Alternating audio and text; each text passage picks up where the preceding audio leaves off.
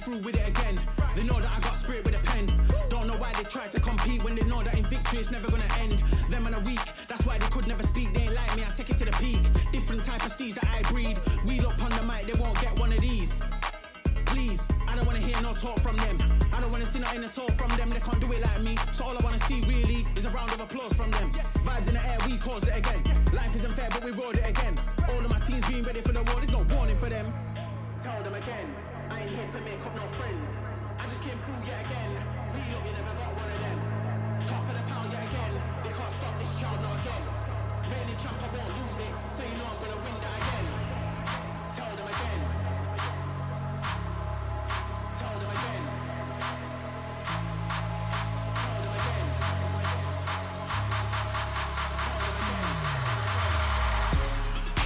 Tell them again. I ain't here to make up no friends. I just came through yet again. We look, you never got one of them. Top of the pile yet again. They can't stop this child now again. Reigning champ, I won't lose it. So you know I'm gonna win that again. Tell them again. Tell them again. Tell them again. Tell them again. Tell them again. I ain't here to make up no friends. I just came through yet again. We look, you never got one of them. Top of the pile yet again. They can't stop this child now again. Reigning champ, I won't lose it. So you know I'm gonna win that again.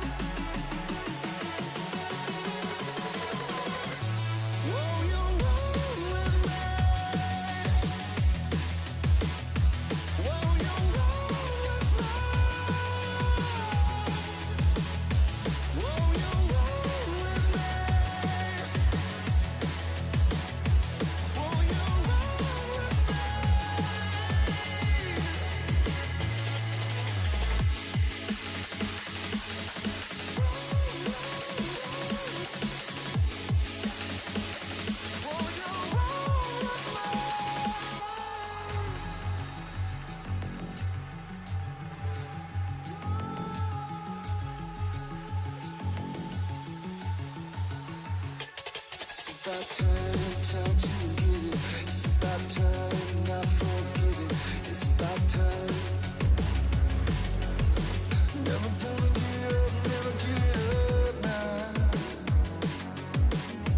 Never gonna stop now.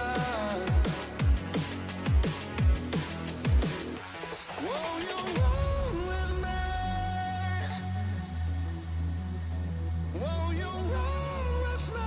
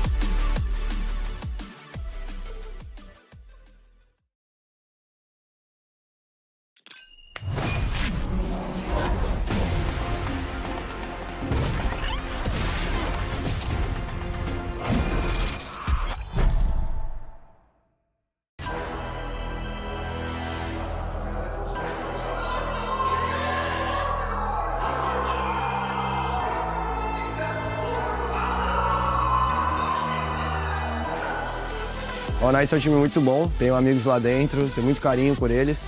Es un rival difícil, tiene su práctica, su desarrollo de juego importante. Eles estão preparados, mas a gente está também.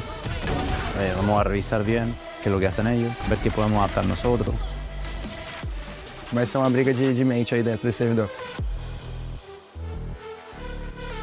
Hay marea alta y Jordan lo va a gastar. Mirá, Nemo, cómo tapea, A M80 é o time favorito, entre aspas, do campeonato. Eu acho que a gente tem que focar mais no nosso jogo.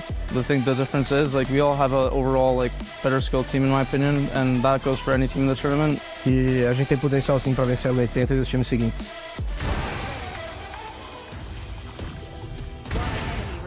I think Sato's a pretty good player. He's a very nice kid. He has a very bright future. He's still a level below me, and I think he's about to feel it when we face it tomorrow.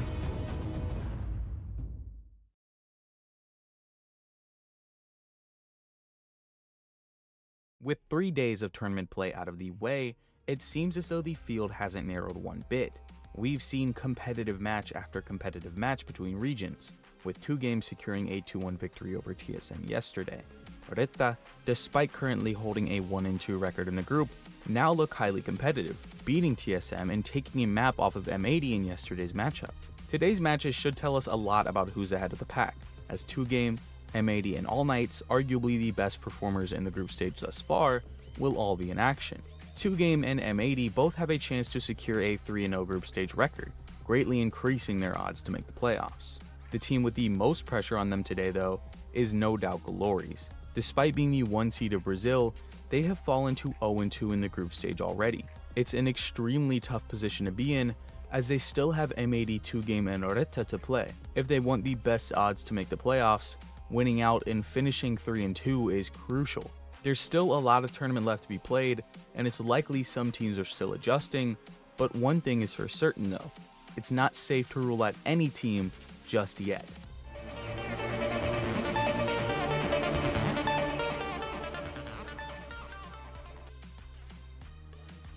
Hello everyone and welcome to day 4 of VCT Ascension. We've seen teams fight to make it to the top and we're still right in the middle of the tournament. Anything can happen in this group stage. I'm going to be your host for today, Dryad, and today I have a very nice, smart, talented, beautiful analyst desk. Joining me is Gompers and Sterevan. And how are you two doing? Because Sterevan, we got the chance to talk yesterday. You were here on the analyst desk. Gompers, how are you feeling? But also, how are you seeing the tournament shape up so far?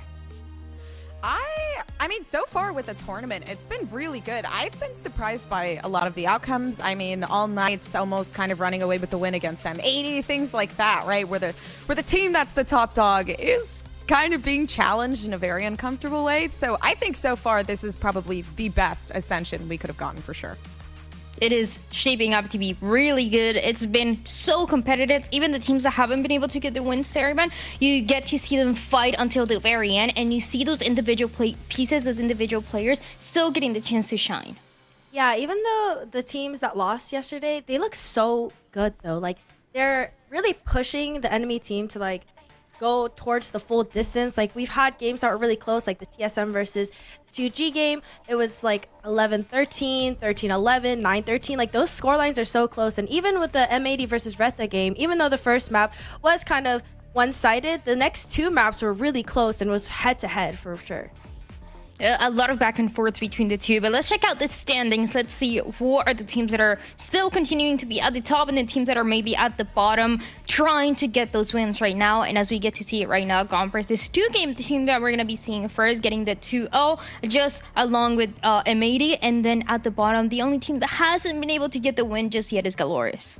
Yeah, no, it's been difficult for GLRS for sure. But overall, like, this is the outcome. I'll be honest, I wasn't expecting the 2-game esports outcome. I'm quite surprised how well this team has been doing kind of moving forward. I mean, this is a super strong team regardless, right? But when you're looking at the competition, I guess the teams that 2-game has had to play against before, the TSM, it was definitely a strong game. I definitely did think 2-game was going to run away with that one. But all the while, like, against Reta is a super, super strong team that I genuinely, I couldn't believe had lost. So for me, it felt like the pick'ems that I had, put ahead of myself are definitely getting destroyed right now. But overall, it's okay. I honestly respect the fact that 2-game did not come to play. I have to say something about that, Gompers. I'm calling you out because I've seen your predictions, and there's so many that I'm like, what is Gompers? Hold on, I was right though. I was right though. All right. Here we go. About which one? Here Of the like 20. Listen. It's fine. Listen. It's fine. Some of them were misclicks. Hear me out. Some of them, all right, guys. It's fine. Well, these are the matches that we're going to be having today. It's All Knights going against 2Game, and then we're going to have GLRS going against M80. And just in a second, we're going to get the chance to see those predictions for today again. But, Serbian, we talked about it yesterday. We were very excited about this match, and now we got the chance to rest and see, and now I'm even more excited. Let's check it out. Okay, Gompers. Hear me out. I'm going to, listen, it was a misclick, but now I have to stick it through. There's no way it's a misclick. You play Valorant. Hear me out. You're like a pretty high rank, aren't you? I genuinely meant to click M80, but you know what, GLRS, you have my vote now because I'm committed. I'm committed to it. Do you believe what she's saying, Sarah? You know what? Let's just hop on the train that Gompers just really loves the underdog. You know what I'm saying? Yeah. Like I think she's just being shy about her pickup. You know, it's a little different. She was like, I'm gonna do everything. I'm gonna be different. Right. Nobody's gonna be expecting this. But honestly, you want to hear the truth? It has a G, and I love that because I'm Gompers. So like, Okay. That's You know, I get that because teams that started with a D, I'm like, that was really nice next to my name. No, I get it. No, but honestly, if GLRS were to get this win, you would be a genius. So we're gonna find out if that's gonna be the case. Honestly though, we talked about GLRS. They haven't been able to get a win, but they've been looking really good. They've just been really unlucky, and it feels like Seriban in a lot of those games, the nerves really get to them, and that's why they haven't been able to close it out. Yeah, if you look at like GLRS's games, like it's not like they're getting like absolutely stomped. I think it really just comes down to like those little moments, or maybe just being on the stage is still kind of like a newer experience for them. They're just like really gonna heat up towards the end. Well, let's find out how the teams are feeling for today. Let's check out these videos of the players.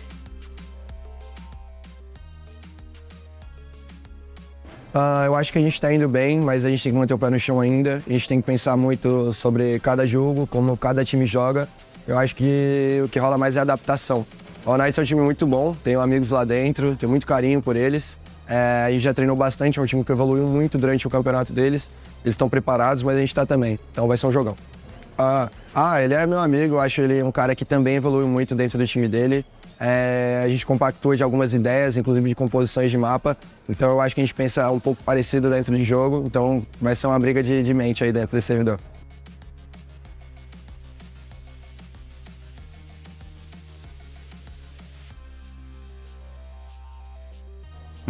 Sabíamos que M80 era difícil. Nosotros tomamos el desafío de ver cómo eran efectivamente, si eran como el resto decía. La verdad que muy bien, estamos conformes. Es un rival difícil, tiene su práctica, su desarrollo de juego importante. La preparación de nosotros es como cualquier equipo. Vamos a revisar bien qué es lo que hacen ellos, ver qué podemos adaptar nosotros, entender qué es lo que buscan con las cosas que hacen. Abordar los problemas, como cosas que uno puede solucionar. Y esto la verdad es que funciona así. El que pierde y aprende de perder, termina ganando.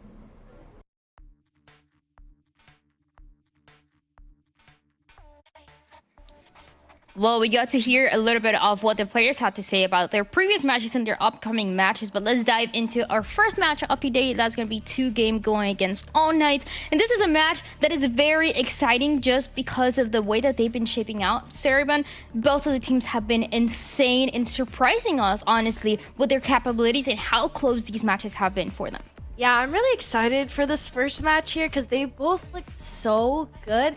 And honestly, I'm really excited to see like the duelist matchup as well. Like everyone's just looking so insane. Like even though AK lost to M80, they really like pushed M80 and like to the distance. They took both maps into OT, and they also won 2-0 against GLRS. And then you have 2Game on the other side who beat Reta 2-0 and beat TSM 2-1. And they've just been playing so out of their mind.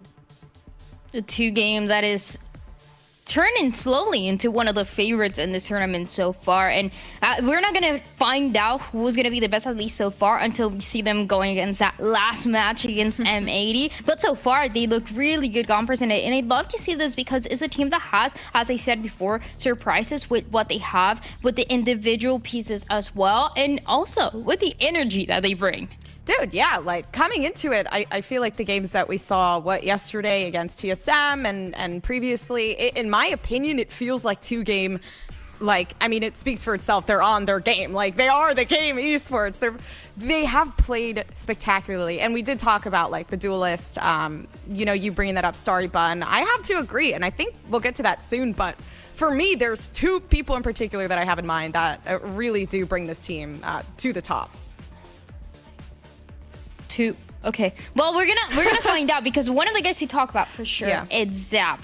This guy, I mean, he deserves not only a minute but a few minutes to talk about him, because have you guys seen the energy that he's bringing? He's standing up, he's yelling at the other team. He's getting excited more than anybody else, and I love that because this is something that he said in the interview. He said, I am being what my team needs me to be, and that means being the hype man, being the guy that is getting excited, that is jumping up. And Sariban, we don't have this very often, especially to this level, right? We have guys that are standing up, that are getting hyped up, but to this level, I feel like he's crossing all the lines.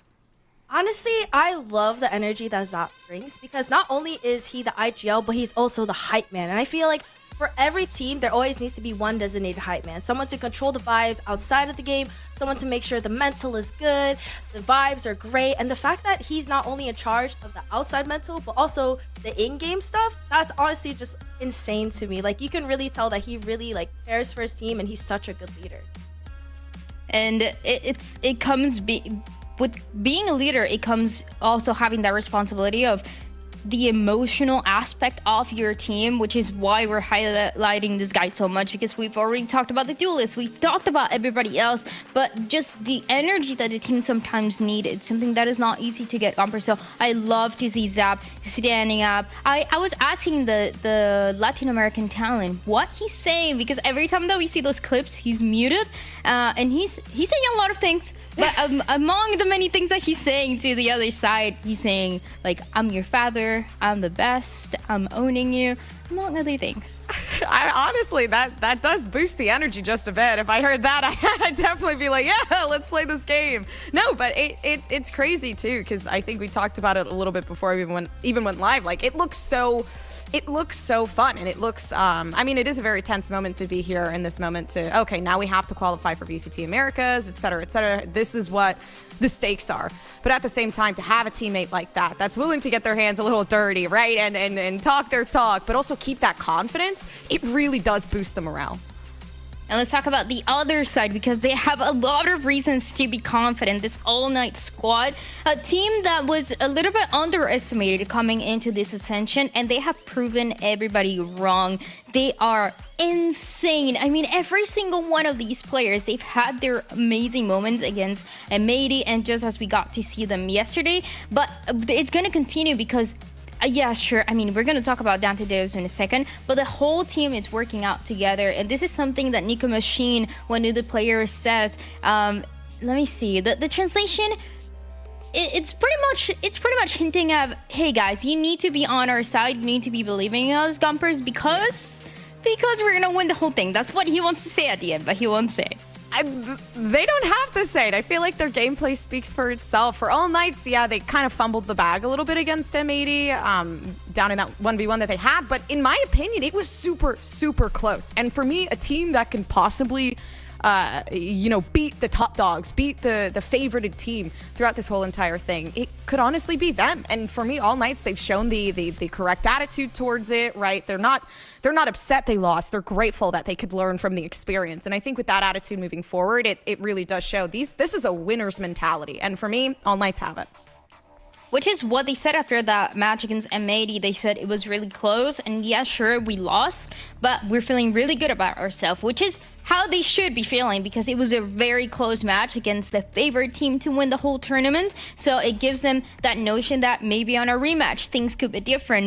Maybe with a little bit more experience on the stage, things could be different, and even closing out those maps that they've been trying to do so Cerebon. But can we talk about Dante Deus? Dante Deus honestly has been so impressive. I really love seeing these duelist players like come alive, especially with like Neon meta being so strong. He's such a pivotal key player for them. Like the fact that he has so many first blood engagements, and look at the ACS, 354 ACS is actually crazy with a 39.6% first blood. He really just opens up the rounds for them. And the most thing that I find like very impressive about Dante is the fact that like he's not like a run it down Neon, like he is, but he's always with the team. Like he's always playing off the utility, and he doesn't like tremendously overheat, which is also a very common player faults that you find in a lot of Neon players, is that you have the ability to overheat, but Dante keeps his cool, calm, collected, and he like gets those pivotal kills. It's amazing to see him perform. He is genuinely like a duelist you want to watch out for. And it's not because of, you know, maybe the first bloods or whatever. Yes, the first bloods are guaranteed when it comes to Dante, but it's not just that. It's the fact that that first blood is for a reason. This team is very calculated, right? They're always correct with the moves they want to play. And Dante knows, I'm probably going to die here, but this is the plan all along. And no matter what, I have the team. I have them, you know, in my hands. And this is my duty to protect and to serve, honestly. And I think Dante does such a good job at keeping that confidence and that resolve, regardless of what the outcome's going to be, whether or not they sit down for the whole round and watch the game, or if they're just there throughout the whole entirety, because that's the plan. And that's why you have to watch out for all nights. It's not accidental. They know what they're doing. He's also making these decisions where you're watching and he's like, wait, don't go there. Wait, stop, we're gonna die. And he goes in and gets one kill, gets a second kill, gets a third one in a way that looks insane. You're just like, how did he get this kill? And this is exactly what we want to see from the up-and-coming duelist. I mean, just a reminder for everybody watching, this guy is 17. Everybody's saying like, pick him up. For teams, he can't even go to VCT Tier 1 next year for getting picked up because he's underage. Who else is able to do that right now? I mean, and honestly, we have such an amazing matchup because of these three guys, Cerebon. We get to see Dante Deus, but we've also seen Spike, and we've also seen Silence popping off throughout this tournament. And these are, as I said before, the up-and-comers for what is going to be the future of South American Valorant. Yeah, I'm really excited to see this duelist matchup versus Dante and like Spike and Silence, because both teams have players with such high first blood engagements to really open up the rounds for their team. And you have on one side Dante, which is just a crazy, insane player and really great at that Neon. And then the other side, you have Spike and Silence. You have 2G has two talented players who can frag and play different duelists. And I feel like that's such a huge threat because you don't know what you're going to expect. And the best thing about these duelists for Spike and Silence is that they can play any duelist. Like one guy plays Yoru, the other guy plays Jet, Raze. Like this duelist matchup is going to be a spicy one for sure. I think it's so interesting too how they can just occasionally flex, like, you know, hey Spike, you're kind of feeling it on Bind going, Sunset going Neon, let's throw you on that, or okay Silence, you know, it's your turn, let's see some Rays on Bind. And it's super nice because like you said, it's always the top frag. They're always the top frag. Like you can rely on these two to really bring the team together. And I like it. I like the fact that they're so comfortable, not even just with one another, but with the whole team to make those changes and adjustments that it really does show in their performance. This is going to be a really cool matchup because even though you look at the history of these two teams and you see that they haven't really played against each other, because they were in South America, in Latin America, and Brazil, they played in scrims with each other a lot. And this is something that Zap was saying yesterday during his interview. He said he has a lot of love for the side of All Knights and how those guys are going to perform as well. There's a lot of respect between the two. So this map select is very important to them for that reason, Cerebon, because they know each other so well, practicing and trying to make it to this instance, that now you have to play the mental games to see how you get the upper hand. Yeah, I love that they have like familiarity, like playing each other, because it just means that it's just going to be like that much better because they're so used to each other and they're so used to each other's play styles. It definitely is going to be like a mental warfare. And coming into like the map vetoes, I do have my predictions. Okay. AK, let's already go. Veto Ice Fox, so I'm not going to reveal that. But I think 2GE will ban Haven. and then I think AK will end up picking Lotus. I feel like 2GE will pick Bind. And I feel like the last map is going to be maybe... Oh, it's going to be a hard one. I don't think it's going to be Lotus, or not Lotus, Abyss for the last map. And that's my that's my predictions. Okay, Sunset. It's looking She's good. been doing this, by the way. She's just cooking before the matches, trying to guess what the maps are gonna be. Okay. It's hard. It's hard. We talked about it. It's hard because you don't know what they're gonna do. You don't know exactly what maps they were scrimming against each other as well. So there's a couple things to take into account, Gompers. But as you see this shape up with Sunset and Abyss, what do you make of this? The Sunset, I really do like. I feel like it's a good start, just because also this is where we do kind of get to see like the differential between, and Bind is great too, because we do get to see the differential between the duelists, right? The two duelist roles that we have on the side of 2 games. So this is exciting for me. Like, we get to see a Neon on Sunset, which is the possibility. On Bind, we do get to see that Raze coming out, from the opposite player. So obviously, I believe it's Spike and Silence. So yeah, 2 of them that do get to kind of feel out the territory against a team that they have yet to play against. So this is fun. Starry, now we have the maps Sunset, Abyss, and Bind for last. It's we said it's a little hard to predict depending on how much they know each other. Do you think this map pool gives the upper hand to one of the team or the other? I don't know. I feel like All Knights definitely has like a very, very strong map pool. I feel like there's only one map they don't like usually love to play, and that's like Abyss. But they obviously kept it around and floated it. So I'm pretty sure they have something really good prepared for it. And for 2 game, obviously, like, I think this is like a good matchup. I think it'll be really fun. I think they're going to be like equal. I can't tell who's going to win. I feel like it's going to be really close games. Well, that was their Zippo agent or map select, and now we have the chance to talk a little bit more about it. And I want to ask you, Gompers, when you're seeing Dante Deos perform to this level, you're seeing not only the Latin America guys and the team and the staff, everybody that knows about him, talk about him, but you're seeing everybody in the world, in Americas and in the world in general, talking about this guy. Do you think that adds that extra pressure for him to continue to perform and maybe play a little bit against them for these upcoming matches? I think, I think in the heat of the moment, if Dante isn't performing well, it could definitely apply a lot of pressure. I think right now it's definitely an ego boost, and for Dante to feel pressure in the first place when he plays like that is going to be very rare, just because it's like, it's a guaranteed first pick. And so far it's been good. Dante's getting a pretty large amount of attention, and with that being said, I mean, I feel like anyone would feel good going into the next matchup the next day, and knowing that they have such a large crowd rooting for them. So all in all, I definitely, it's very situational, but I think for now it might actually help him perform a little better and more confidently. I feel like he's fired up. I'm seeing this guy reply to everybody in the Latin American community. Everybody's tweeting at him. Everybody's saying it was King, Kesnet, Shy, Melser, every single one of these guys trying to let him know and hype him up because he's been doing so good. And a lot of people were saying, just like me, that he's the future of Latin America. And it's the same way on the other side, Starybun. You have these guys like Silence and Spike that look so good, and they're also the future for this whole region, for this whole country, which is why you want to set them up for success, not only in the game, but also making sure that they know that the whole country, the whole region is with them. Yeah, for these like young up-and-coming players who are really showing off like their duelist skills, I'm pretty sure they feel like a tremendous pressure. So I think it's really important for like the community to support them, for their own teammates to support them, because they are the up-and-coming talent. And they've honestly, Dante, Silence, and Spike, they've been playing really consistently so far. And they've been just like really outshining themselves in the roles that they've been given. Like they've been really creating the space, even when their teammates, are kind of falling behind, they're closing that gap for them. And I think the amount, like the role that they play is just so important, and they've been thriving so far in it.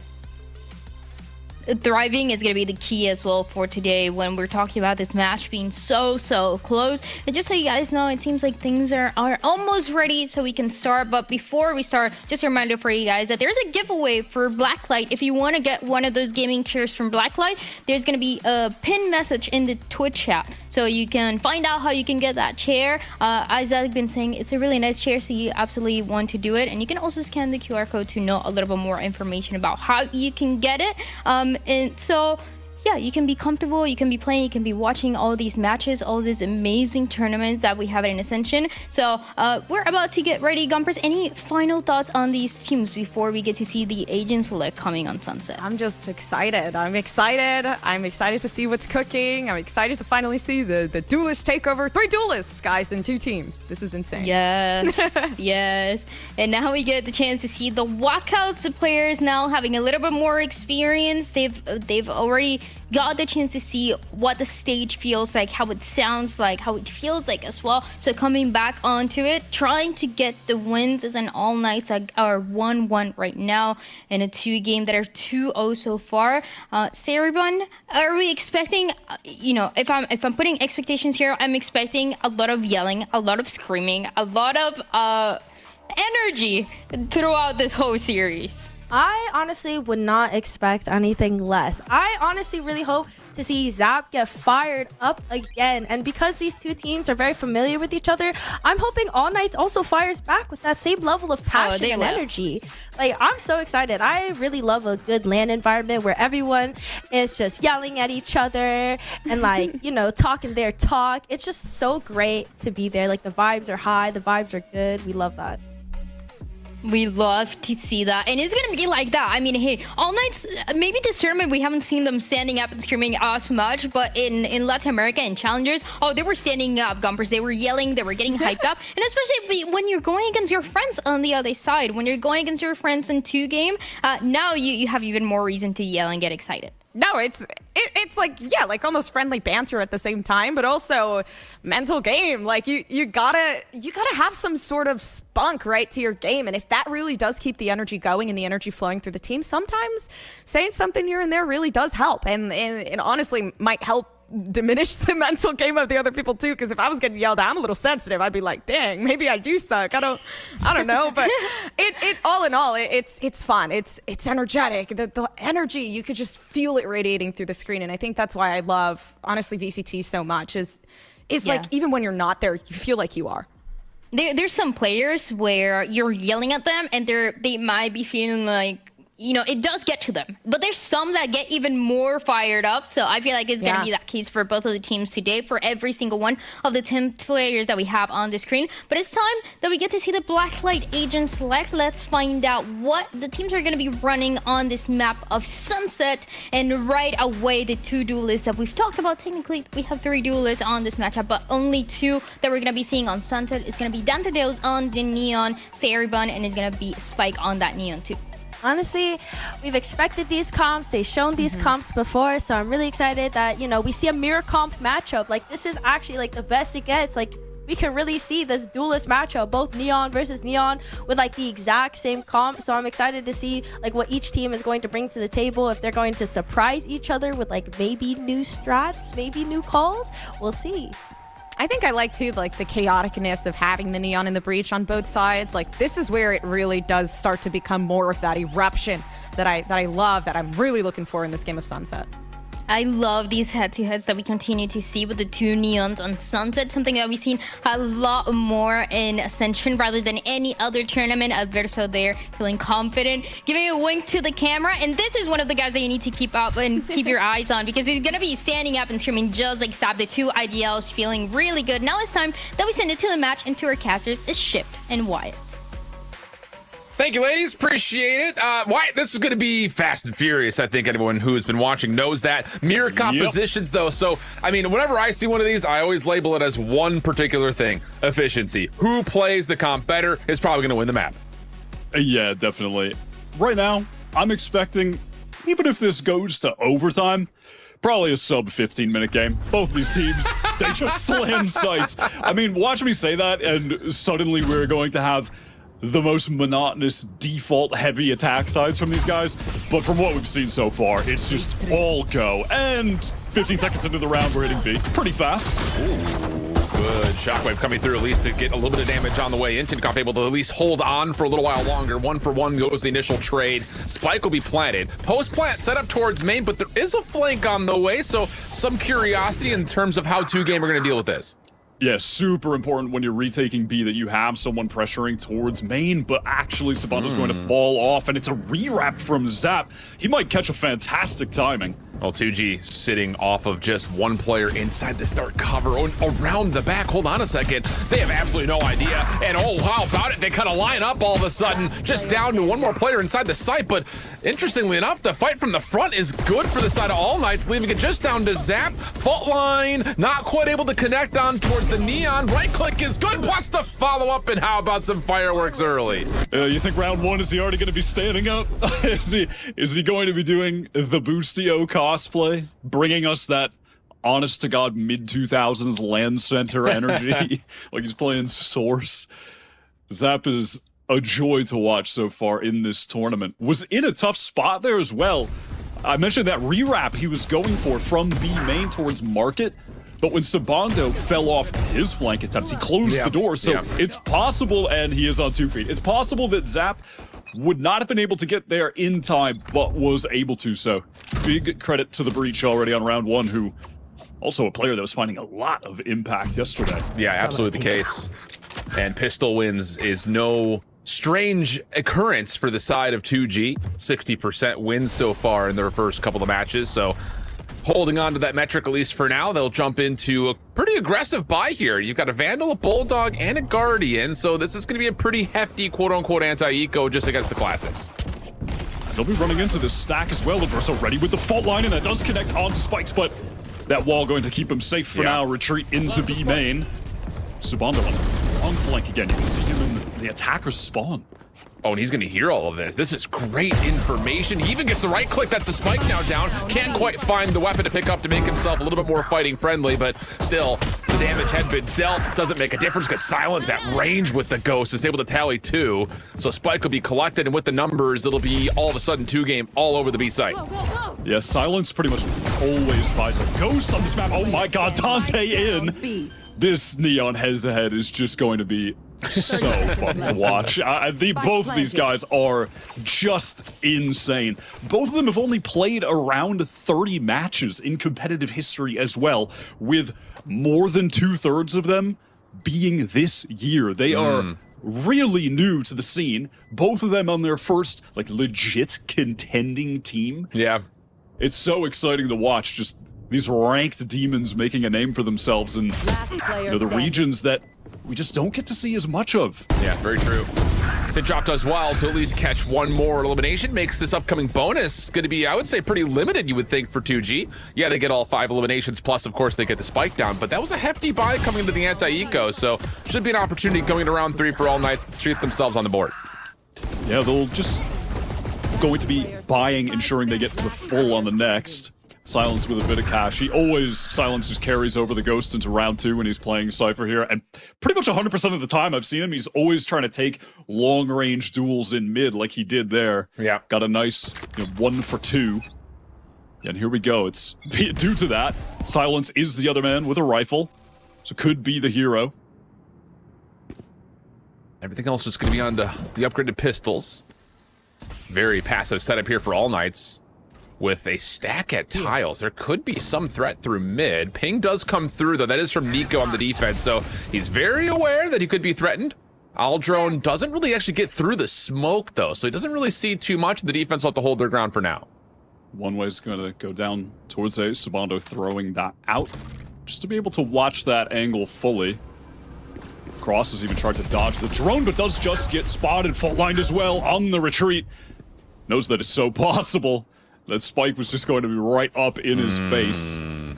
But it looks like they just want to go back to B, where Silence has been containing, holding that ground in main. How much has Zap heard here? Oh, it doesn't matter. He's been tagged, but whoa, hold on a second. Dante trying to throw out the relay, but almost gets caught. Nico there for support, though, does supply the elimination. So now it's just down to what happens from the front for 2Game.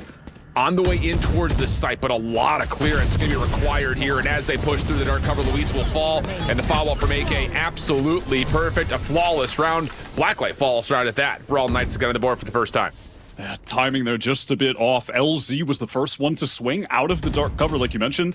If he had waited for these teammates right in that moment to actually pressure past stairs, divert the attention, he might have been able to get at least a free kill shooting someone in the back. So the timing's just a little bit off on that one. Not a huge deal, though, for all Knights. Wasn't their full buy. This is going to be. And this is one of the statistical categories that I think will be the difference maker in this particular matchup. Both these two teams rank 1 and 2 when they are on full purchase versus their opponents in full purchase. 61% win rate for 2-game, 58% win rate for all Knights. So a lot of success for both these two teams. So figure that these rounds like this are going to be the difference maker, especially in this opening map, which, again, doesn't really favor either team fully, you feel like, especially off of recent results. 2G, yet again, taking the main. We have not gone A one time yet. Spike is in really quick, but gets caught. Really good shots from Dante on the cross. This does not allow him to get in towards Market. Luis trying to put the plant down, has backed off it for a moment, seeing if they maybe can force the hand of AK to jump in and contest. Won't happen. Paranoia fault line already spent. A lot of offensive utility already done and dusted. Now it's just down to how Dante can move his way in. And ooh, nice moment from Silence to catch one while stunned, but it's Tinkoff on the flip side to turn it around, and that's enough for Knights to get the retake. Wow, massive credit to Tinkoff. They're cleaning everybody up at the end. 2G played that post plant pretty nicely, supporting Zap, who was just stunned up by the fault line, stunned up by the relay bolt. Dove upon by Dante, back sight. You know, and then Silence swings out from stairs. Perfect timing, really just Tinkoff being the hero. Not always the hero for their squad, but has his moments. It's a good one there. Add it to the mix.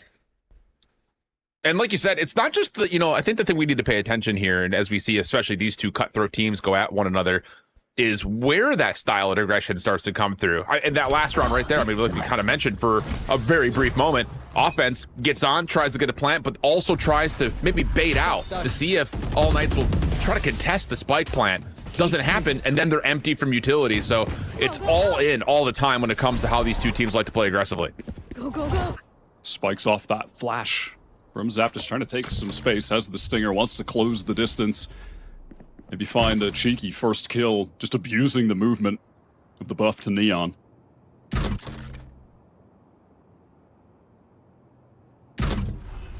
Well, the offense is going to take their time, see if they can catch a pick somewhere. Defender's not going to allow for it. Aldrum gets paranoid. Fault line to follow. Good separation, though the defense will stay safe inside of elbow, plus a little bit of a push forward from Reverso just to make sure the cross is handled. But hold on a second. Luis just walks into Market. No one's watching, and in the same breath, Prize finds another over towards A. How has this happened? That was just Nico Machine not checking to the left with the drone. Tiny mistake, but as is always the case in Valorant, the smallest of mistakes can have the largest of impact. That was Tinkoff being forced to watch B main during that moment as well. Someone could have been walking in. 30 seconds left. Listen, I've seen Dante make some magic happen, but I don't think it's going to be this time. Oh gosh. Well, maybe I spoke too soon. Crazy fight. Oh, trying to break the camera just over the top. Not going to happen. And how about the Blacklight Thrifty from 2-Game Esports? Whoa, that changes things completely after all Knights looked pretty convincing in their first 2 defensive round wins. Yeah, it's just all Z catching that, all LZ, excuse me, catching the timing there with the Sheriff, of course. But 2G, even prior to that, and kind of just a few seconds before that moment, we're doing a really nice job working the map and causing some disarray for the defenders. That's why Nico Machine felt forced to use the drone. There was a smoke placed top right mid, so it kind of made it seem like maybe 2G are going for a split into B where they're going to wrap all the way top through Boba. And then Nico just felt pressure to use that drone, completely caught out. And 2G snatched that momentum away. And around where they've got some ults to play with. Another important round right here, especially with the ultimates on table for 2G in particular.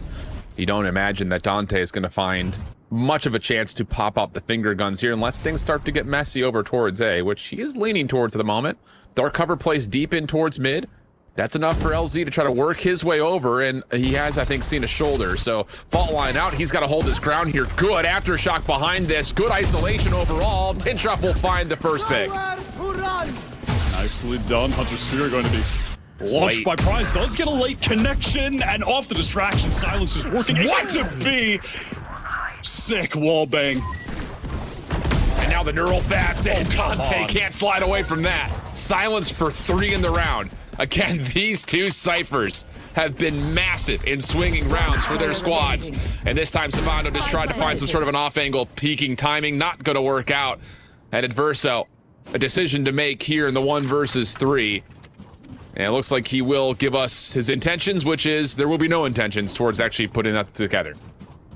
And listen, for as good as 2G look right now on the attack, I'm going to be honest, I think even if they close out this half 10-2, All Knights could run it all the way back on the side swap. I mean, both of these teams on attack are just lethal. They are ruthless with the aggression. Crazy scenes. But once again, it's our ciphers coming to bat in a major way. Silence completely dominates over the A site. The neural theft, a big difference maker towards putting a little distraction over towards B as well. Everything just working out really nicely. So 4-2 the count. Difficult financial moment going to be coming up here for All Knights, especially considering the fact that this round, you thought off the first isolated pick was likely going to lean towards the favor of All Knights.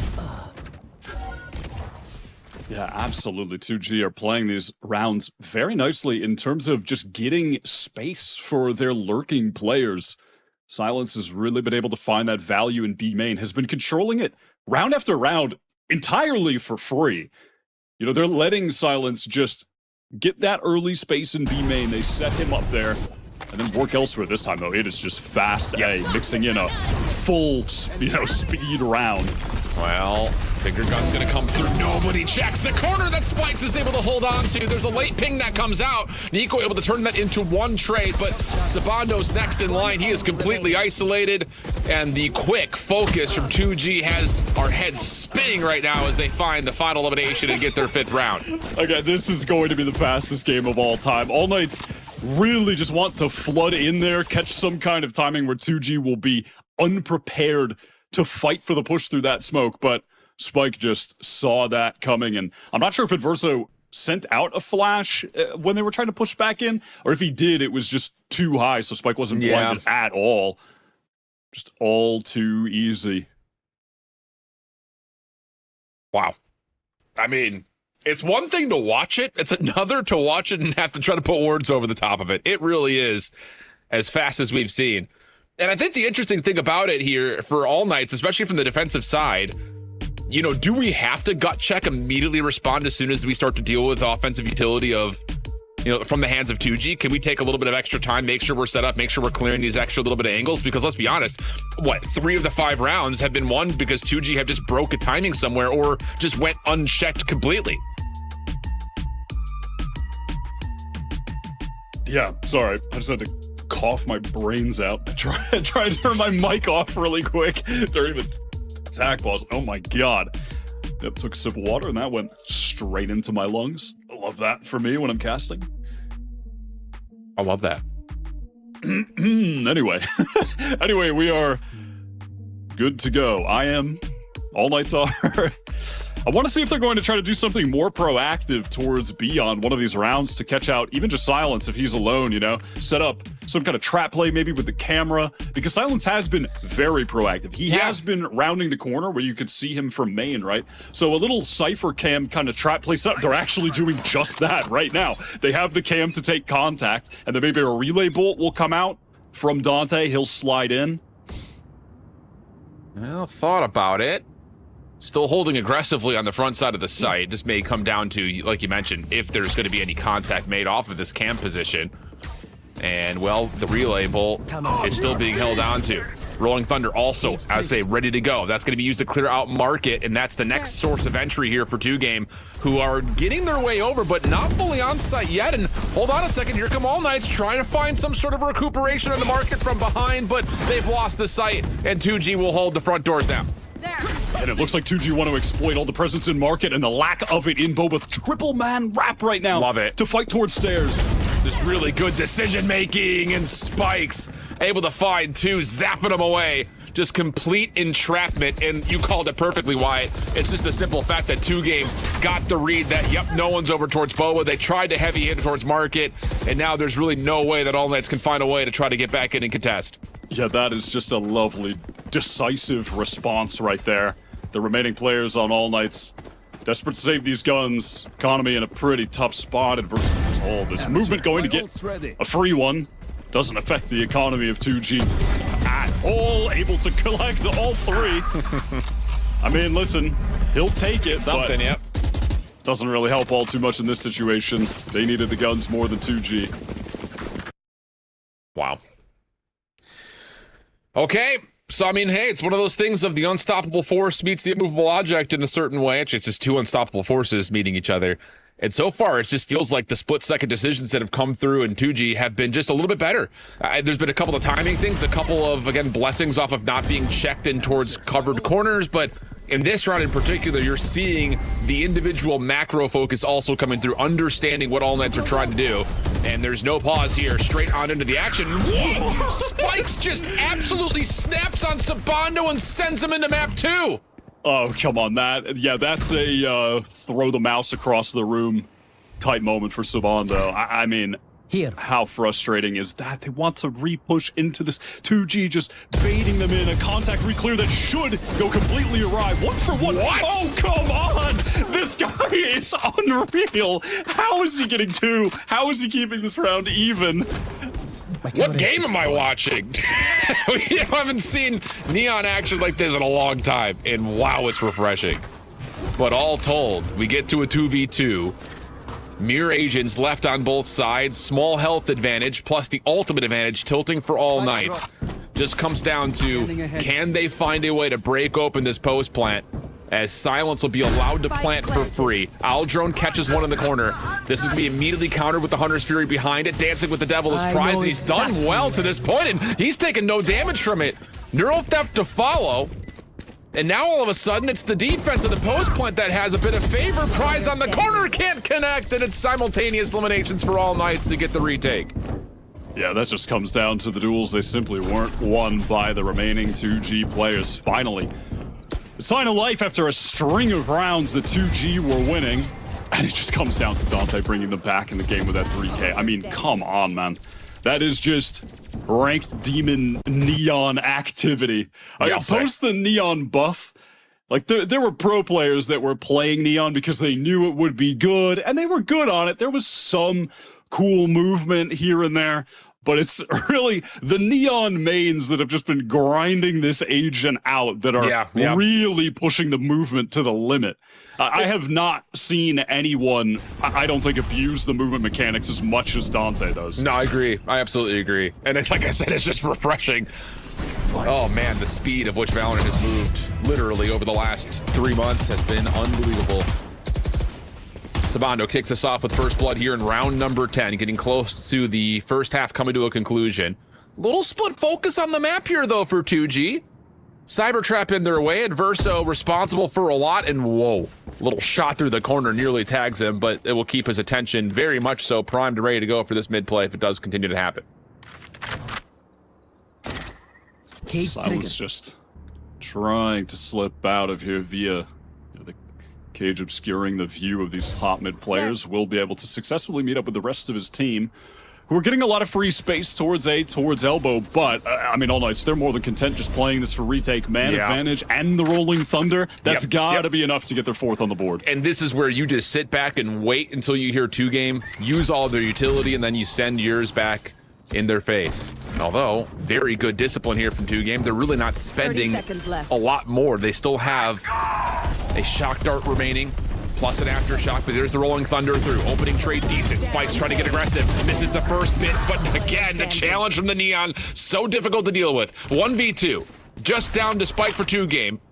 And the Spike itself is also a pressing issue as the time is ticking away. And once again, it's one of our Cyber players to pop off for 3 in the round. This time it's Tinchoff as AK get us back to within 2.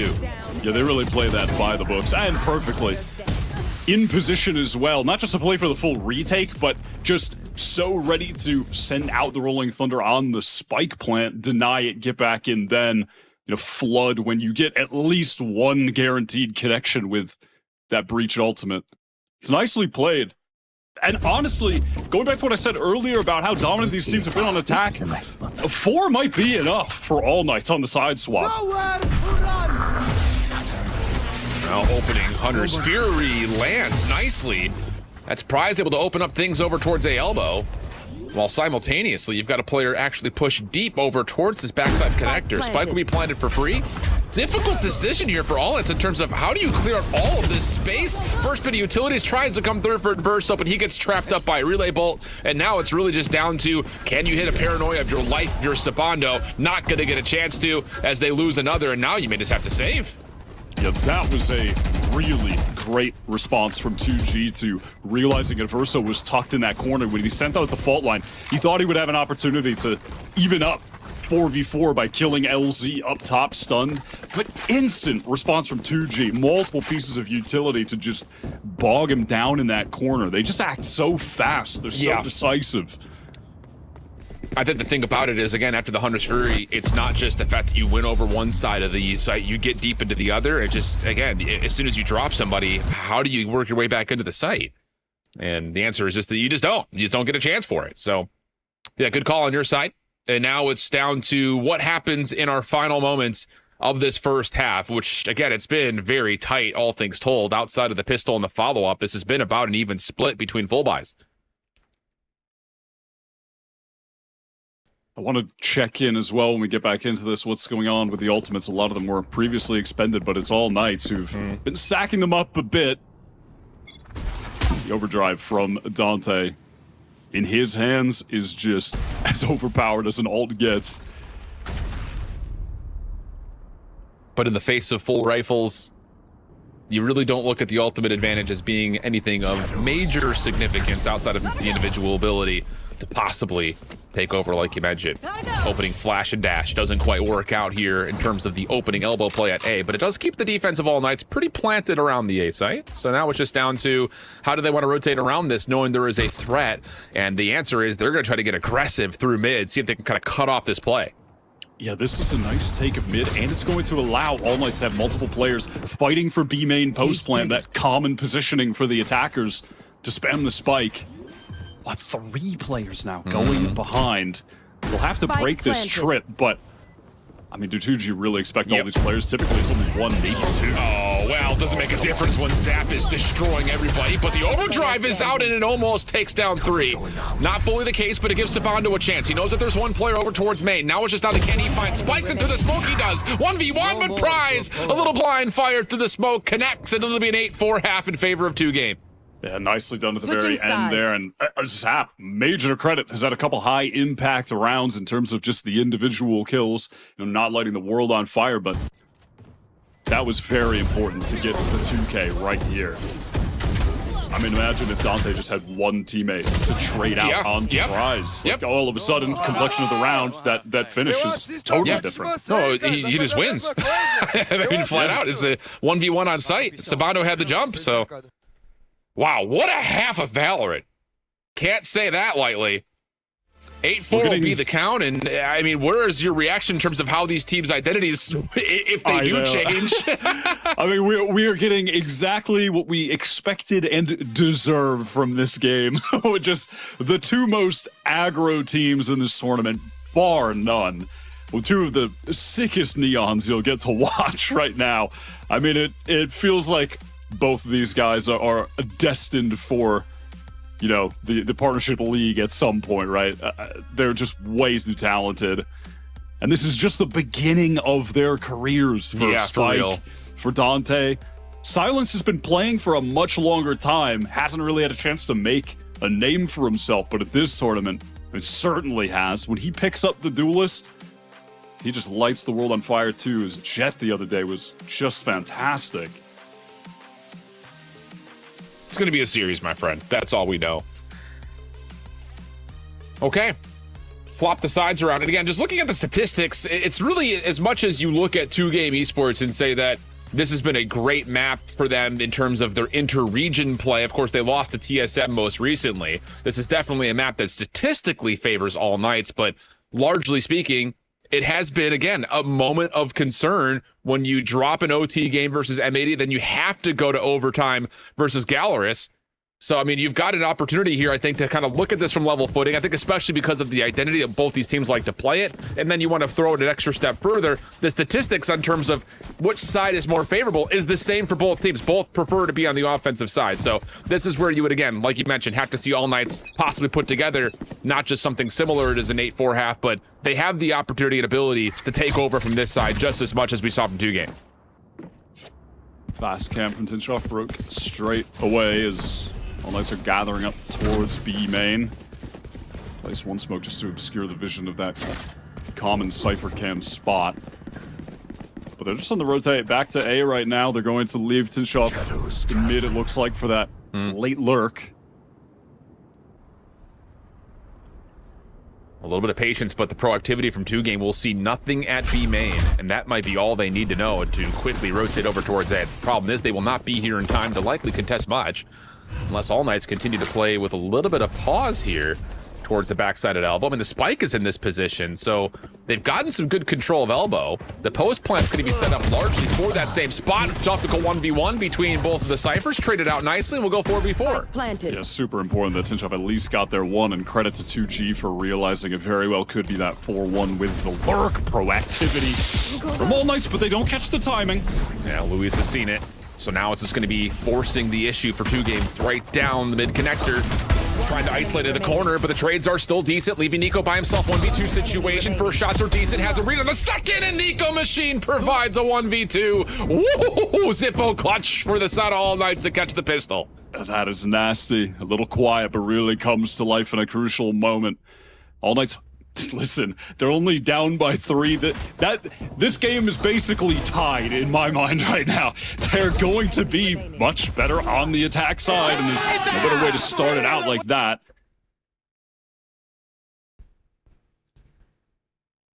Wow. Loving it. I mean, it's been a minute since I've been on the mic for a Valorant match, and I'm so glad this is the one we get to kick off the day. Are you kidding me? This is a fun one. Yeesh. If Nico Machine can step up, he's actually the player for me that I'm looking to step up for All Knights. Just comparing his level of play to where he was at regionally. Sure. He was genuinely, he was really struggling in some of those final games they were playing, especially against Rada. You know, looked to be a weak point in that series. If he's leveled up his play just a bit, could make a significant difference. Yeah. All Knights be main control. Couple of sheriffs in play for 2Game. Don't sweat that, though, as Tinchoff around the back has cleared out most of this backside Boba play. It's going to leave both these defenders completely isolated. Spike's trying to do what he can, and ooh, relay bolt is actually really well done. He gets the isolation. Good trade back, but still it comes a bit of a cost as the Spike is freely, for a moment, is freely going to get planted. A little bit of extra pressure established by the defense backside of the site. Has Adverso continuing to hop on and off this plant. They finally plant this safely. Recon bolt also down. Nico held into a corner, and whoa, what a peek that is. Sabado right there with him, and that will be the end of this 2G retake unless Silence can do something absolutely miraculous. It's just about no way at this point. Easy cleanup for Adverso at the end.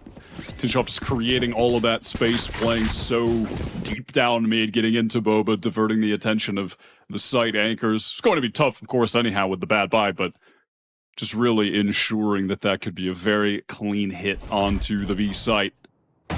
Goodbye. I like it. Just in terms of, again, getting the Cypher deep. You talked about it from a couple of rounds ago where these Cyphers are getting active, my friends. It is not just sit back and wait for the rest of the team to fall around you. They are making plays. And that's why you're seeing the stat lines that you do for both the respective players. Paranoia just gonna get pushed right through, and Dante obliterated the follow-up. Perfect from 2G's defense as the relay bolt locks the rest of AK back behind the set of boxes, and now they're left with a 5v3. That's what you need to do on defense with this comp. Meet the attackers, especially in the mirror match. Meet the attackers at the choke. Shut them down with all of the stuns of your own. Put Dante in a really tough spot when he's trying to get in. It was well handled. And now Silence. Great anchoring so far. Takes a nice position back pillar. And great trust here. He can hold off just a little while longer. Although the recon dart doesn't really quite get into sight, doesn't make a difference. Silence doesn't even need any more information. He'll just do it all himself. Catches a second, and then Luis will follow up to get the trade onto Nico. So 9-6 the count. And now again, this is where we start to really kind of turn our heads and raise an eyebrow, because ultimates are getting close to being earned, and of course we still have full weapons on the same page here for both of our two teams. So these are the moments that I'm really looking at to say, if you win this map, it's likely because you won out in these full versus full rounds. Yeah, absolutely. It's going to be tough goings at this point for all Knights. Everything on the line here. Economy is dire. Whoa. Again, aggressive setup here for both of our Neons. Both will be traded away.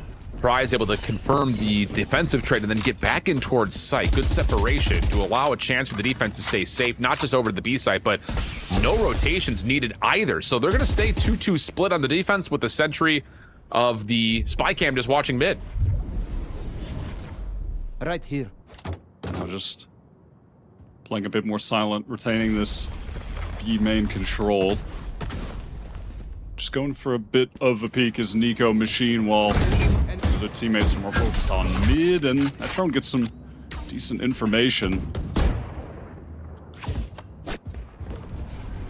Spends the recon bolt though at the same time, and the camera at mid will be smoked out. That will actually force Silence to try to rotate back just a touch, and it pulls the focus of Luis defensively over towards the mid connector. Neural theft gets called out. That's from the offensive side. And now here we go. But oh, what a good counter fault line. Just as soon as the approach is about to come through, it stalls it out. The question will be, do they get Arena to Sabando, who's playing deep in towards Market? And the answer is they do not. So now all of a sudden you're trapped on site. Zap gets isolated, and it's just down to Luis for a 1v3. Silent working through Market already. There's been that reposition. The P-Main almost isolated a duel, but not able to do so. Nico Machine quick on the trade. That double face was good, and Sabando was ready to pick up that angle too, if necessary. This is getting really back and forth. Yep. Putting the economy in a tough position now for this next round for 2G. They're going to be fully bought into it, and a loss would break their economy totally. Yep. Oh, actually, they're just going to... They may half this one out. Yeah, they actually didn't even have enough on Spike or LZ. I thought that they would get just barely enough to scrape it by, but that's not the case. They're playing for the next. And something to kind of keep a note in is the fact that All Knights didn't really show much pressure at mid, but it still took a lot of the focus away from 2G. So Market went completely uncovered just thanks to a little bit of smoke presence through mid. See if that continues to be the case, as All Knights, I'm sure, will recognize the financial situation for 2Game Esports. And they are just going to kind of snowball a little bit. Just a full look up towards mid to see if they can catch a bit of a firing squad as they rotate over to B. And you know Spike is just ready to find a moment to use that overdrive. Ultimates through Market. Dante trying to get in is just getting bogged down. How? How is Prize still alive back here? Now all of a sudden Spikes is trying to get himself involved, but both the aforementioned defenders will drop. Still a chance though. Rolling Thunder gonna get called out offensively. That will completely push Silence off the site.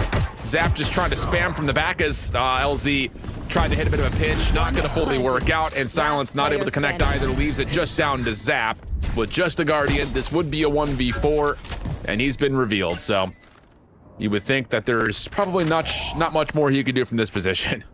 Yeah, that was very dangerous, honestly. I'm surprised All Knights were able to get away with so many players alive, and then Verso cleans things up with ease. Spike was really on the verge of maybe cleaning up a couple kills there. The weaker player had just rounded the corner. That was close. I think initially I'm just mind blown that Prize stays alive with the Bulldog inside a Market. He had been completely isolated. There's 100 Furies coming his way, and he lives through all of it. And even finds elimination. It kind of gives him maybe a lifeline for, I don't even know if it would be considered a full-on actual technical thrifty, but give him credit for it if they were able to pull it.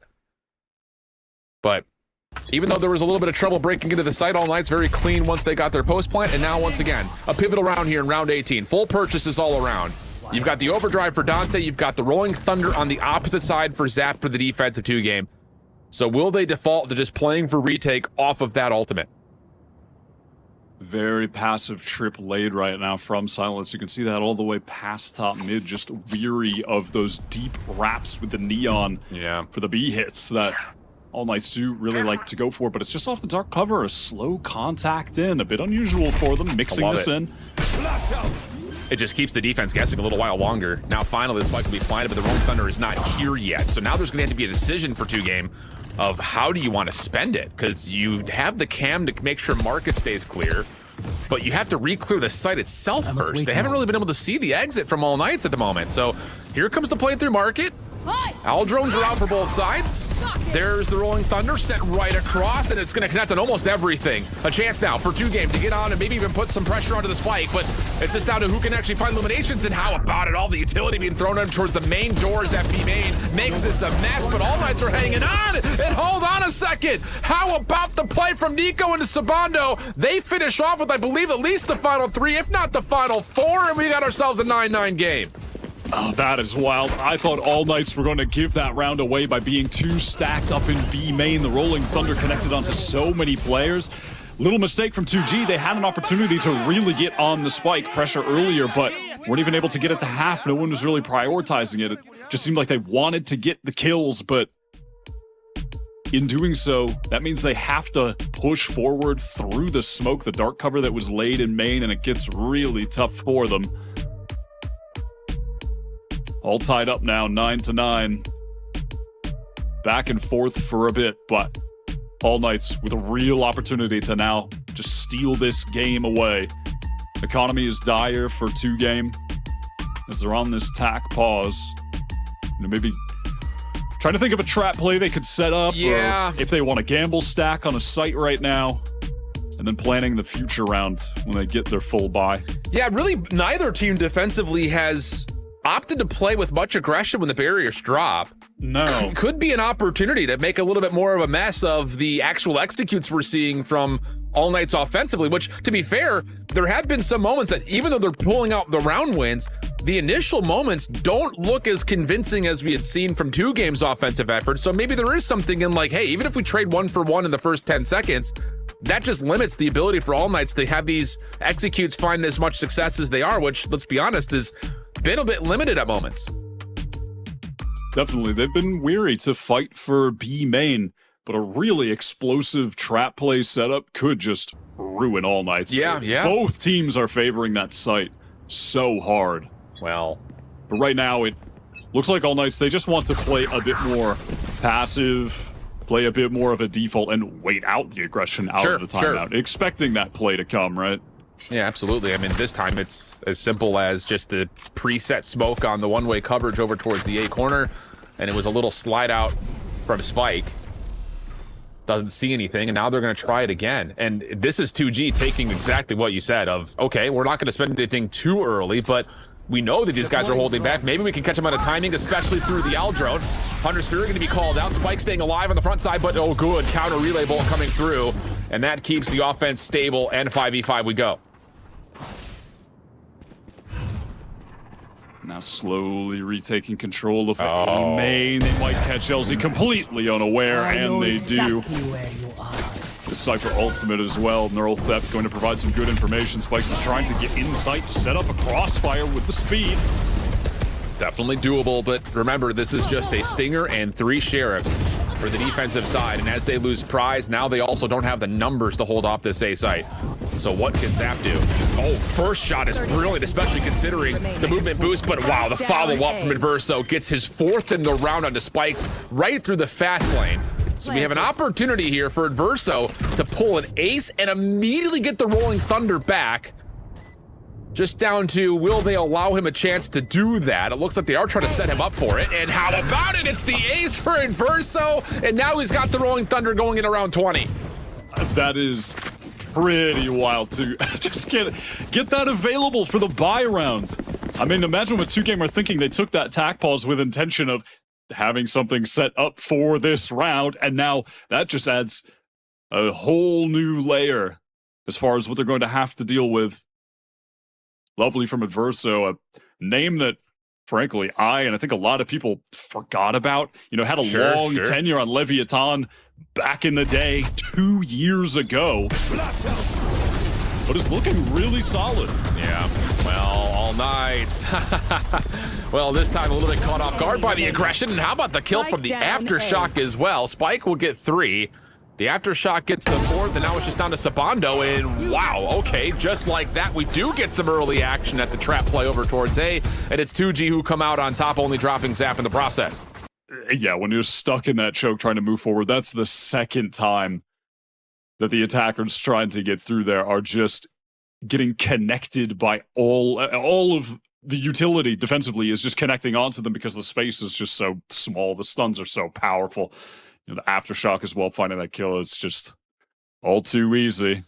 That early A main pressure has been the crux now of 2-round wins for 2G on defense. Hasn't come easy to them though. No. Well, once again, a little bit of passive being shown by All Knights. A lot of this had been seen by the spy cam early. Bit of an aggressive position here for Silence alongside Prize, who still has a full utility belt worth of action to pull if he needs to towards Market. The only question would be what happens here at mid, and as the offensive cyber cages get triggered, now the Rolling Thunder follows behind it, and this is all isolation over towards Market side. Silence gets out of there. Spike following up. It takes us to a 1v1 all of a sudden inside of Market, and Tinchoff able to catch the first, but Silence still in play. Responds back, more in front of him. Silence for 2, and Luis around the corner, just down to Nico. 1v2, trying to dance, but he has been stunned. He's about to be flashed, and there is not enough action for Nico to pull that one back. LZ found a great timing on that flank there coming from B main. It's just the responses from both teams are so fast. You just don't see this kind of play too often. Look at Spikes right now. Just in immediately to trade. That was a great setup from All Knights to take Market as well. That pressure applied, the Rolling Thunder came in.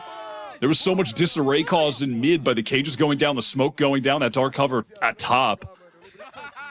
That is really nicely played. And of course, I mean, Zap is just always keeping the energy up for these guys. A new team to tournaments with this, you know, kind of level of prestige and importance for the careers, but they have in no way succumbed to the pressure. They are like such a positive, hyped up team to watch.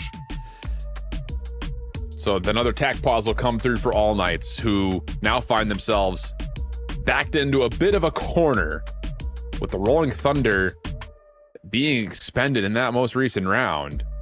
All of a sudden you start to look at, oh shoot, now we just got to do this the hard way.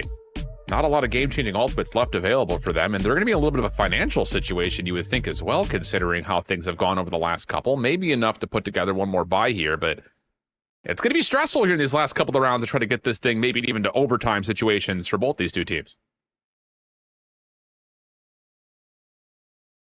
Yeah, 100%. 2G have just been clawing for these rounds. It's been a really competent defense half so far. You know, they don't need a ton of rounds, but they are on the less. Yeah, they're on the less favored side, though. You know, and they've already done a pretty nice job with these quick responses. Again, stressful round here for All Knights. They do have a Hunter's Fury in supply with 4 rifles, but there are light armors involved.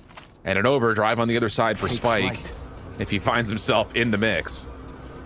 Very passive owl drone just being spent. No other information gathering tools out for All Knights at the moment, so it's just down to what they can see, and they will at least catch that. Yep, Silence is playing inside of the site. May allow them a little bit of an extended look in towards mid here just due to that intel. Now that dark cover is coming down top right of mid to feign that someone could be walking up, trying to flank through Boba. And you can see that Silence has to peel off. Look at the angle he's covering now. Oh, there's the issue, though. Do All Knights expect this double stack to be here on the box? There's the high-low, and ooh. For a moment there, you thought maybe Nico was going to get pulled. Lots of damage towards Zap, pushes him off the angle, and All Knights are going to try to force the issue here. 45 seconds on the clock, and they still have a trap wire to get through. Lots of information off the shots coming out, so 2G will know that there is a threat here at mid pretty imminently. This is a good setup for 2G to deny, but right in Silence's faces, Dante goes down. And in the meantime, Zap sent out this vault line to just stop Tinchoff trying to trade. Does it a bit delayed, but immediate swing from Zap. Sabando, though, gets caught on the teleport, and 2G will get to map point, and there will be next to no economy to really play with here for All Knights. It's going to look even worse than it did last round. They really tried to brute force this mid push All Knights, and after this moment, simple, but so effective was this setup between Zap and Silence. Silence is just taking contact there, and as soon as he does, the fault line comes in from Zap. Connects onto Tinchoff, denies that. It is done. You know, and perhaps a faster trade that could have came in that would have allowed Spike to be alive if he could have swung. Well, here we go. This Hunter's Fury needs to find value for All Knights. Dire economical straits. Even if they win this round, if it's not convincing, they're going to be on a very similar buy, depending on who survives. So a tall ask here to get 2 in a row for All Knights. Overdrive out. Defense playing through mid. Fast lane allows some isolation over towards Tiles. Pinch off in the corner, not able to deal with it. And it's first blood for Spikes. Other side of things, though. B site now being threatened. And there is some forward motion here. Dante right up next to the Cyber Cage. Able to fully pull it back, but Spikes is ripping everything apart inside the site, or is he? Dante for 3. Prize responds to 2 of his own. Now it's just down to the 1v1. Sabando versus Prize. Shot lands, and 2G will take map 1. Excellent defense from 2G, playing it a lot more proactively than we saw All Knights.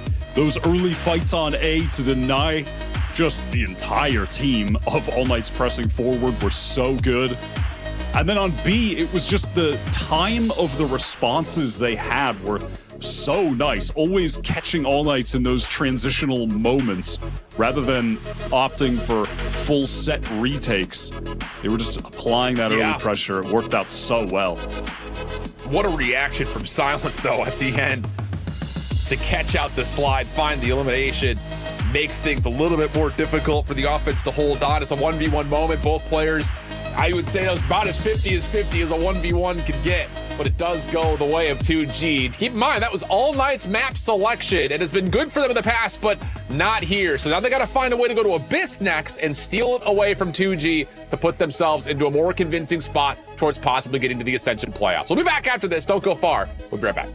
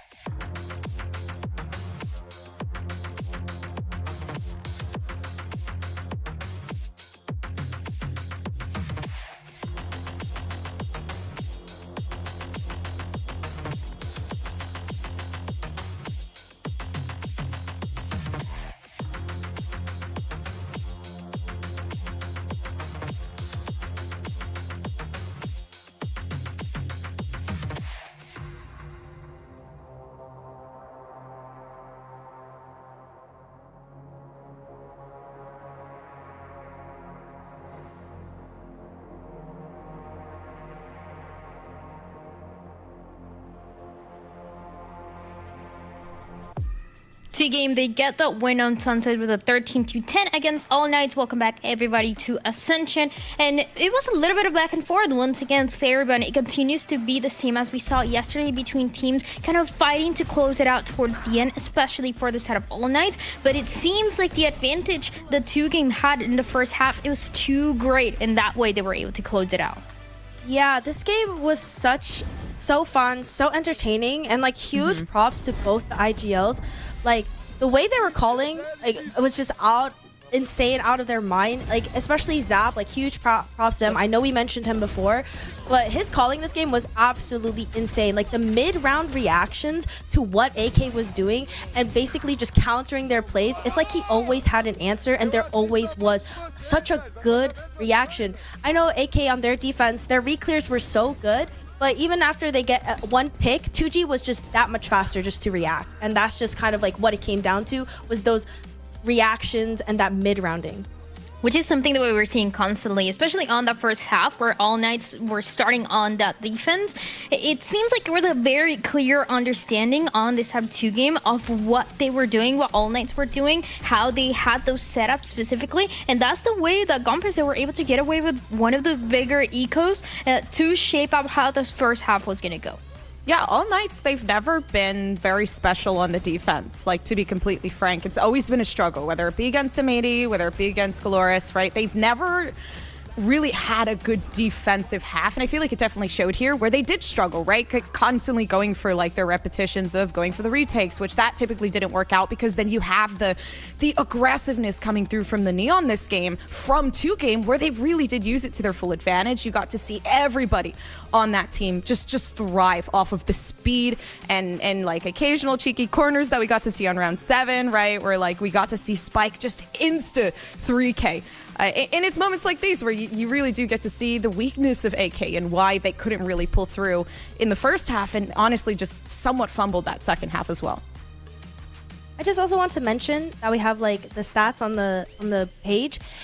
AK had 12 first kills, one more than 2G did, and I just want to go back to what I said when I was talking about how 2G's reaction was just so good. Like they would get picked off, but they wouldn't panic. They immediately had a fast reaction to counterplay being a man down, and they actually won those rounds.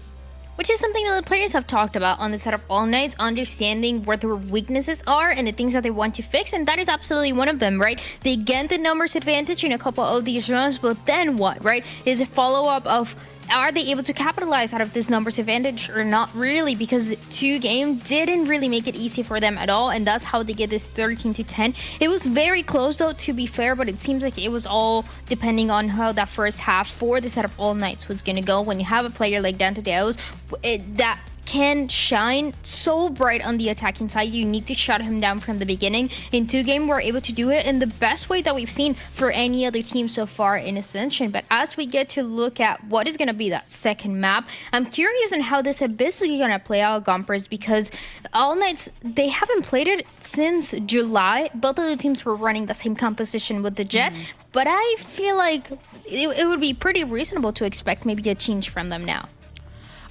I think so too. Honestly, for All Knights, like, yeah, it is unfortunate in a competitive setting, not playing the game, especially now coming into a LAN setting where it's a very different vibe, very different feel, and you're playing a map that you're not really familiar with at the moment. In a big stage like this. They've definitely practiced it, right? I feel like everybody has their strategies. They put it to the test, this and that. So I'm not going to say they don't have something up their sleeve. I'm also going to say, I mean, can they handle that mental game at this moment on this map? I will say it's been a while since AK has played Abyss. I mean, I think the last time we saw AK play Abyss was against Reta in the Latin finals, and they lost 9-13. On the other hand, we watched 2G recently play this map the other day against TSM and win 13-9. But I'm pretty sure, you know, AK had the time to watch the match, and because, you know, 2G's played it so recently, they kind of show off some of their strats. So I'm sure AK kind of has an idea on what to expect. And it's a good way to put to the test the duelists that we've been talking about so much. Sure, but we've seen a lot of clips, a lot of the highlights for Dante Deus on the Neon, and we've seen a little bit of the Jet, but I'm wondering how this is going to play out if they actually continue to play this composition with both of the teams playing that Jet and going against each other. It's very different, especially Sarabon. We've seen how a lot of the times the Jets, they like to go for this approach on the map of Abyss where they are slowing it down, playing with the operator, even on the attacking side. So I'm wondering if All Night is able to slow things down in the same way. Now that we get to see them even on that defensive side, you're trying to find their strengths to see if they can push us to the third map. Yeah, I mean, even while watching, AK did actually like a really good job kind of counterplaying what 2G was doing. It really just came down to like those final kills. And I think AK, if they just make those slight adjustments or even able to just get the trades a little better, I think they can definitely come out on top. I think as well, like on Abyss in particular, we've seen Silence play the Jet here before, right, against TSM, and they like carried pretty hard, and that in itself kind of shows like, okay, the map pick, it makes sense within the realm of 2Game. Not only are they running off of that win previously in that last matchup, but like here's where it really does start to get dire. It's not only a situation where, okay, you guys, we've played this map once in the last 3-4 months. But now we're actually going up against a team, actually, I think it was like the last 2 months, but now we're actually going up against a team that is so comfortable on this map in such a quick amount of time. And not to mention Zap's calling and their leadership here, it's going to be a completely different ball game. And if All Knights is not on their A game right now, honestly, they could just run away with this at this point for 2Game. And you know what I'm really curious about? To see if they're going to keep that same composition or if they're going to change it to something different. Because Sarabon, one of the things that we've talked about on the map number 1 was the Sentinel players, in fact. And if they were able to keep the same composition on this map of Abyss and we're going to have a mirror match once again, we would have the same ciphers going against each other. So let's find out. Let's jump into the Blacklight Agents Alive. Let's see if there's going to be anything different for these two teams, or things are going to remain the same. Ooh, a mirror matchup. Yeah, it is the same. I actually really like that Silence is on the duelist now, because as you mentioned before, the ciphers last game were doing the most. They were putting in the work. Tinchoff and both Silence, like they had such huge impact kills, huge impact rounds. And Silence, you can tell that he is feeling confident today. He is hitting his shots. And now that he's on the duelist, I feel like we can just unlock him fully. I want to see how that's going to play out to Gompers, because when things remain the same, just like in Sunset, you know exactly how the other team is going to play out, especially when you have this very aggressive duelist. So there's a potential to see a little bit more of the reads between the two IGLs once again. It's the playing field for 2Game. It's their home ground. Now All Knights is stepping into their territory. I think if there's anyone that really can make that transition here, it has to be Dante for All Knights. This is the Dante moment to show that they can just diminish any sort of defensive pressure that 2Game's going to have in this first half. And it's going to take Dante, but it's also going to take the rest of the squad on the side of All Knights to give everything that they have on this map to get those win and pushes to a map number 3. Let's find out if they're able to do so with their casters is Shift and Wyatt. Oh, brother. This is about to be a lot of fun. I can't wait for it. I mean, both these two teams have results on this map, Wyatt. Again, the results are not convincing. Both teams have had 13-9s, whether they won it or lost it, yet to be determined. So that's kind of what we have to go with, is that there's not a lot of competitive experience in match play on this map for both these two teams. So I imagine there's going to be some lesson learned and a little bit of polish coming over for both squads as they approach this one. Does that say Abyss or Ascent? I can't quite I see Abyss. I guess it's Abyss. It's Yeah. tough to tell with the comps. It's literally Ascent. But listen, it's a pretty good comp for this map, all things considered. And it's an easy comp to work with on a new map as well, right? Not yeah. Trying to reinvent the wheel, but do something very consistent. And the double initiator with the Soviet KO does offer a lot of consistency as far as the good information that you can gain. You know, that 1-0 point towards, back B at that little top site area on the left just hits everything. So moments like that can be so nice with this comp. Well, it's going to be interesting, I think, just to see what these teams try to do stylistically. If they want to keep the same identity that we saw on Sunset, I doubt it. But, what do you need for them to actually successfully commit to bursting on towards site? That's, I think, the bigger question at hand here, as Silence will be the one on the jet, just kind of watching two things at once here. Not worried about the jump, more worried about what is poking through Nest. And, well, no information yet as we swap back over towards mid. And at the top side of it, Zap, once again, kind of doing the same thing, just holding down this mid lane, and he's established that, yep, there are at least 2 members here. Playing it a little bit safe. Does have that sheriff for the long range, but doesn't want to give his life away for no good reason at this moment. As All Knights, they make their presence known in mid, gather up towards B. Silence as well with the sheriff. Yeah. Long range damage on this map is quite nice. Oh, really good knife. That's going to reveal at least that there are a lot of contestants nearby. So the alert is on. Silence. Going to be paranoia. Same can be said for Spike. Both will back away. Defense now trying to wrap back over. It's Tintrop who's watching the cross, but it's LZ who beats him to the punch. And now the action's actually starting to unfold on the site. Silence wants to fight this. Off the reload. We thought for maybe a moment AK was going to get the better of him, but now the help has arrived, and it's just down to Adverso, who can only find one. That is a bold play for Silence and Spike to actually step into the fight before the rest of the defenders can actually make their way through Link. Yeah, absolutely. All Knights were really trying to press up, get a lot of space on the map, take the fight to them. Pure confidence from 2G just then. That paranoia comes through, and it was late too. I mean, it's like you said, they just straight up fight, and they straight up win. That's the talent of the players they've got. That's the talent of Silence, who just went insane on this map against TSM. Yeah. He dunked on them yesterday, and no doubt All Knights have watched that game and have tried to do as much prep as you can, but tough to prep for a guy pops a Blade Storm, dashes around, and connects all headshots. Yeah, I'll say that. Does it on any agent too, mind you. So now you've got an outlaw in hand for Silence. Once again, just kind of watching over towards mid. Tinchoff nearby. Not going to be seen off of the initial. Spy cam was going to be what he's going to use to just keep an offensive eye towards the deep side at backside of mid. And the rest of the attack is going to have to kind of figure things out here, especially with One Way starting to cover these corners. They're breaking that door from that angle. Yeah, the door. I mean, Tinchoff just gets destroyed on the jump spot. Can't place at the perfect time. Sabando, hopeless, caught out in the open. Of course, it is an eco round, but it is fully fallen apart. Yeah, there are eco rounds, and then there are eco rounds that find kills. And this is not one of them, at least not at the moment. Over towards this outskirt area at A. 2G well in position to deal with the flood through the front. Just, again, not much they could do after dropping the first 2 in particular. So it's a clean follow-up anti-eco. Now you've got a very full bonus coming in the way of 2Game Esports. All full armors on the opposite side, playing it pretty smart there with the buy, just retain, or not even retaining, just bringing in classics only so they don't get one shot by the Outlaw of Silence, who basically is guaranteed to buy that up on this map on a second round when you win that defensive pistol. So playing around that is good from All Knights.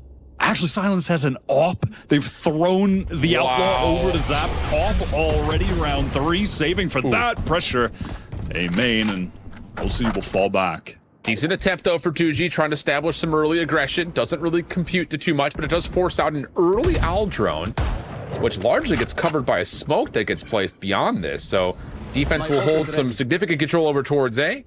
Orb collected, and Adverso now all of a sudden has a Hunter's Fury, which may be needed, especially if they recognize that the op is in play for Silence. I mean, Prize is chilling right now. Doesn't even have his hand on his keyboard. Just observing Big Brother mode on the B site. Trip's offering the ability for him to play actually in backside as well. A bit more aggro. There's a lot of space here at mid, and you know that Tinchoff is going to likely want to see how far his lurk can be allowed to go.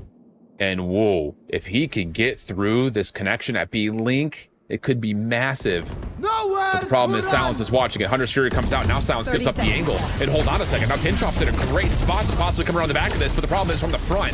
Can they find the success to actually get on the site in the first place? The wrap from Tower on the way. And Verso, oh, he does well from the front in combination with Dante on the pinch out.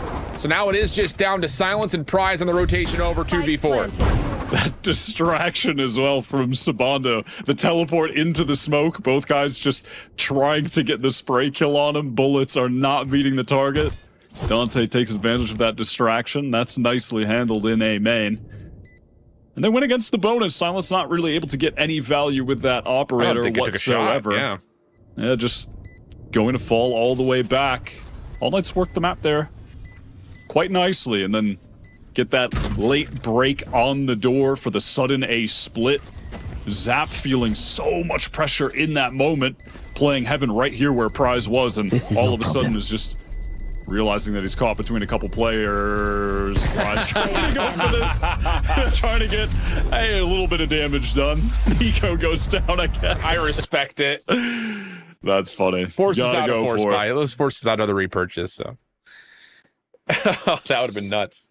Timing would have been pretty close for it too, honestly. Yeah. Okay, but yeah, I think you're right though. Silence obviously no impact with the operator, but I don't believe he took a shot. So there may be a level of mystery in terms of, does he have the op or not? You just don't expect that purchase to come through immediately in round 2, or round 3 rather. So that could be a difference maker here, but we have full purchase. A lot of light armor still in play for 2G's defense. Quick with the drone to gain some control towards B. Oh, now. Do that drone. Coming over here. Silence picking up the deep angle. The op really thrives until he's smoked off. Sees 1-3, but there's a flash behind this, so Dante will get deep in towards the site. Prize watching for this corner. Shots are not initially clean, but the follow-up off the Shark Dart is beautiful. Silence had taken a... Well, I don't know if maybe he may have not taken a shot yet with this operator, but he's going to have to soon, because now you got a Verso deep over towards this backside at B-Link, and how about it, Verso? He's already found one already. Give him a second ace on the day. Whoa, mercy. That was sick. That 2K as well. Crosshair placement was fantastic on the strafe back for the second kill. That second duel one. Also, really thorough with the utility. Were All Knights on that exec. Not just the dark cover to deny the angle for Silence and Heaven, but then 2 follow-up flashes just deny him walking through it with the dash activated. Had no opportunity to get a shot off at all. Yeah.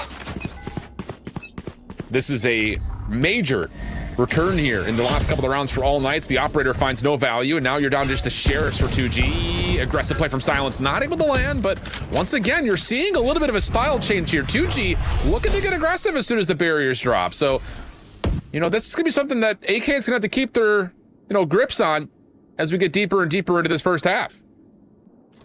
Early on 2 Prize, throwing that deep camera in A main. It's a great spot for it. It's tucked around the wall, so you have to fully clear it if you're All Knights.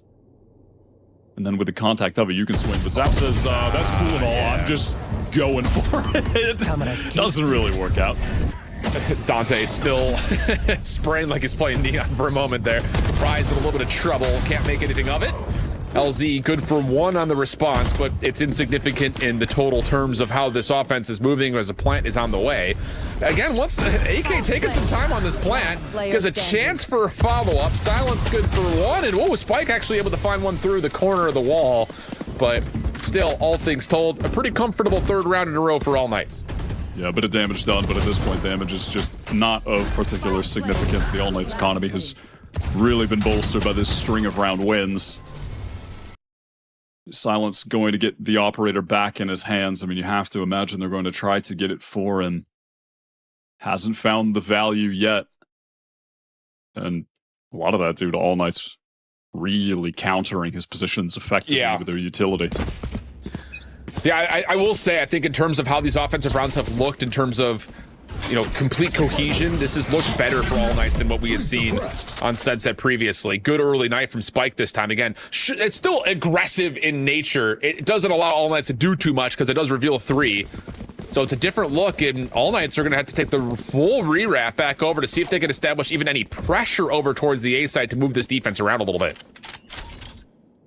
2G just look fully prepared to play a retake on the A side if necessary. You have LZ playing in Heaven. You're hoping maybe he can get a sly little kill off one of those tripwires and then fall back. Yeah. But outside of that, this is all for the retake. Spike does have the null command, so that's a nice counter to the ultimate available for All Knights there. Hunter's Fury. I just, you know, for play right here for All Knights, they're trying to establish some presence at A. It really doesn't amount to too much. I think a lot of that, as you kind of mentioned, LZ's playing off of a heap of utility supplied by Prize. So it's a 4-man stack on B. No one's even worried about middle. A couple of smokes will come through. Null command also being spent. This is all fake. And 2G, I think, are starting to realize this is all fake as Silence catches a corner, finds the first, tries to catch one over the jump, and does connect for damage. Now it's down to the Blades. Prize spike right there to follow up, and the damage tallied is good for the kills, plus the spike to drop. Things just getting so disconnected for All Knights with the time dwindling low. I mean, at first, though, in Nico Machine, we're just nowhere near that hit. Left. Trying to get into B with not an ounce of initiator utility. No real information. They just have to send it in. No flashes to deny an op angle. No deep recon. That's really tough. And All Knights just getting pretty lost at the tail end of that round. It looked like it was a late call of like, hey, let's throw these smokes at a couple of shots, see if we can move the defense over. And I don't think they believed that that was convincing enough. And it's last second. You got 30 seconds left. What are we going to do? Let's just fake null command. I don't know. That's kind of what it felt like. And again, because there's trap wires and spy camps around, LZ's just like, all right, cool. Like, I don't need my utility. I've already got plenty around me. So this didn't really fully work out. I think a lot of that is, again, deterred off of what happened in the first 10 seconds. It was a defensive knife that revealed 3. This knife. One suppressed. Does get the one this time. We've got a nice little... never mind. I was about to say we've got a nice little op battle. Not exactly. Nico just sends Silence to the grave so early into this round. But Dante does have the operator posted up towards mid right now, playing a passive angle, hoping that someone reveals themselves at that back pillar area.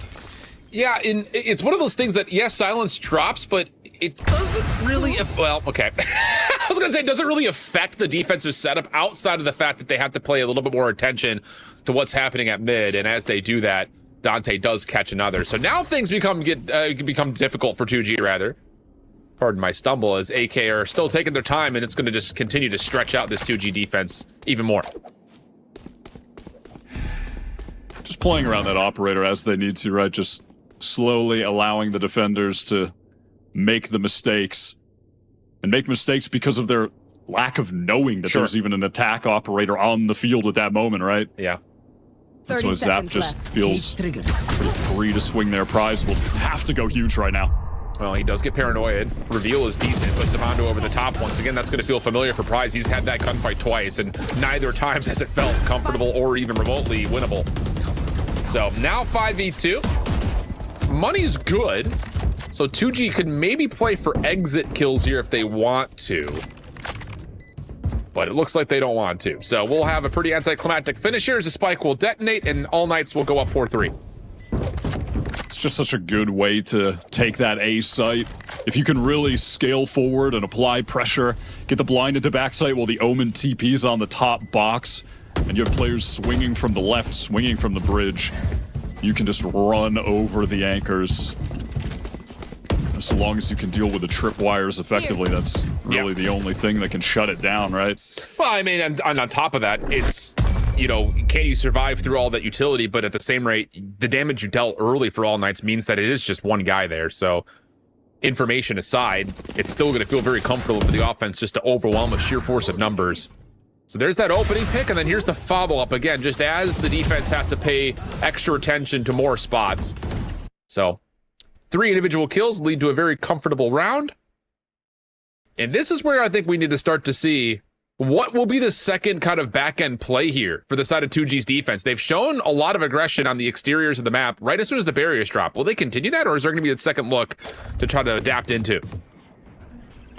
Yeah, they have been so, I mean, particularly Silence has been so aggressive, even on the eco rounds, right? Pushing forward towards this orb, but now has the op again in his hands. Last round was just obliterated by Nico Machine. Well, they use utility to earn him the angle initially for the peak, but a lot of focus has to come out as All Knights have not shown much. There's the one-way smoke to block off the corner at B. All Knights still not using that as a commitment call. It does force the defense of 2G to respond by getting deeper in towards the site. Good angle here for Silence, and just can't quite snap up to find the one player up top into Nest. And that will be enough for them to say, okay, we know where the op is, let's go the other direction. And if they do, here's Prize with a setup over on A again. Trips placed a little bit further back so they don't get broken by any shock darts that go too close. Recon nicely timed. That was 2 shots fired. Hunter's Fury out. Zap reads the threat. Decent damage to the choke point. Prize will drop, but Zap counters. Teleport across, just trying to stack things up here for 2G's defense. The operator making its move over as Adverso will get the spike planted. This is a deep post plant. And with Sabando holding with an op of his own, that might be enough for 2G to say, uh-oh, I don't even know if we can do much more with this. Null Command's gonna get sped by Spike. LZ important 1v1, which Dante was just not ready for. So now you have to just hold these angles for Sabando and Nico. Adverso's way out of the play, but he's got a Hunter's Fury, and that's going to be called in right now. Spike able to get it to halfway, though. That's important. First tag is in. Trades over the top of the site. Decent, but 2G coming out on top. And hold on a second. Now Adverso's too far out of the play, and Spike will get the free defuse and tie us at 4. They're just playing exclusively for the Hunter's Fury as a win con, but that's left Sabando just an AWPer in main, in an area of the map where you really need to be able to spam onto the spike too. Just, it gets very awkward, very tough. Things overall really got disconnected on that post plant though. Dante just pressed forward alone, trying to find some kind of timing while they're pushing in to win a duel, but had that slow adjustment to try to put the crosshair in a place on LZ. Just nothing really worked out there. It was all disjointed. I could take it from your candor. You didn't love that post play. not particularly, no. Well, once more, a little bit of early aggression this time through the B side of the map. It does not turn into too much for 2G. All Knights have been fine playing off this slower setup, including not even having the spike in hand initially. And once again, Prize, who's trying to get his feet set over towards A, will once again set up a different position. Spy cam forward, trap over towards his right, prospectively. We'll try to keep him safe from any dashers. Halfway through the round, Zap sends out the drone for the info towards B, but instead decides to clear into Heaven. So Verso fully tucked away from that. And now the counter drone is going to come in. Guys, we're hitting B, I swear. We're not all stacked up in A main right now. Yeah. This is where we're pressuring. Yeah, look at me. Hey, look at this thing. I'm throwing you a recon dart. This is this thing. This is the play. No one seems to care. Paranoia gonna get called out here. 30 seconds on the clock. Still comfortable as Prize is gonna shake off the effects of the offensive knife. Rotating over his silence, op in hand. Checks mid, and now he'll be on this corner cross as soon as the dash starts to come through. There's the smoke, here's the dash. Luis inside the site. Spam coming both directions. Luis gets dealt with though. Nice follow-up from All Knights. Time to come get issue, but no more contest. I mean, the spike will be planted without too much cause for concern. Spike planted. All Knights even got a pretty fair rotate there. Great first kill from Silas. I mean, just Sabando dare face that. You really shouldn't. Time to back off. Play the man advantage. Well done. Good follow-up from Adverso. Zap just trying to find something through tower. A long lurk though for Tinchop. That will be likely the clutch condition if things start to get messy, but Sabando inside the dark cover finds timing onto a free first, leaving Silence by himself. He's traded up into a Vandal. Nico has an operator here. He's gonna have to throw shoulders at this, but that's all they need as Tinchop will be right there to force him off the spike, and All Knights will get their fifth. Surprised that looked as easy as it did for All Knights. You know, that rotation after the fake with the drone was really slow. Yeah. Force in A main, they wanted to wait for Adverso and Tinchop to get into position, and it allowed the opposition, the defenders, to get in position on the site. Crazy that they made it look that easy on the hit. The anchors just could not find any kills. Yeah, definitely feels like, it's something to be said about, again, different players playing on the agent, but the Cypher has not found any value defensively yet. There's a couple of moments where, it makes the offensive execute a touch messier, but I mean, flat out, we just have not seen the same proactivity and same productivity, rather, I should say, out of Prize. I mean, flat out. And again, it's, different player, different agent, but that was a big difference maker for 2G, especially on their defensive side from Silence. He was locking things down really comfortably on one side or the other. Yeah, definitely. It seems like Silence has been a little bit afraid to be posted up in main over on A, post that one round, maybe 4 or 5 ago, where Nico Machine just swung him with the Vandal and deleted him with some sick reaction time.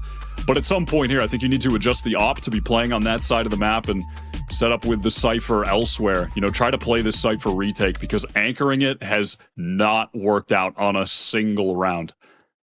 Like, I would really like to see the op just posted up there, silence retreats off his first shot, and then, you know, play that for flood, play it for retake. No, absolutely. Rather than being stuck in the site and just going down, getting overwhelmed by the attacker util. Yeah, absolutely. Well, this is not going to be a round where we see much change for the defense, as it's going to be Sheriffs, a Guardian, and a Stinger. Some long-range action and potential. Silence looks like he wants to get aggressive again just as soon as the barriers drop over towards B main. Spycam is down to try to keep him held back just a touch, but meanwhile, through mid, that's where the first blood will occur. Zap will drop deep, and that's going to force 2G to have to play the backside of the sites now. And that allows All Knights just so much time now on the clock to slow things down, try to bait out some more peaks, perhaps bait out some more aggression from the 2G that just don't have good weaponry. And you can see just that. I mean, they are just covering every single angle right now. Okay. Silence able to tally something, but it's something that feels like nothing, as the trade is immediate. So now it's down to a 4v2 action at B. Prize will be completely out of this play. So it's going to have to be Sheriff shots to land. And that timing of the peak plus the paranoia is less than efficient. Meaning this will be probably pretty comfortable for AK. Luis has stayed safe from the knife. And the initial tag off the corner puts him down to critical HP. No worries there. Spike will be planted, and it is just going to be down to Prize with the Guardian. Planted.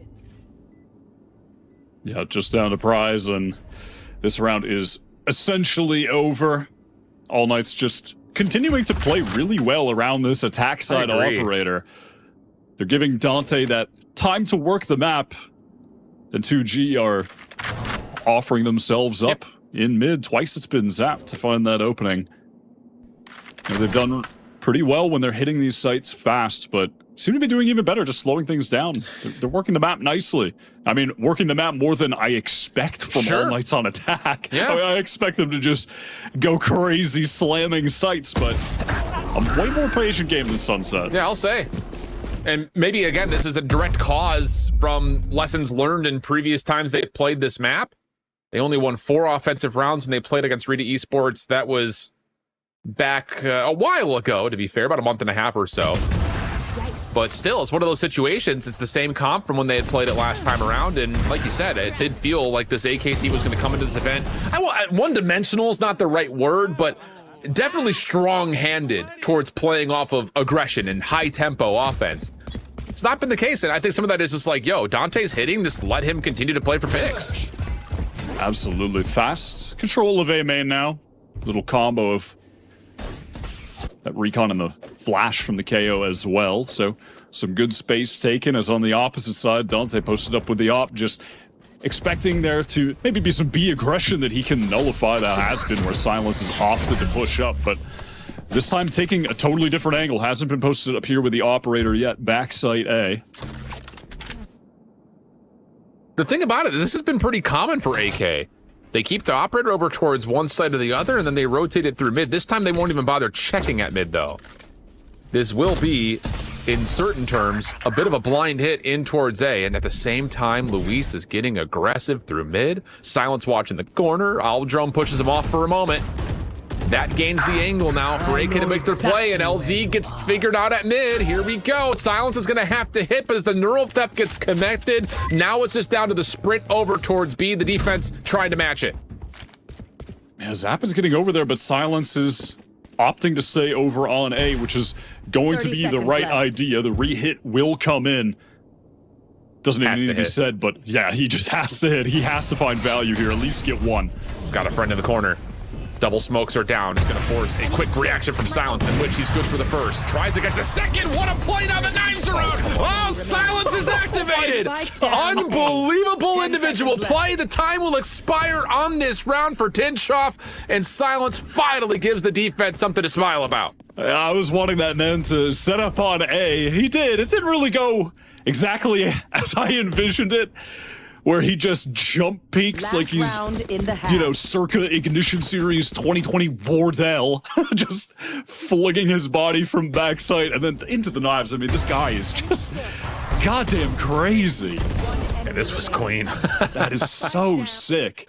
But I'm just glad that they finally mixed it up as well and placed the op over on that side of the map. Yeah. Make it more difficult for the other team to get in. Again, I mean, not exactly as it intended. And even though I like that push down mid from LZ. He got caught, but he was ready to deal with the potential of a split into A. Someone coming through door, and he was right. Tinchoff was there. He just lost the duel. Well, the other side of that, too, is, you know, again, timing is becoming a bit of an issue. The neural theft gets called, but someone from 2G has to make the read that they don't have time to go back to B. So, I don't know who makes that. Maybe it's Zap. Maybe Silence just thinks, I'll stay a little while longer. But a pivotal round here before we end in the half and swap the sides. Whoa, jump scare. Okay, this is kind of crazy. He gets his, but he can't dash. Doesn't matter. Oh, come on. Who needs to dash when you're hitting shots like that? Shut your mouth. Silence is here to play. Nico down, trying to get resurrected. Prize does not have the angle. And all of a sudden, there's a lifeline here for AK with Tinchoff making sure the defense cannot flood in towards backside B tower. You have to be joking. How can he get away with those swings? How does he not get traded?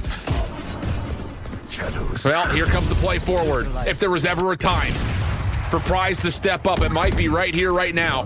Dark covers the front side of the site. Here's Prize. Good for the first. Hitchoff with an operator in hand. What can he do? The answer is not much. And it's a 6-6 half with Silent taking over in the last two. Switching all sides. things considered, not bad for 2G at all. Silence 15-7 right now.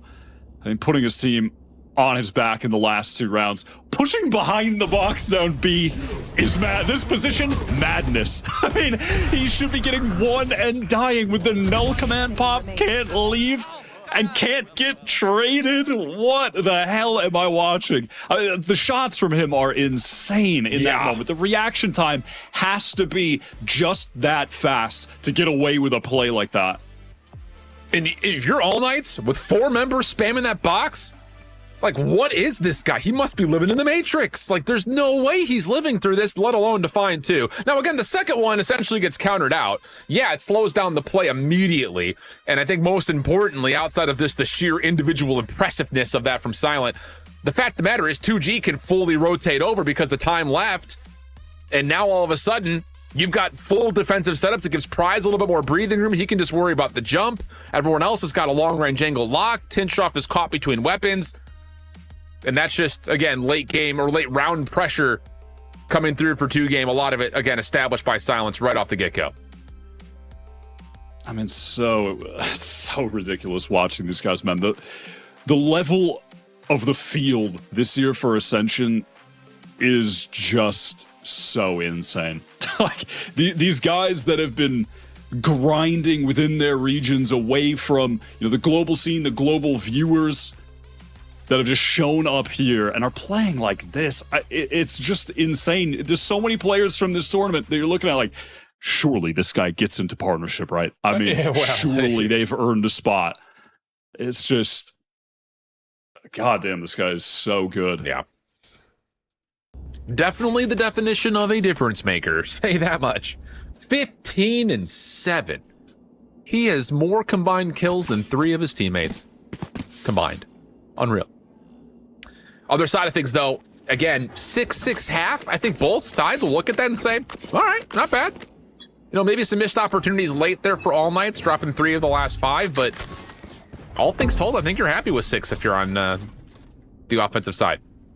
Yeah, definitely. It was 2G who won that pistol to start this game off. We'll see if All Knights can keep that even at 1-1. They're now on this defensive side. Tinchoff, similar to Prize, just set up over on B. Those double trips can be so obnoxious to deal with. So many times we've seen that second one, the closer one, get, you know, that trap onto someone, make an easy kill for the defenders. Smoke will fade. Quick peek from Zach. A second contestant will showcase themselves as Adverso, meanwhile, will win first blood through mid.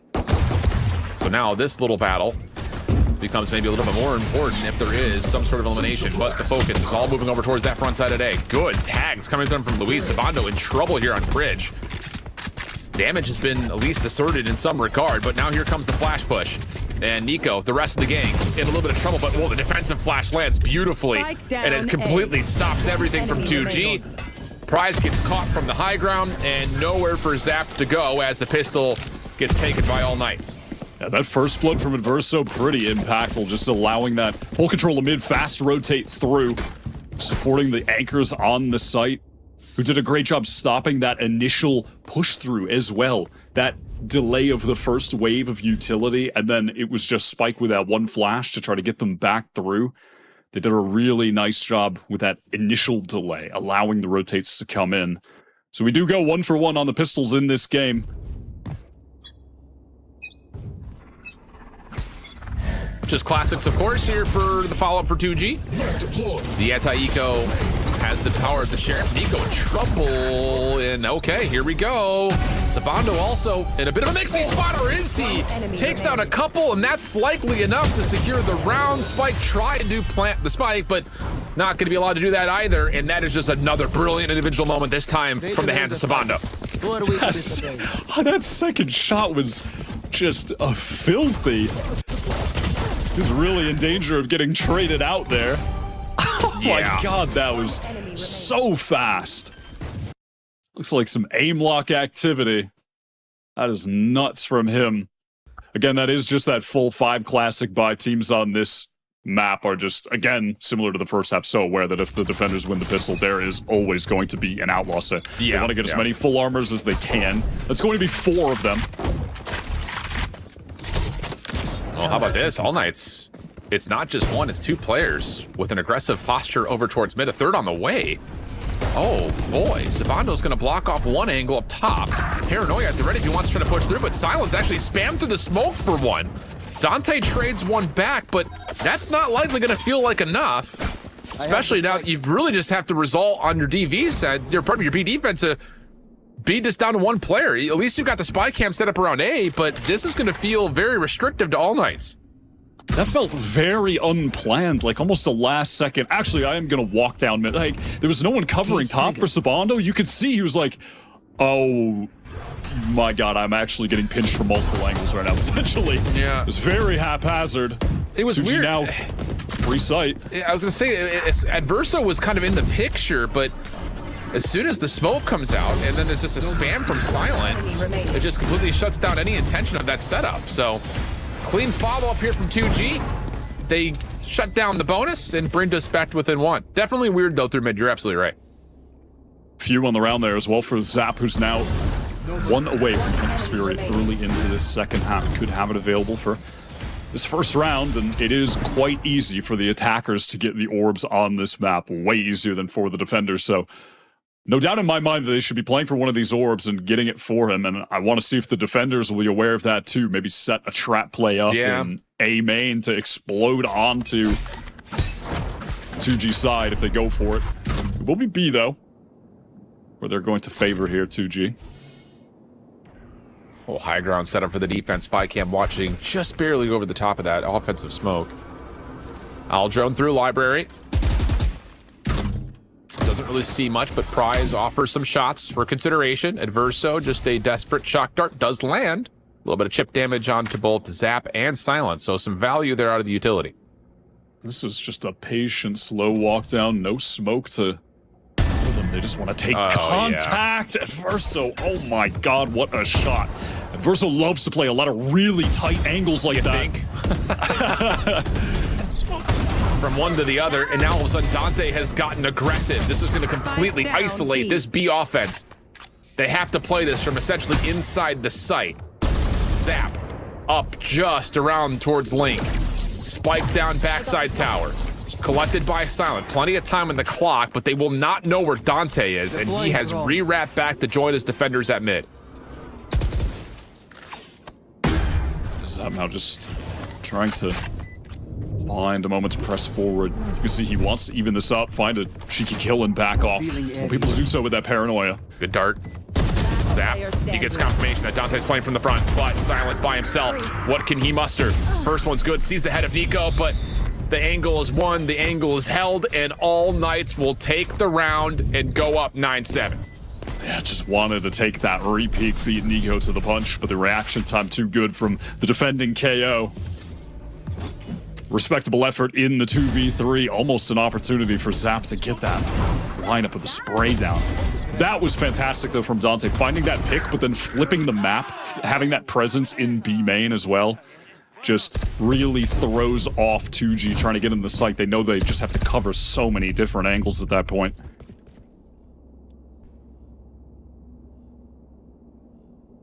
A lot of things to focus on. Knives will come out this time for Silent. Everyone else on a rifle. Hunter's Fury also at the ready for both parties.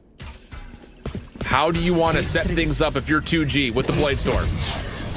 Dart deep in towards tower side, immediately deleted. Adverso, good for the first. That's your knife carrier down. Now the spike is also dropped to the ground, and oh boy, the spaghetti is on the floor. Tintroff up high, good for a couple. A repeat from Dante, but the damage has already been dealt. Nothing to find here as Tintroff will have 3 in the round. This setup is just too good from All Knights. Multiple players prepared for that. Those close laid trips from Tinchoff finding some serious value. Nicely held. Verso is playing really great on this map. Getting that first blood onto Silence. Nullifying that first man in, the tip of the spear.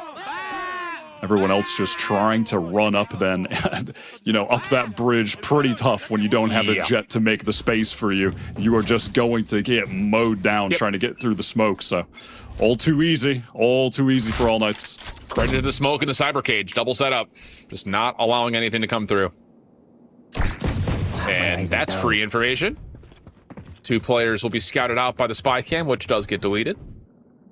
Just Sheriff upgrades and a Guardian here. And I was about to say on the other side, a little bit more heavy power in terms of the long-range battle as the Outlaw lands for Dante. And you get to see 2G as they start to walk up this mid-ramp. What do we get? I mean, there's smokes, there's traps, there's everything looking at us. It just feels like you're caught in a blender. Spike will get planted, though. Maybe a lifeline here if a couple of the shots can land, but Adverso aware of the teleport. Spike will find 1, but here comes the rest of the defense quickly through mid. Tay trying to get in. Look at that distraction for Tinchoff to just get that easy kill onto Prize. Light bit of disrespect at the end there. Hey, 2G can't get anything going offensively. They have had a couple of plants, but it's all been after their initial hits have been largely stopped before they can even muster much of any actual deep action. I mean, there's just no scaling back of sight. I mean, we talked about, of course, the most recent round with the Blade Storm out. Jet gets deleted instantly. And All Knight's defensive setup is working out largely thanks to Tinchoff. Again, the Cypher player has been great. 2 straight maps. Yeah, he had a slow start on attack, it's just sitting on a goose egg for a minute, actually. But on defense, yeah, this B lockdown from him, they have had no answer for dealing with these trips. Haven't really been able to break them with shock darts whatsoever. And his setup is just allowing everyone to play forward, to fight. And there, the flood back in is just lovely. Dante's movement in that situation with the drop down, baited shots, but then immediately updrafts. I mean, that was just really sick. And then he scales forward, cleans up the last kill. It's just small things like that that are really intelligent, but yeah, just making every little difference, making it ever easier for his teammates in that kind of situation. I think the thing about it is, like, again, there has not been any action that has forced All Knights to differentiate what they're doing defensively. And outside of the messy round that kind of happened through mid early, everything else has been pretty perfect. Have not really seen much in terms of consideration in numbers from 2G getting onto site. Adverso's 20 and 10 casually. Tinchoff, like you mentioned, had a slow start, but didn't really need to do too much in the first half. And the difference between the Cyphers is starting to become pretty significant, especially from the defensive side. 0 point for 0 point straight off the jump. And wow, 3 detected actually. So Spike's now saying, yeah, they are probably pushed up into main. Time to hold just a bit more passive. Here. Well, look at the deep lurk coming through. Silent will see one, at least initial attempt for All Knights to try to make a play up, but whoa, keep an eye on Prize. He has gotten deep, all the way up in towards vent. The question is, what can he do from here? I mean, besides just be a pivot point, that's the real issue, as here comes the flush out. Door will be popped open. And what awareness is this from All Knights, but Prize gives himself a fighting chance, but only comes away with one. We'll go 4v4. Follow-up action quickly for 2G. Over towards the null command side of the map, and they will be again traded back nicely. All Knights defensively holding on, and I just don't think you can get Spike back off the ground. No, there's just no way. Feels like this round might just be the nail in the coffin. A lot invested for 2G. Zapazin does get traded out, though, and Verso has just been a rock on defense.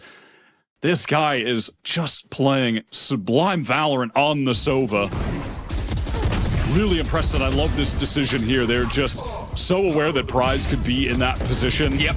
And Dante, you know, he throws his life away just to get that trade and retain that map control, so when the A hit comes in, they're not getting split. They're not having to divert attention to multiple different angles. And in that same moment, it was Sabanda who got in the smoke, found that timing as well. This is just excellent defensive play across the board. All of the decisions being made are really perfect. Another three-man suppression. This time the Paranoia is going to be combined with the Hunter's Fury. Defense looking to get things going quickly, and it works out, or does it? 3v3 situation, even trades back and forth. Bit of a pinstripe kill feed coming through, but Luis is left on 5 HP. Neural Theft at the ready for Prize, and he's got bodies to use for it. Hunter's Fury also at the ready for Zap. Does he catch any information to allow him to possibly change things up? Adverso on the corner. Decent look at it. Gives himself a shock dart for separation, and now the knives are here for Dante. Timing could be everything. Gets the initial reset, but no fly zone for Prize. Just down to Adverso. Has one more player at 5 HP, and he'll take them both. A 13-7 at AK. Get us to map 3. And Adverso on that Zap role play. He has stood up yelling at them. That was just a comprehensive dismantling of the attack. That is some of the best, if not the best, Abyss defending we have seen in this tournament. Yeah. I would say it definitely was. What is that, 27 for Adverso, I think, to finish that game off? Sick play from him, and Tinchoff's setups were just getting incredible value over on B. Well, that's another little map that we got to consider for All Knights here to add into their pool as this tournament goes on. Teams are going to be scared of taking them here. No, absolutely. And I think the thing on top of that is we've really only seen one other squad throw Abyss into like, oh, hold on a second. These guys like to play it. And that's TSM, who is starting to look a little bit more out of the picture after their first couple of games in the round robin phase. But map 3 will be now set over towards Bind. Should be an interesting battleground as both of these regional squads fight for a key positional swap possibly in the overall round robin standings. We'll send to a break, have the desk break things down, and set us up for map 3 when we come back.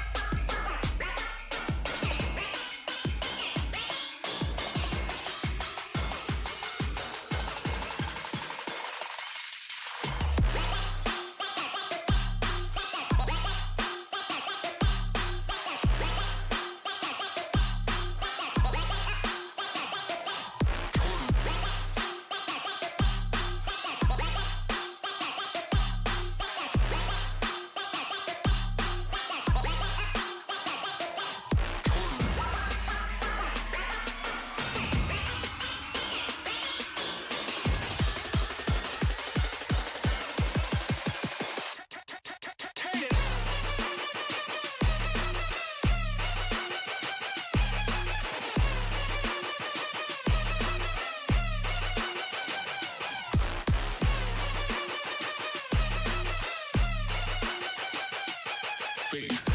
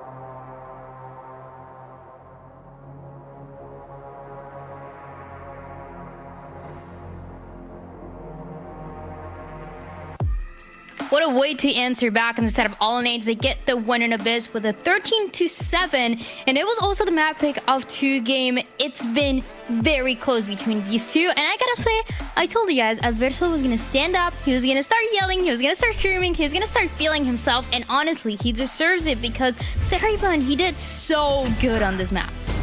Not only was he like shooting and his aim was just on point, his calling this game was really good. I felt like the whole game, AK had such a good read on 2G, really exploiting their weaknesses. Like on attack side, they were really bullying Prize over on the A side, and even on their defense, they had such good reads on what 2G is doing and did a good job like really picking them off one by one and even like guessing where they're gonna hit, and it just felt all around like such a good day for Adverso. And it feels like on the other side, we have 2G that were really relying on hero plays. Like we had huge multi-kills from Silence, but other than that, the whole team kind of seemed a little quiet. It was difficult, honestly, for 2G. I don't know why the name just crossed my mind, but for 2G in particular, yeah. I mean, Adverso, again, like you said, stepping it up, taking a stand, but it wasn't necessarily the hero plays that got me. Like, it's just so weird how Silence normally is that player to step it up. I feel like regardless whether it be Spike or Silence on that duelist role to kind of make that difference, it felt more like, you know, that cohesion that we typically see from a team like 2G. It literally just got canceled out a lot of the time by AK and by the plays they were promising. Dante, I mean, I believe it was for the first kills 4 for Dante. It wasn't too drastic to the point where it would have been concerning, but for Adverso in particular, like being able to feel that comfort on that Sova and just really applying not only the pressure to allow those plays to come through, but also everybody else following off of Adverso and allowing him to truly shine this game was really it for me. We are seeing the different faces that all nades want to show to us, and this is something that they talked about in one of the interviews. They said sometimes we can go and play very aggressive, sometimes we can play back. We have not only just the one version of Dante running it down, getting the kills, and that's how we're always gonna win. We have different versions, and honestly, today's a great day to see that, where we're seeing this Dante Deus that maybe is not being the top fragger. He's still doing good, obviously. He's not being the top fragger, but you also have those players with more experience, like Adverso, helping him out and allowing the rest of the team to be able to close out and benefit the team for the better. So this is something that is really nice to see, and something that is absolutely needed when we're going to Ascension and when we're going to these group stage matches, Steriban, because you need not only the one team of, you know, let's go Dante Deus, let's go kill, but we have Adverso, we have Tinchov, we have Sevando, we have everybody else that is ready to get those kills as well and to secure the maps. Yeah, everyone was really coming alive. Like, not only Averso like hitting the ace last map, but hitting the ace this map. Like, you have Dante who's able to go in, and you have like Sabando really like cleaning up these rounds, getting those pivotal kills, and even Tinchoff with like his setups. They were just so good, and you can really tell like everyone's just really stepping up for the group stages.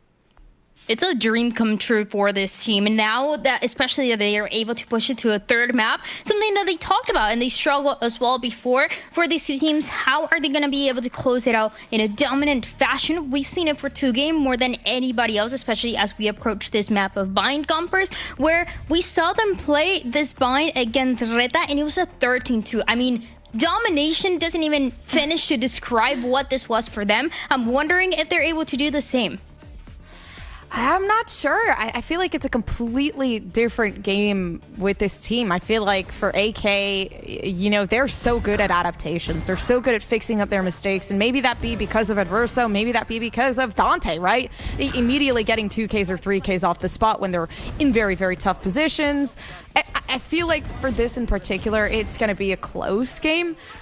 But for 2K, with their performance coming down from Reta, there is, again, that comfort that I thought I was going to see on this map, but you never know. Like, you're coming to a map that 2G super comfortable on, that 2G really does have great performances on, that they've won against another team before, and then they just get scrapped. So it really is difficult. If Averso's having a game, or maybe Sabando this time is going to have that shining star player moment, it could be one of those hero moments where, okay, one player carries the whole team, and then it's GG, and we're out of this. But it's not even carrying in the sense that we've seen sort of Dante Dales, where he's getting 30 kills, 20 kills, whatever it is, and everybody else is also trying to help him and support him, set him up for success. We're seeing this team that is very cohesive, very coordinated, Starrybun. So that is what I'd like to see, especially because you've been highlighting a lot of the IGLing between these two teams. They are going back and forth, trying to get those reads, and I feel like on Bind, you're going to need that more than ever.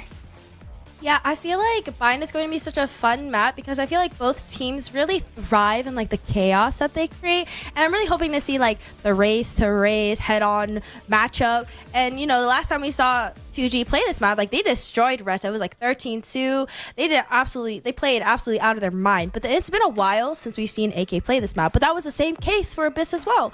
We haven't seen AK play Abyss in quite some time, and they still had so many things prepared. So I'm excited to see what they're going to bring to Bind this time.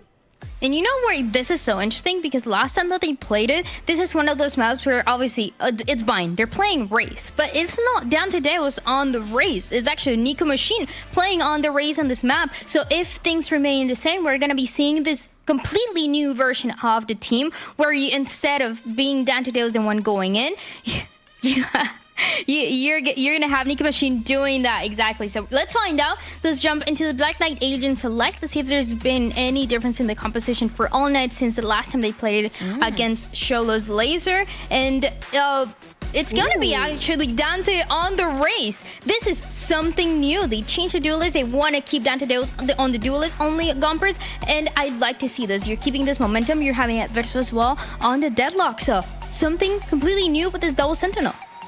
Dante's been trashing on this team a little bit, honestly, on the duelist. I think keeping him, you know, on that role is definitely the play. I like the Deadlock. I think the Deadlock for Adverso, especially with the performance that we saw, is going to help out tremendously.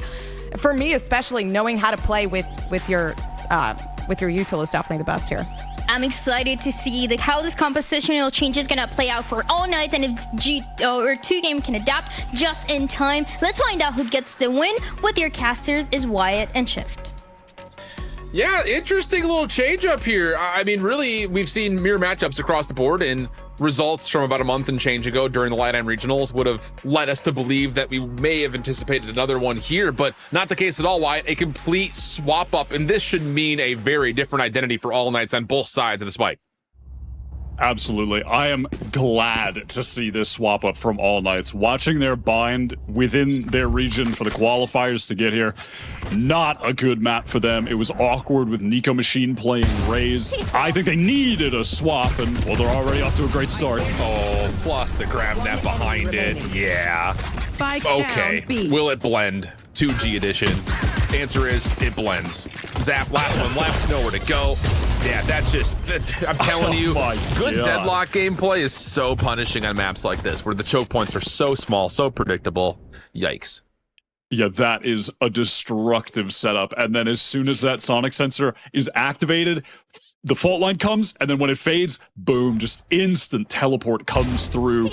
That flanking presence as well, while A main is smoked off by the All Knights, like, so they can get free access to the TP. That is just a really cool setup. Clean. Go next. All right. Round 2. Yeah, actually. Simply go next. I mean, and again, we've got all the classics, scared of the outlaw, but there actually isn't one. Dante, he's got the Vandal. Just as potent. Maybe with a little bit more versatility if they want to try to get something crazy aggressive going in round 3. Orb also aggressively going to be taken over towards B, so options here for AK as Spike will be blocked off by the barrier mesh. And this will likely lead to a 5-man flood right down A main. Yep, destroying that barrier mesh with Vandals, annoying. When you only have classics, I just wanted to disconnect from the server. Okay, Dante, spray goes completely awry. Vandal recovered for silence. All of a sudden, we've got a lot of danger for All Knights, man down, and only a ghost for Sabando. It's a good look from the ops team there. Not only of did he collect the weapon, but also just a little bit of a... That was a Vandal versus a Classic, by the way.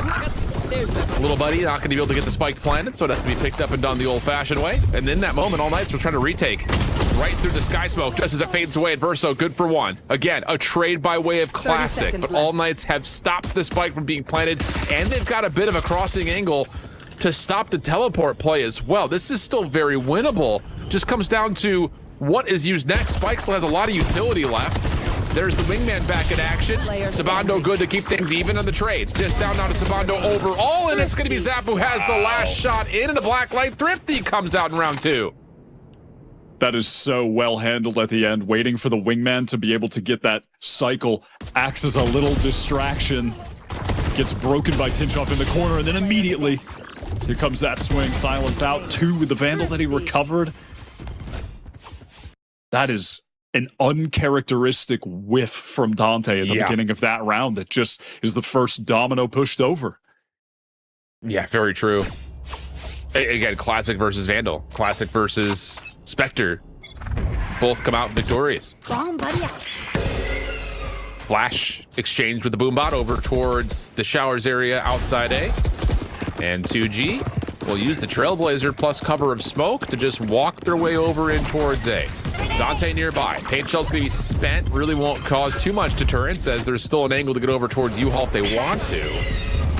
And there will be a battle for this. Wingman's gonna come through. Silent just trying to keep the high ground control in play, but Dante's still on this corner. Wingman, no, not gonna get denied. Thought for a second it would, but Spike keeps his buddy covered, and that's enough for a 5v4 post plant.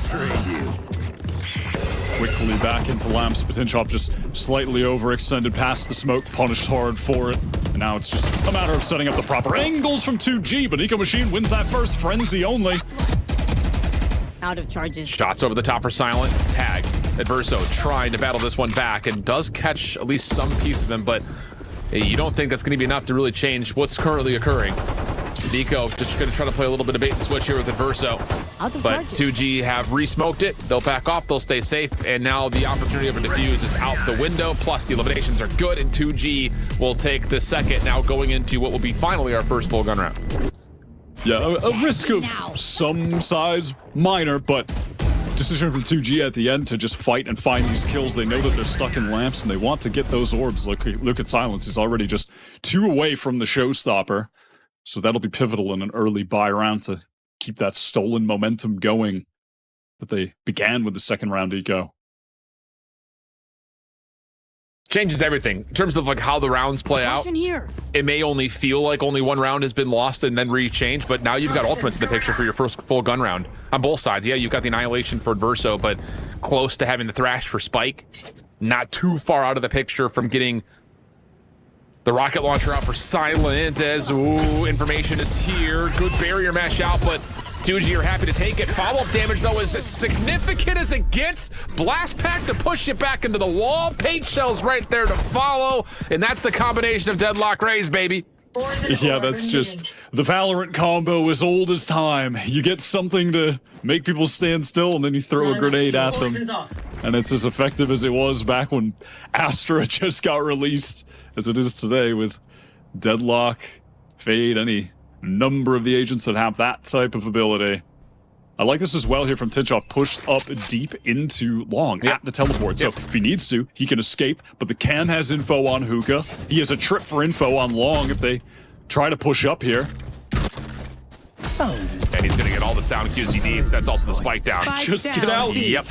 However, because the teleport gets used, that's going to mean a free plant here. So there's a lifeline for 2G in this 2v3. The only question will be, where are they coming from? The other side of that is there's only one smoke available for Sabando, no information gathering tools for Nico. Total disconnect between the remaining 2G players. Zap push forward, wants to find a entry, not an entry, but rather just the first kill in this situation. Rise on the angle. Oh no. Knows you won't win that on the retreat.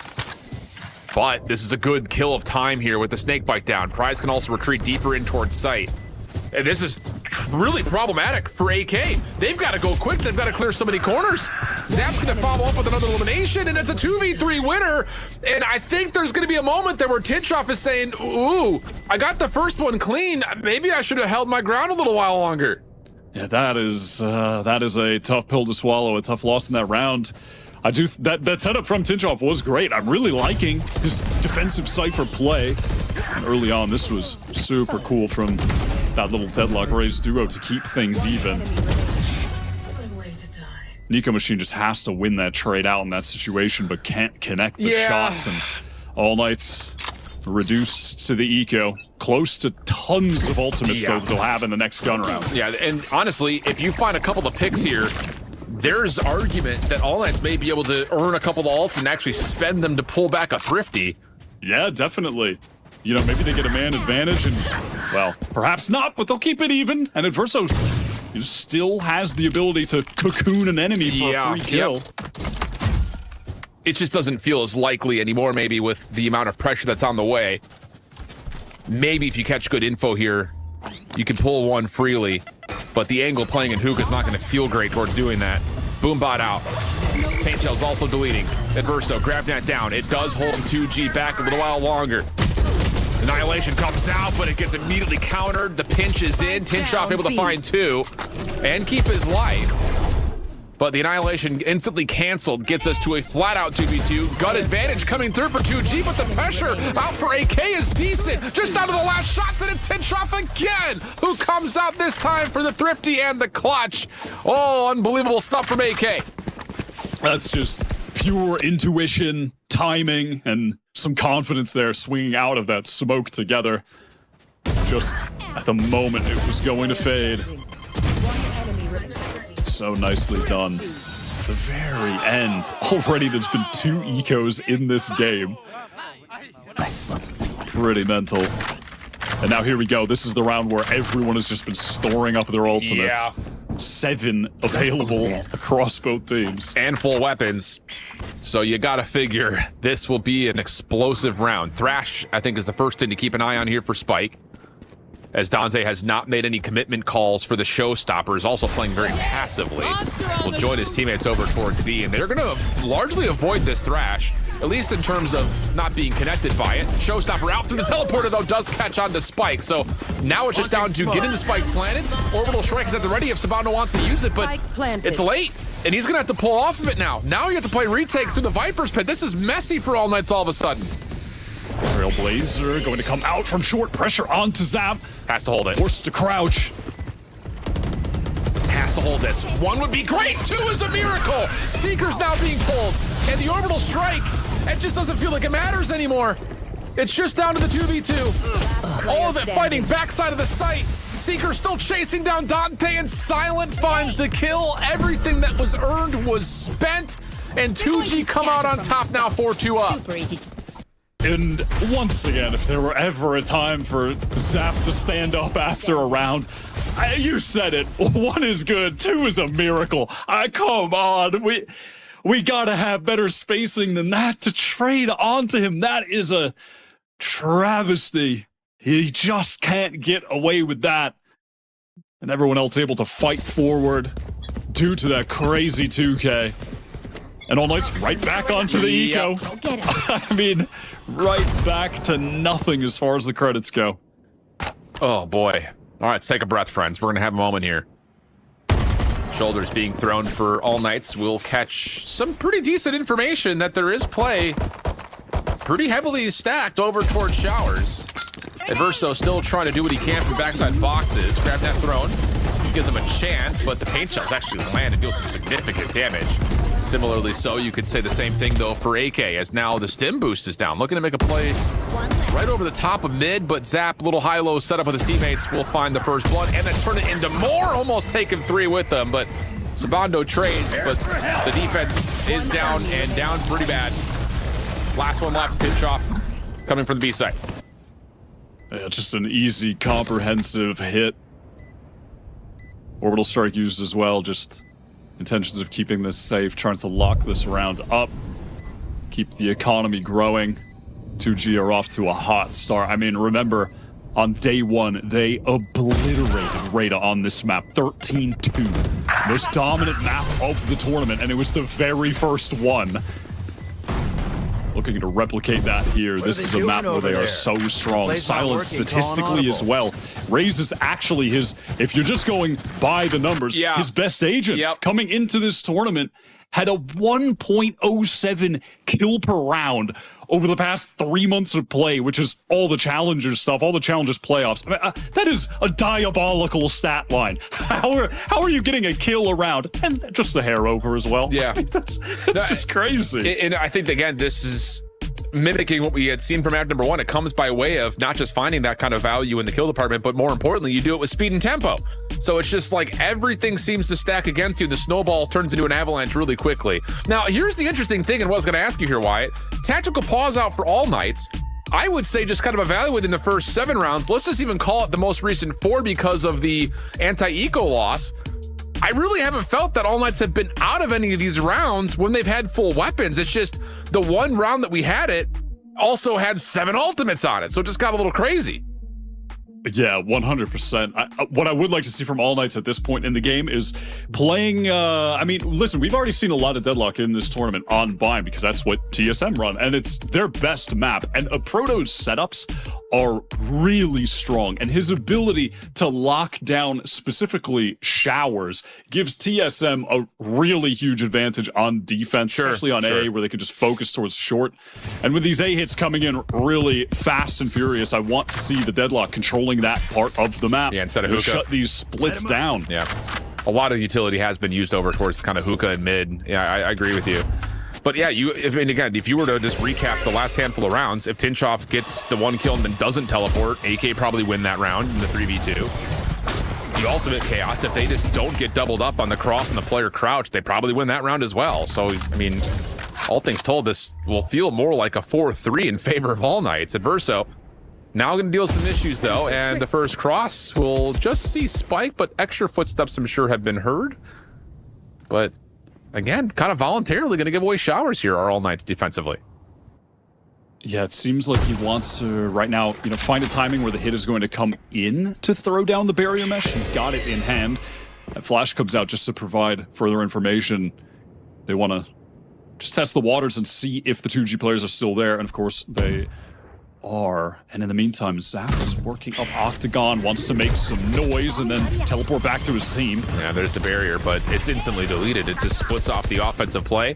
Viper wall goes up, 2G come in, and they come into a waiting trap. Decent trades coming through. Blast Pack kill. Always have to point those out when they happen because they're rare and they're always fun to see. 30 seconds left. And you definitely need someone at 1 HP to get that one down there. Enemy remaining. Teleport away. Spike Sabando down, just B. catches prize. Yeah. So fast there. doesn't feel likely, especially with Tinchoff nearby, to possibly do the exact same thing that Sabando did. And oh boy, to make matters worse, there's fire in front of him, and Tinchoff comes up from behind, no worries. So yeah, again, the barrier mesh does get thrown, doesn't really amount to too much, but the passive setup on the A site this time does catch out this 2G attack. Yeah, just holding in the smokes. 2G have been really active at trying to get back sight. So it's a good place to anchor from. They really just caught 2G trying to push too far for the positioning, and that has been good for them on some of these prior rounds, but that's a good adaptation out of that timeout to stop the A hit. Yeah. Full weapon still in play, but it's all light armors for the side of All Nets, and 2 of the 5 for 2G.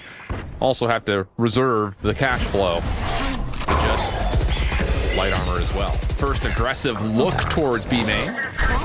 Some shots. The Viper's ball also over towards A, keeps his defense a bit split. Paint shells over towards Hookah. But All Nets, all things told, are very comfortable with this setup. The only consideration is, do we have a good look at the crossover towards B long? Because you've got one player penned up and ready to go over towards Hookah, but Silence comes through, and that's just not a good fire placement. The Pyro Bomb doesn't really do too much, and that's enough for Silence to still find 2. Spike now planted 4v3. I mean, just a sick adjustment. Already 2 players for 2G are out playing from long, where they have that safer angle on the Spike and a crossfire inside. Verso wants to go for the flank, and he does get the kill on Zap. That's a lot of pressure applied now from all angles. Oh, LZ looking for the push through and will be rewarded with another elimination. Annihilation will miss. And in that moment, Dante drops. So now it's just down to Adverso. 1v3, backside of sight. Cash is tight. And he's going to try to look for an exit, and luckily does find one. So should hold on to the weapon, and actually tallies another kill on the way out. So once again, another round that feels like it could have been winnable for All Knights. Just gets a little crossed up in that fight through Hookah, where once again, it's an individual who finds 2 when they shouldn't. I mean, and when it's that individual, this is a good shot if you were a gambling man to bet on Silence. I mean, the adjustment onto the second. Sabando trying to trade against the untradeable force. It is just always good for 2. You know, I'm not mad at Adverso trying to go for the annihilation at the very end there. It looked like the angle was decent, but it just didn't connect. Yeah, I don't know, man. I mean, that's just one of those moments you look back and say, we just gotta have it. I mean, he's dead to rights. 6-3 the count going into round 10. Now it's down to what comes out and what timing for Spike on this Thrash. Last he used it, it came through mid, but he went to showers. Didn't fully work out. Adverso staying a bit more aggressive on this angle with the sensor right in front of him. And a shoulder will lead to a tag. Oh, this is aggressive. GrabNet will go down. Barrier match, rather, I should say. And Prize just holds the angle and catches Adverso for free. The Thrash is also used simultaneously, and to make matters worse, Silence catches one through the smoke spam, leading to a Zap plant. At least Dante Deus does have this showstopper if they want to go for this. Oh, Nico mercy. Machine through the smoke, caught before any teammates could even provide assistance. And Prize just so aware of that flank. It's a good paint shells. Or they, nah, never mind. So this would have gotten the pick over towards bench, but it takes a weird bounce. And Dizzy will make sure Dante can do nothing. I'm actually surprised he still was out in the open. I thought he was behind cover. It wasn't the case. And it'll be a 7-3. Count through 10, 2G, cooking with some gas. Still full purchase at the ready, though, for the side of All Knights coming to the next round. I see a moment like that with Adverso, that deadlock in shower. I feel like, it's tough not to compare this to TSM, and because I love how a Proto plays it, but I feel like in a situation like that, I would have seen a Proto, get that barrier mesh down and then retreat back to the site, just crossfire with his teammates while they're getting in, not push too forward where he's in an engagement. Yeah. And that would have been really helpful, really necessary in that situation. And what the philosophy behind the barrier mesh is that you delay someone from being able to help out in a fight, not just keep them pinned in a corner where you can take a 1v1 that's still as 50-50 as it gets. Here comes a walk down through Hookah. Passive angle being held, and Dante doesn't even get a shot off by the sound of it. Impressive opening shots from Spike. And now it's a 5v4 where the whole defense is going to rely on this walk down through B long, and it's been red. Nico will be alerted that he's playing through long, and with a lurk from Prize, this is going to be a full commit on A. They have absolutely picked this defense apart. It's Prize getting all that space in the meantime towards Lamps. It's making it such an easy call to come back. They just have to contend with a couple ultimates here. Oh, but the showstopper goes wide. Sabando tagged, but down to 6 HP. Still has the orbital strike available. He needs to stay alive. They need this. A little bit of healing coming through. Spike will be collected by Silent. Thinks about it, seeing if he can pull the orbital strike out, but holding on to it still is Sabando. Second attempt. Still not calling his orbital strike in. That's going to lead to a post-plant 4v2. I felt like that was a missed chance right there, especially with Nico collecting on the double. Spike down low. but Nico has a lot of ground he has to at least regain. And this is going to be a double stack where he's not going to get a chance unless they line up for some reason. Yeah, it doesn't look like he wants to pull the trigger on this Trailblazer. Not the Trailblazer, excuse me, the Seekers either. Well, the snakebite doesn't quite land. Nico follows up. Right click is good, but Prize is fully healthy with full armor. It would take a miracle, and it's not going to happen. 8-3 the count. All Knights down to their last round on this half. They really need 4. A lot of indecision from a team that showed really only decisiveness on the first couple maps there. Just not confident to send out the orbital strike, getting baited a little bit by the tap, and then it was that moment of hesitation from LZ in which, I can't remember which player it was in Heaven, but they had gone down, and then he's like, oh, well, I can't use it now. We're in a 2v4. They just never picked a moment to try and send it with those ults, get an upset round win. At the very least, though, they feel like, all right, let's retain them all and get the last round of the half with them. 4 ults for All Knights, 0 for 2G. It's just really one of those pain points because, let's be honest, like, Seekers plus Orbital Strike very well could have won that round, especially with Nico finding a couple of kills. But hindsight is 2020 for a reason. Trailblazer denied. Paint shells up and out, clears out part of Hookah, but the sensor will stay active. And this could be some interesting timing. If Nico drops here, these Seekers may as well have been used last round. Flash is out, he's gonna be forced to hold. Orbital Strike is being at least queued up, but the Thrash is through, and that just gets countered, and everyone's alive. Another missed chance here for All Knights. Instant teleport info going to be gathered though by Titchoff, who has the camera there. Sabato is just on the hunt. Well, there was a showstopper from the front. I mean, that was nearly the pinch of the heavens right there. Doesn't work out. Flashes through. Dante holding as best as he can. Still an opportunity, considering the fumbles for All Knights on these ultimates. They can still pull this round back, but that's a missed chance for Titchoff. Leading Adverso now for a 1v3. In a good corner. Gets the first, but nothing further. It'll be a 9-3 half in favor of 2G here in map number 3. So dominant on a map where they've already displayed excellence, getting floated to the end. It was a dangerous map pool here for All Knights, and this is exactly why. I mean, it's pretty cool, but coming into this game, it ranked all the players right now in Ascension so far in the tournament by ACS. Number 1, Dante. Number 2, Silence. Number 3, Spike. All in the server right now, but it's Silence, who was number 2, that is just completely taking over. I mean, Dante certainly had his moments on Abyss, had his moments on Sunset, but it has just been the Silence show. Wow. What a half. And that is tons of pressure to All Knights. Again, this is more than just the 1v1 between these two teams at the moment. You know, at 2-0, if 2Game win this map, they will pretty much be guaranteed to make it into the Ascension playoffs. All Knights become, well, they find themselves in the midst of a pretty big slog of teams at 1 and 2. 2-1's going to feel a lot better, especially considering that it's a slow start from TSM, who would have to pull, I think, maybe a miracle off. But there's a world here where they very well may meet TSM at the end of the road or the round robin in a head-to-head winner-takes-all to get into playoffs, especially considering the road in front of them.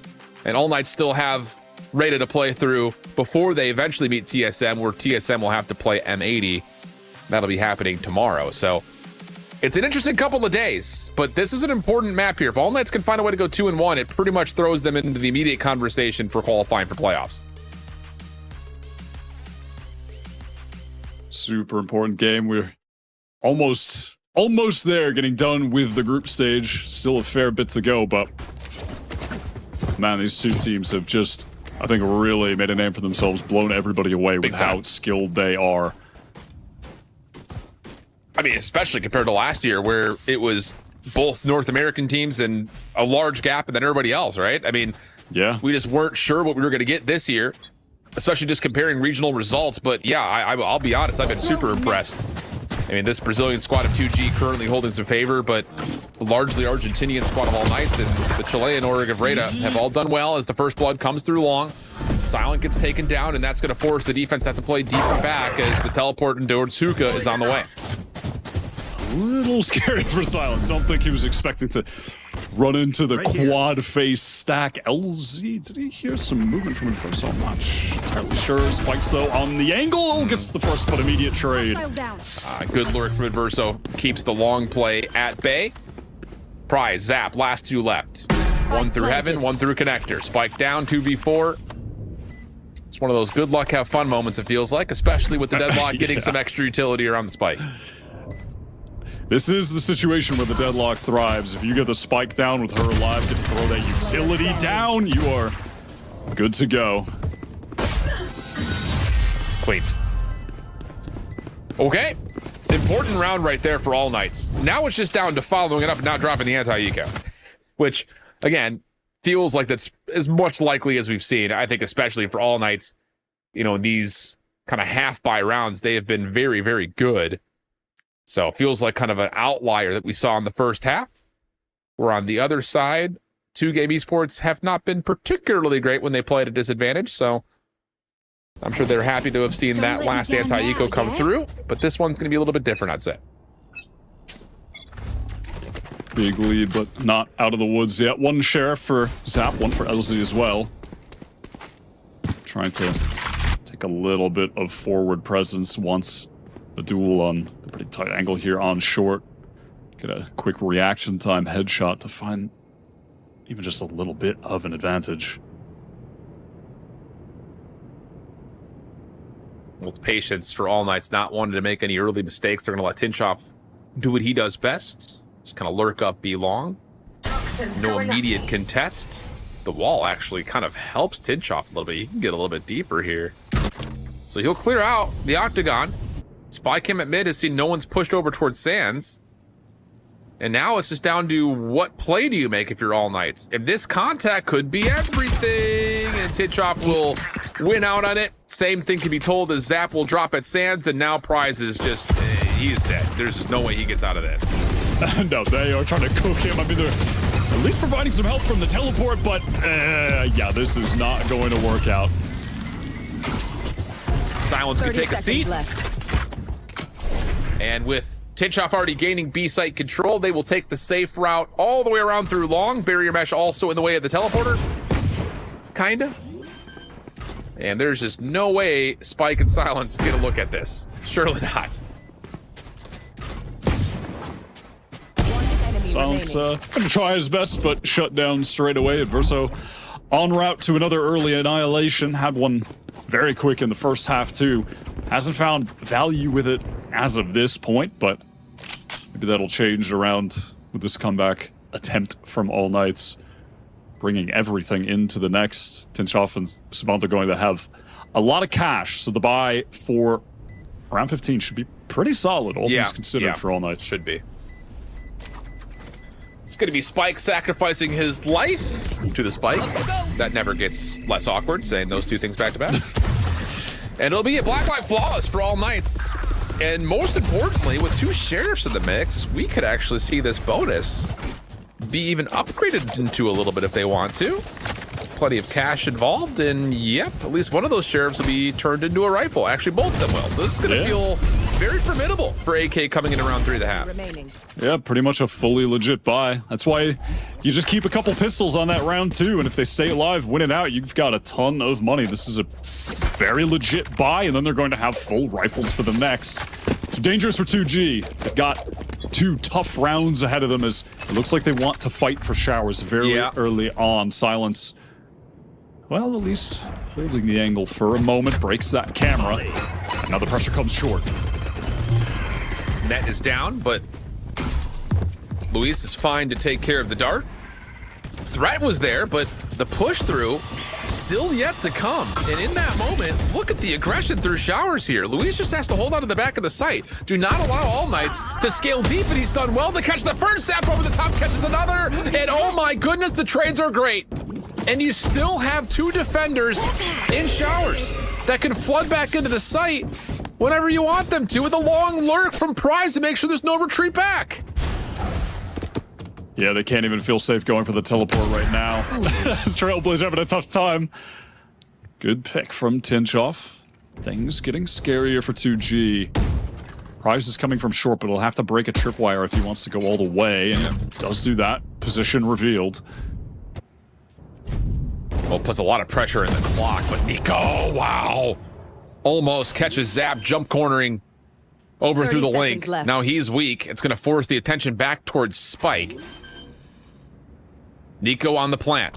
Zap still making sure no one's pushed through. Wingman trying to clear out the backside of site as best as possible, but Tinchoff with this post plant deep over towards the link. This could work out, but Zap catches the rifle, and what a snap for a second!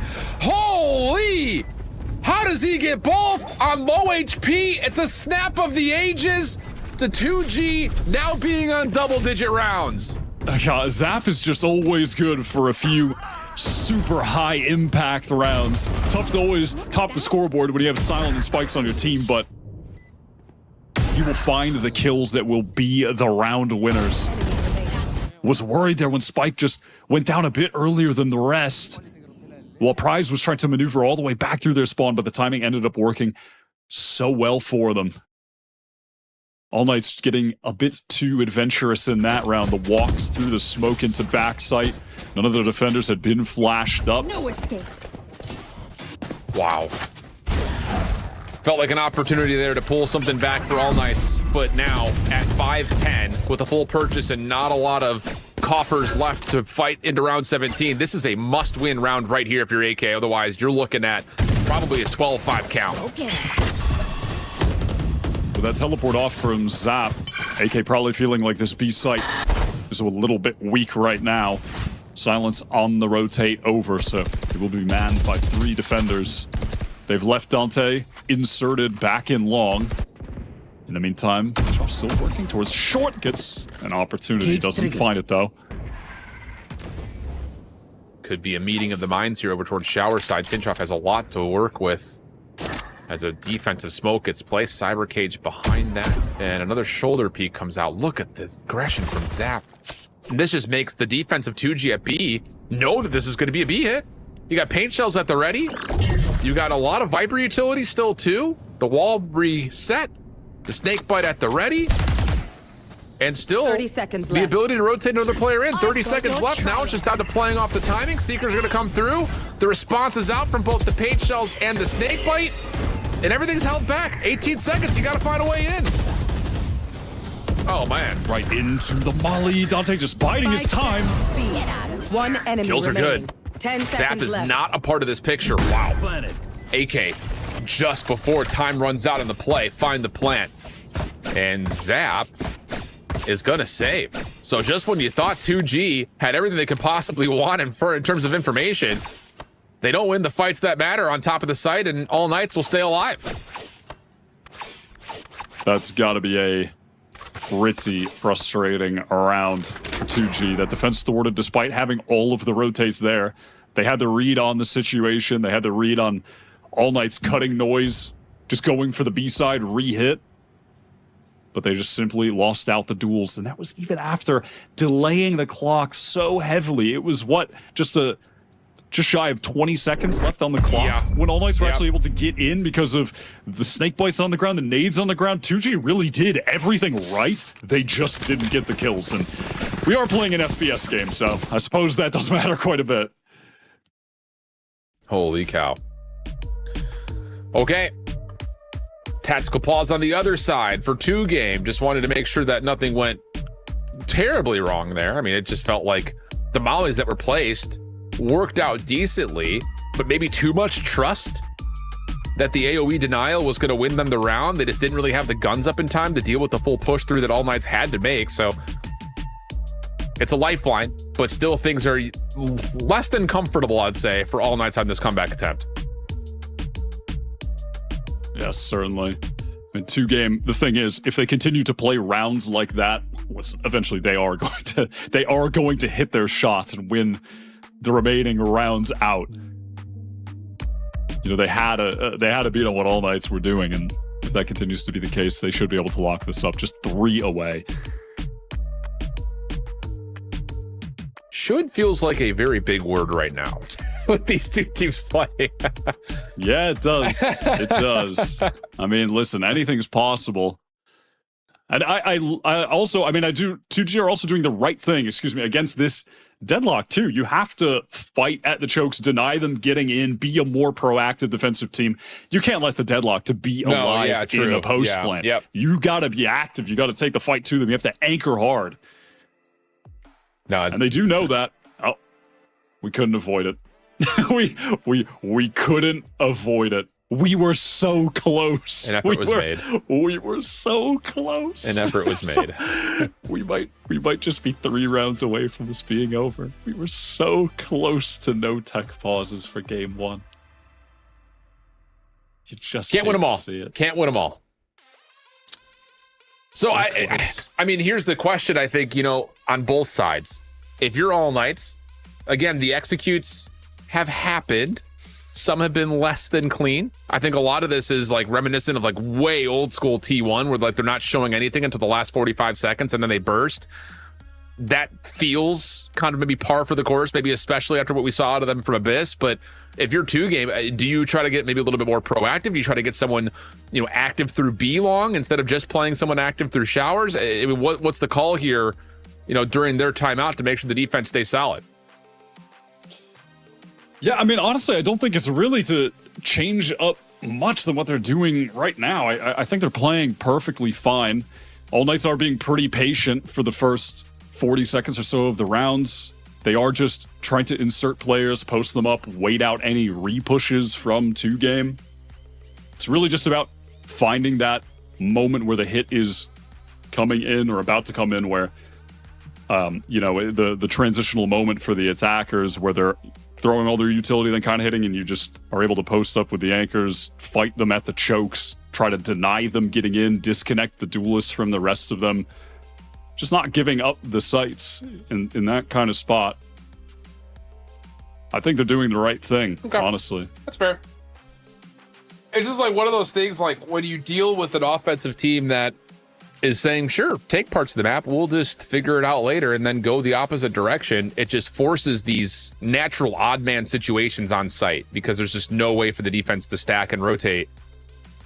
If you were to be maybe a little bit more aggressive, like we saw, I think the one round in particular where LZ gets aggressive through showers, he gets a read that no one's playing through A. It's a 4v5 over towards the B site, and even that doesn't work out for the side of 2Game. So maybe some individual trust starts to be earned when you're All Knights and you win out rounds like that. Like, okay, we're still shooting. We're still mitigating all this defensive utility. Just keep the, like he's mentioned, to keep the deadlock alive, get him set up as soon as we get a plan off and win the round after that. Easy enough, right? Pretty much. And we should be getting back into the game here shortly. And we are. Love to see that. Love to see a quick tech pause. All right, Adverso is sitting on that Annihilation too when we get into this. 2G buying what they can, but making sure they have full for the next. There will be a hero rifle on Zap, who's been really coming alive on defense. This needs to be clean from All Knights. That's pretty much all you can ask for. Start to build up the bank a little bit. In case something goes wrong, you've got extra lifelines to fight up against this deficit you're at right now. Same passive approach for All Knights. Trying to get a read if anyone from the defense is going to take this odd buy and try to do something crazy. And the answer is they're not. So spy cam double trap setup would lead you to believe this is going to be an A hit eventually. This comes down to what can Zap find with his hero rifle deep into heaven. Just hoping to find his on the cross. You know, there's no Viper because of the deadlock, so you do have access to this angle, had an opportunity, but just going to play it a bit more passively. Hoping to get that one and then play a 5 versus 4 retake, of course, but not going to be the case. Just an honest 5 versus 5. And I just don't know how you retake this with Stingers, the Sheriff, and one hero rifle, especially the barrier mesh down. Mosh out. Nico, nope, doesn't really take any damage from that. A little bit of healing just to make sure everyone stays nice and healthy. Sabano still with just one more smoke to play off of. Again, just to delay. As soon as that barrier mesh gets deleted, he'll throw the smoke down. And I just don't know what you do here if you're 2G besides just try to flood and hope.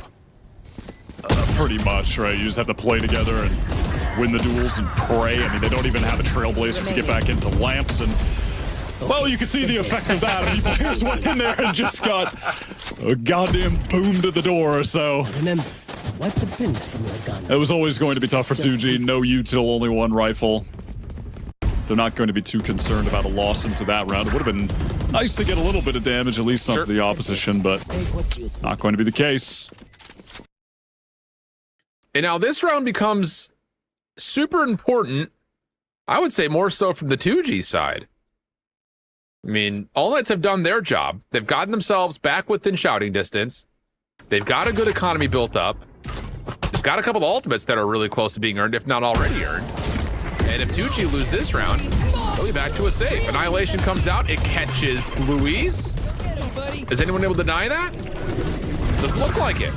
So that's going to be a free first and second. The spike will also drop. It's just down to one inside the site. Silent has been scouted out by the neural theft. He has to back off, and this is going to have to be likely a save. There's just no way you take this 3v5. Yeah, there's just no option but saving. Wow. I mean, pretty straightforward. Adverso finally getting some very significant value with the Annihilation.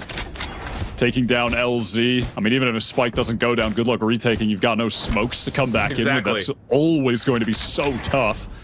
And so Spike just feels like, I've got to make a play right now. I got to catch a timing swing, maybe win a fast duel outside Lamps and then retain control of it, but it's just immediately shut down. Now I'm starting to panic a little bit, I think, if you're 2G.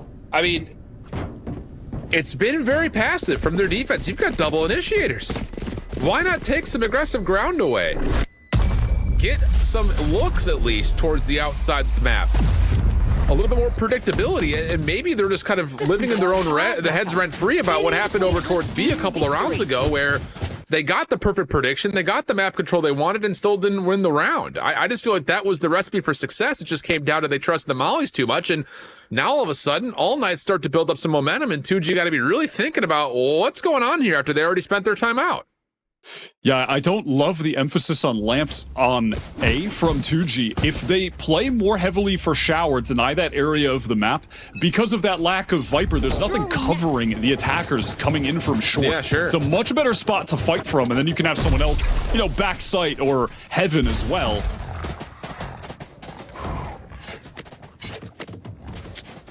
Well, let's see. Spike's got Thrash at the ready. He's holding close to the front doors here, so it looks like they do want to try to play a little bit more contest heavy. Luis on the corner, wingman out. Here comes the follow-up. Orbital strike is down, though. This is really well placed, and that's enough to take Spike out of the picture. Follow-up from Zap keeps us level. Adverso, as the smoke drops, good for one, and also gets a read that the defensive Sky is playing backside elbow. This should be a commit to get into B. Yeah, now have fun. What? Oh, okay, I don't know how Zap got that one. A little fight here on A. Lurk effort. Dante considering rounding the corner, but going to play the situation a little bit safer. Make sure that he has a teammate with him to double face, man. and that just destroys Zap. Should put this out of the picture, but Silent had seen one over towards Hookah. Doesn't make a difference. The help is there, and now it's just on Prize. Staring down the barrel of 9-10, and what would likely have to be a bit of a save in the next round. Can he find a way to sneak up and make this possible? There's the first contact, misses it. Snakebite down, but the window has closed, and Prize has to get out of there, just try to save the weapon. As we're gonna get a 9-10 count, and All Night continue to build up the bank accounts. Those are some really great fundamentals there on display from All Knights to just pick apart the remaining three players. This B long take was great too, just totally nullifying that aggression with the orbital strike. It was so well placed from Sabando. Timing was great. I mean, I will say, just kind of to counteract some of the previous experience that we've seen, is like, we're holding on to ults for too long if you're All Knights. That time, a proactive call essentially wins them the round. Gets the initial trade into play, gets a lot of entryway opened up in towards B. And that's all you need. Especially when you've got things like barrier meshes being thrown behind that. So now, a Bucky, a Bulldog, the one rifle with a Stinger Sheriff support. Orbital Strike and Thrash are here in silence with one Bucky kill. We'll have a showstopper. So don't sleep on what 2G could do in this round, but All Knights got to be feeling like 10 is right there in front of them right here at round 20. Definitely. A kill here or there for 2G could just cascade into ult being used in a chaotic round. As 2G have opted to take a little bit of space towards B. Just this bait setup for Zap in the corner on that side of the map.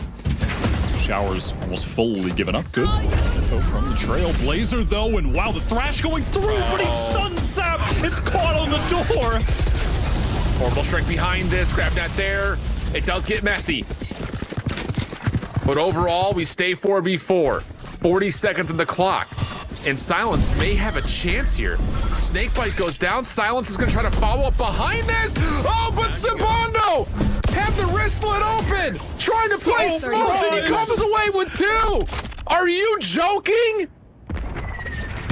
Oh my god, that is ridiculous. I mean, that was straight up him just on the iPad baby mode, and he just TP'd it. Flash out, still a chance here. Couple of kills come through, but Sabando gets his 3rd. Nico finalizes the last, and it's a 10-10 count. It starts to get messy, but all things tallied. It's AK still in the driver's seat with a showstopper and Seekers, I believe, at the ready. Things have gotten a little bit too chaotic. That Thrash onto Zap was a tragedy over on that attempt to crunch those players that were playing outside of Shower. I mean, it's not a terrible idea. No, not at all. Trailblazer to Thrash prize there, but absolute chaos in that situation. The wild thing about that, Wyatt, is if Silence catches Sabando, if he steps a little bit further forward, that's an instant showstopper into a likely double. He had everything in front of him. But Sabando hits the teleporter and just sits in a corner. Unbelievable timings.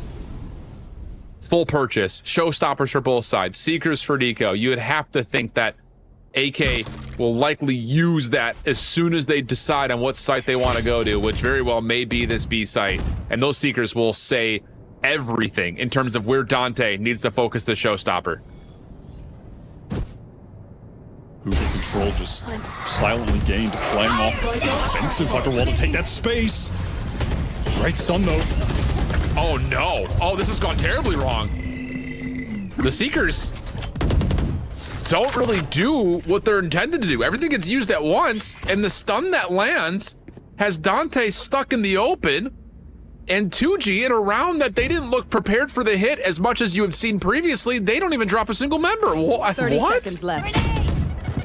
Made from Silence to try to deny this plant. Going to get some damage, you would think. Yeah, a bit onto Nico Machine, but listen, tough for All Knights, but this could still be winnable if they set up a good crossfire. Yeah. They're going to have to hit some sick individual shots as well. This has got to be a blast pack showstopper from Silence, surely.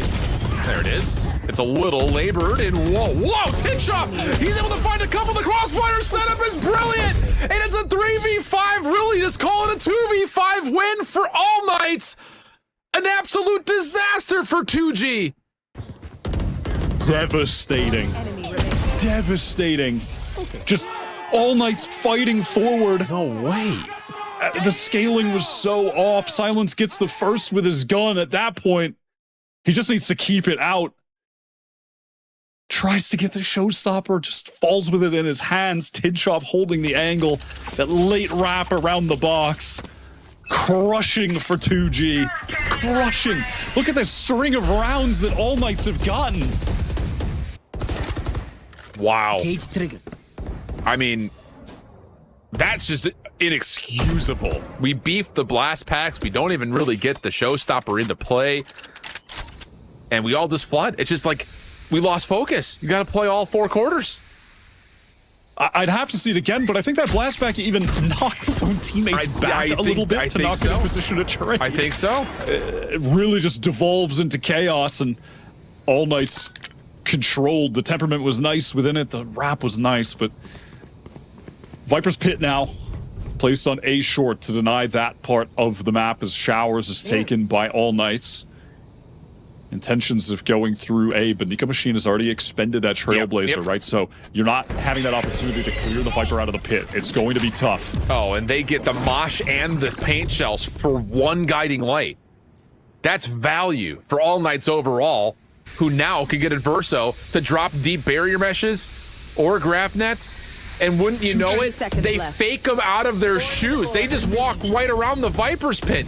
Prize, who has not had a particularly great series, is going to have to be the hero. And oh my goodness, is he ever provided a double out of the Stinger.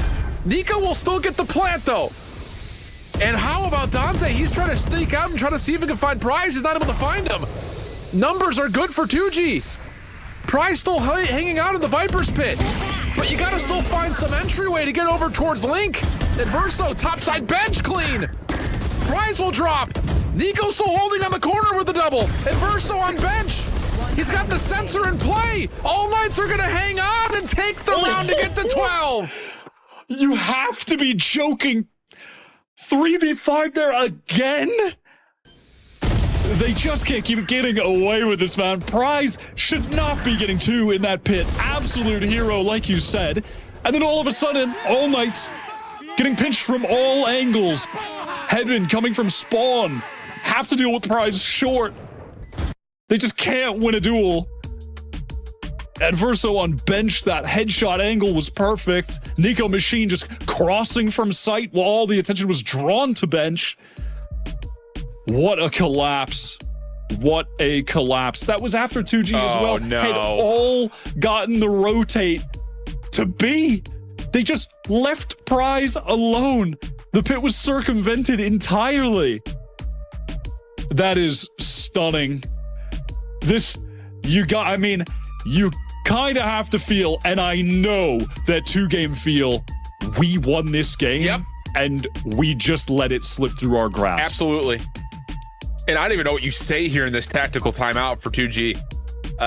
Boys, regain. What else do you say? Like, those are as winnable as they get. There is no actual, this is not even a tactical pause. This is a mental reset pause. That is the first time I think I've seen a 2G player like head in hands actually mentally getting thrown off. They have been so hyped up. They're talking trash. It's all smiles, excitement. This is the first time it looks like they've actually been kind of crushed. Oh, yeah. The emotions headed in the opposite direction. It could be all over for them. Adverso, another annihilation ready. Unreal stuff. Good sidestep for Silence. Stays away from the grab. Annihilation out. Does not connect. Silence still working his way through these smokes. Still playing the backside of the site. You still have some good position for Prize as well over towards Lamps. He can still contest. Plant trying to come through. Forced away. AK getting aggressive. Whoa, Dante for 2, but the trades are even. 2v2 situation. Orbital strike earned for Luis. Barrier mesh blocking out Silence, kind of. He's still in the picture defensively, though. Adverso knows he's got him trapped in a corner, but the spike is down. Orbital strike's gonna get called in. Silence able to find that into a kill. Now it's just down to Adverso. He knows where both players are. Can he find a way to finesse, to isolate? Barrier mesh drops. He catches the first. No trade immediately. And now a question. Has Luis rotated away? I have the spike. What's the timing look like? Adverso gets the spike, takes the fight, and bang! Wins the 1v2! And All Knights shut down the undefeated 2G Esports squad for a second win in the groups. I mean, how clutch is that at the end? 2 3v5s, Adverso 1v2 to close the game. That's how they get their final 3. Outrageous. Outrageous from a veteran player, Adverso, that, like I mentioned earlier, was really just kind of forgotten about in the wider scene. Once playing with Lev, trying to find his footing elsewhere. Now on a team of some young players in All Knights. That experience rubbing off on them, and individually has just looked sick. The play on the final 2 maps from him, utterly fantastic. What a shocking end for 2Game. And I mean, they are walking away from this feeling that they threw the game.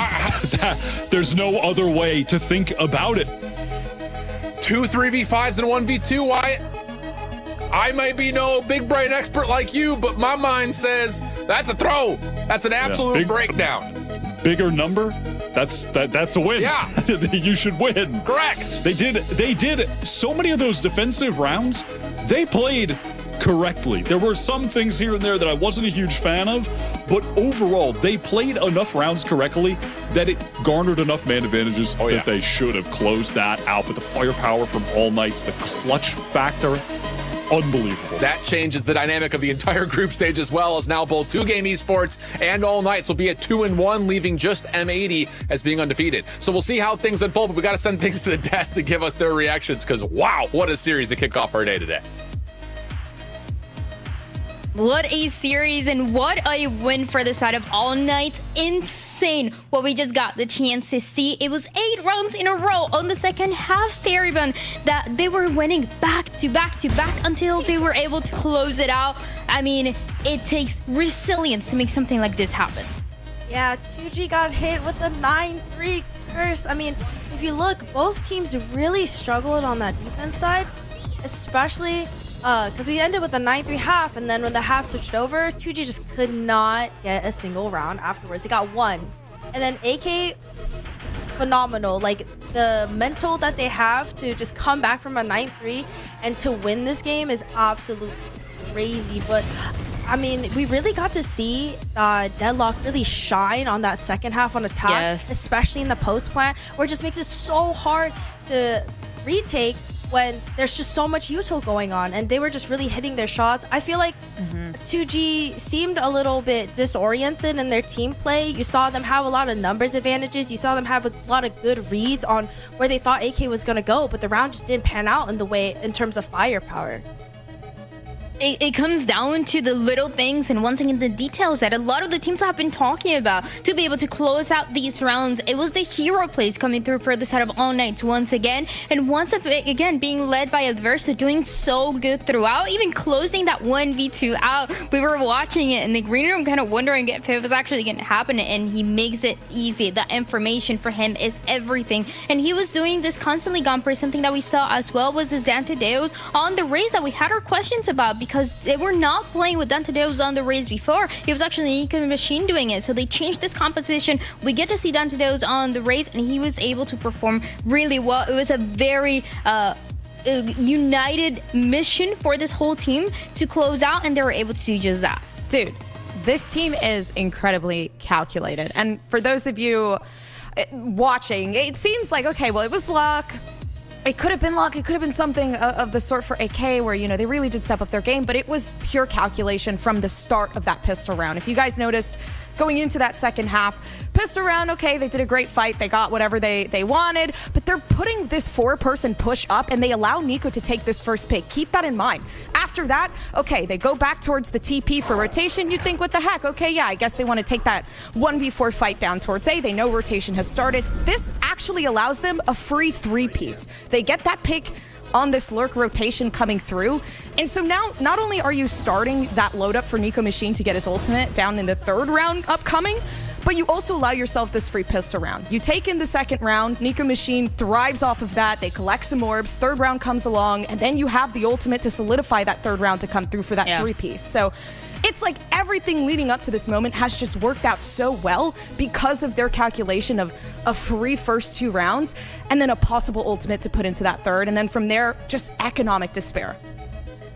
And it was something that they really needed on the side of All Knights, because yesterday, even though they got that win, it was a win where they were struggling to get pistols. The bonus was going the other side. There were GLRS. Things were a little bit messy between the two. But now you can tell that All Knights has been working on that, and it's hard to do because you're playing all these back-to-back matches every single day. But they're able to fix those mistakes. And on the other side of 2Game, I like how close this match was, and I think it's good that they're able to learn from this, because we know how strong they are as a team and how much you're going to be able to work around this. Losing, I feel like early in the group stages is good to do, Starybun, because then you're able to work around it, learn from your mistakes, losing these matches, and then to see how far they're able to make it eventually.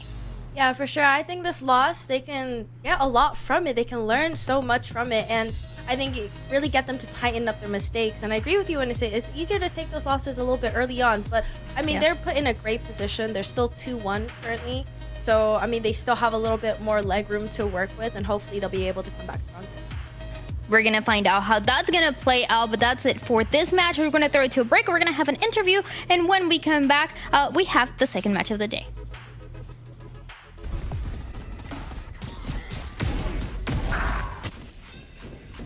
One enemy remaining. Blood. My rate just went up.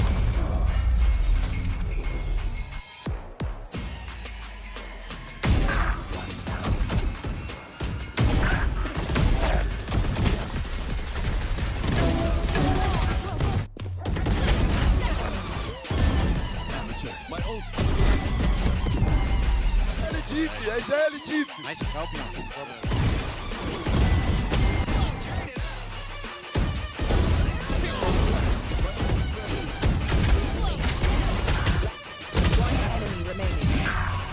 No more. Eu assisto a bot de vocês, guys. Vai fazer a mesma coisa?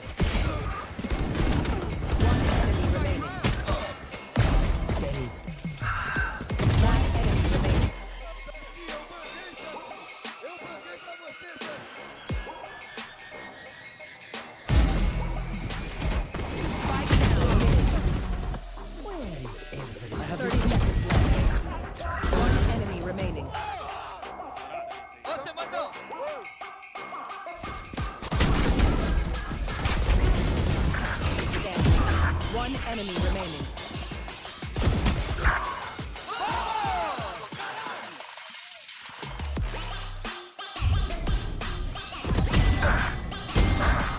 Last player standing.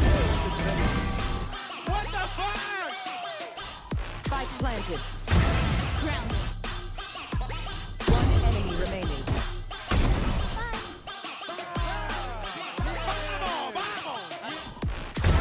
Enemy kill. One enemy remaining.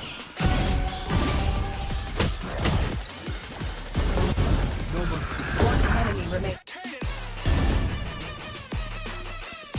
One enemy remaining.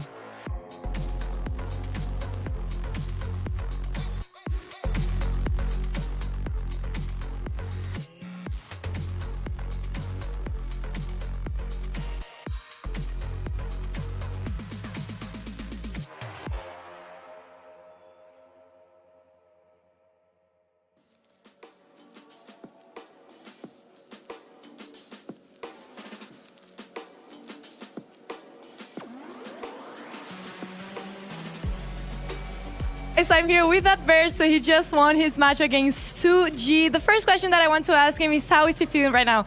Adverso, ¿cómo te sientes? Cuéntame. Estoy muy feliz porque en verdad sentí que en el torneo que llevo todavía no me entraban las balas, sentí que estaba disparando mal y hoy día pude demostrar lo contrario, así que estoy muy feliz.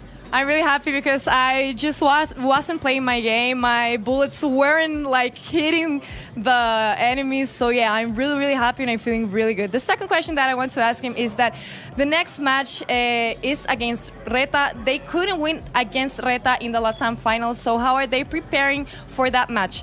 ¿Cómo se están preparando para el próximo match que es contra Reta que no les pudieron ganar en LATAM finals? En verdad nos estamos preparando cada partido diferente. Siento que somos un equipo que se adapta muy bien, así que mañana va a ser un partidazo y que esperen lo mejor. We are a team that can really adapt very well and we are preparing really well for this match. So we are really confident for tomorrow's match. The last question that I want to ask is that it was a really close series. They almost lost to 2G and him as an IGL, how does he manage to control his emotions and also the team's emotions? Entonces, como IGL, ¿cómo tú consigues controlar tus emociones y las emociones de tu team? Bueno, yo controlo mis emociones debido a que por la experiencia que he tenido muchos momentos en que he estado triste y no he podido salir de eso y siento que eso lo he tomado de aprendizaje y cada vez estoy más maduro mentalmente y con respecto a los chicos, lo único que les pido es que se diviertan, que este es un momento único y que el momento en que agarramos el torneo va a hacer que lleguemos más lejos. Yeah, my mental is really mature because I have a lot of experience playing. I've been really sad sometimes and I just learned to be happy, to control this mental and yeah, and the guys too. I'm constantly telling them to be like really up there. So yeah, muchas gracias, Adverso. Thank you guys. You can stay here because we have a next match, M80 against GLRS. Thank you.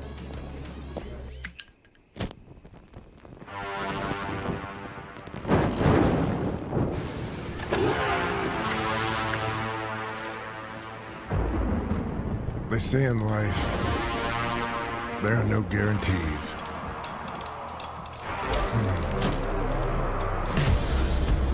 They say a lot of stuff like that. Slow it down. Play it safe. Hedge your bets.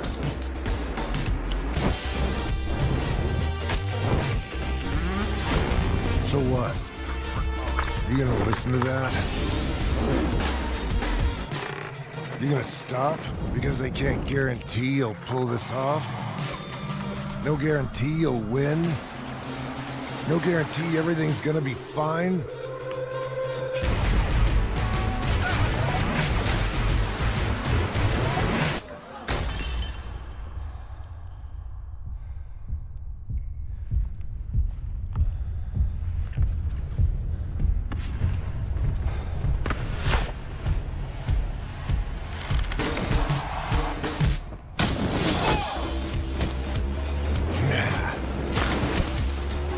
In life, you make your own guarantees. Nobody else will light your way. Start your own fire and keep it burning. And we guarantee you'll have one hell of a lifetime.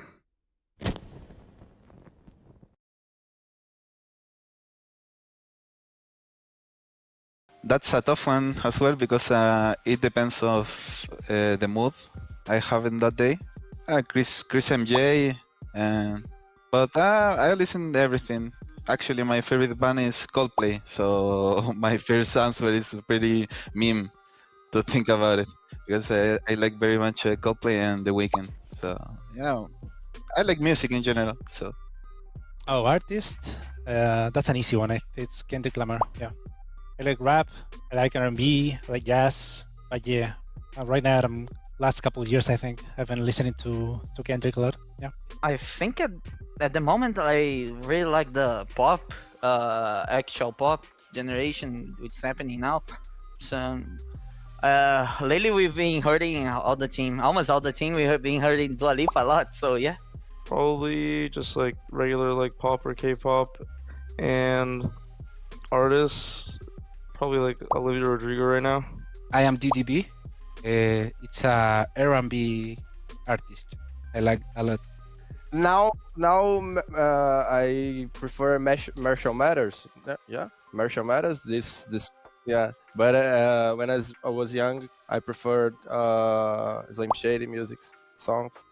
Well, I used to listen a lot of Brazilian trap, but since after I moved to Mexico for this year, I started listening to a lot of I don't even know how to call the genre, but Bad Bunny and stuff like that, like Latino music.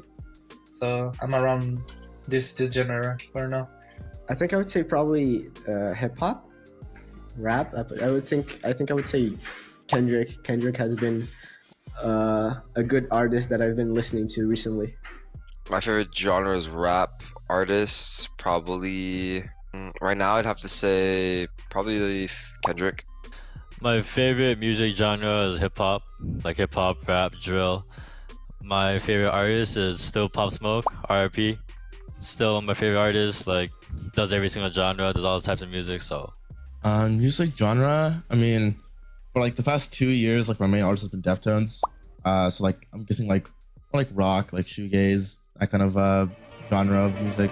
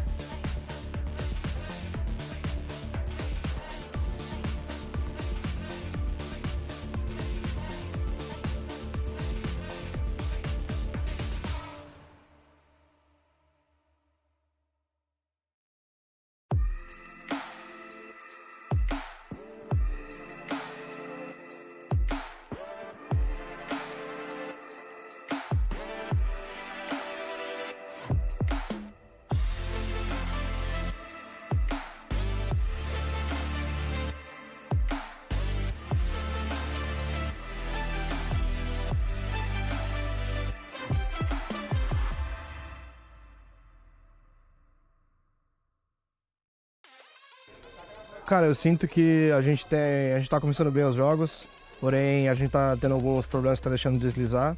Eu acho que é mais mentalidade, a gente sabe do nosso potencial, a gente já fez essa recuperação antes. Agora a gente tem um dia de descanso, agora próximo dia a gente não tem jogo. Então é focar para se preparar melhor e tentar fazer essa run que a gente já fez, mas conseguir nesse campeonato também, que é muito importante.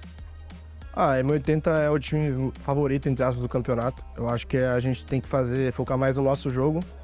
Então tem que fazer algumas alterações no nosso jogo, rever o que a gente tá errando e se preparar bem, que a gente tem potencial sim para vencer a M80 e os times seguintes. Cara, principalmente eu acho o Zander um bom capitão. Eu gosto muito do estilo de jogo da M80. Acho que ele tem boas propostas de jogo e acho inteligente o jeito que ele seleciona o time. Acho que ele é um bom jogador.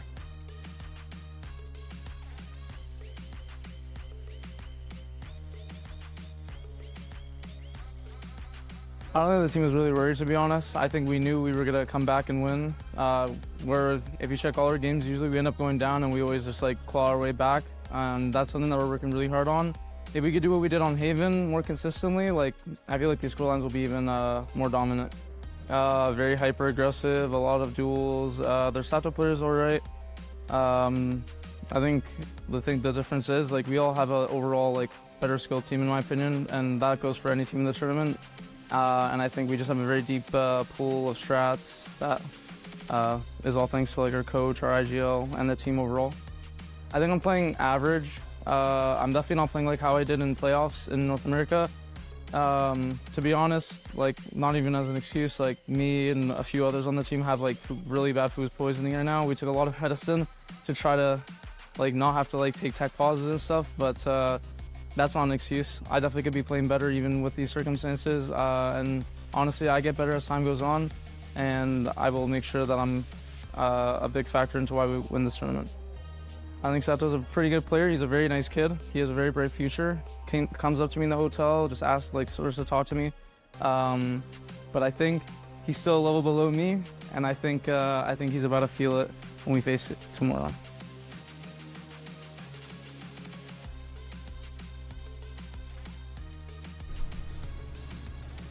After that all-night win, it's time we move into the second match of the day, and it's also time for the family reunion in chat because M80 is taking down GLRS for a second match of today. Welcome back, everybody, to VALORANT Ascension in Americas, and this is day 4. So we've already gotten the chance to see the teams play a couple times, but Gompers, this match I'm very interested on because it's an M80 that is undefeated so far, and a GLRS that is quite the opposite. They're struggling to get a single win.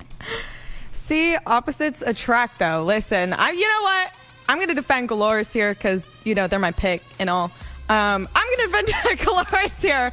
0-2, always, things change. And I think change is coming. I think GLRS right now, right? They know they're the underdogs. They know nobody thinks they're gonna win. They know for a fact all they can do right now is play the best game and play that underdog story. And honestly, you got a little flash of me for a second. I know you guys missed me. But this in particular, I believe truly that not having as much pressure is going to help them.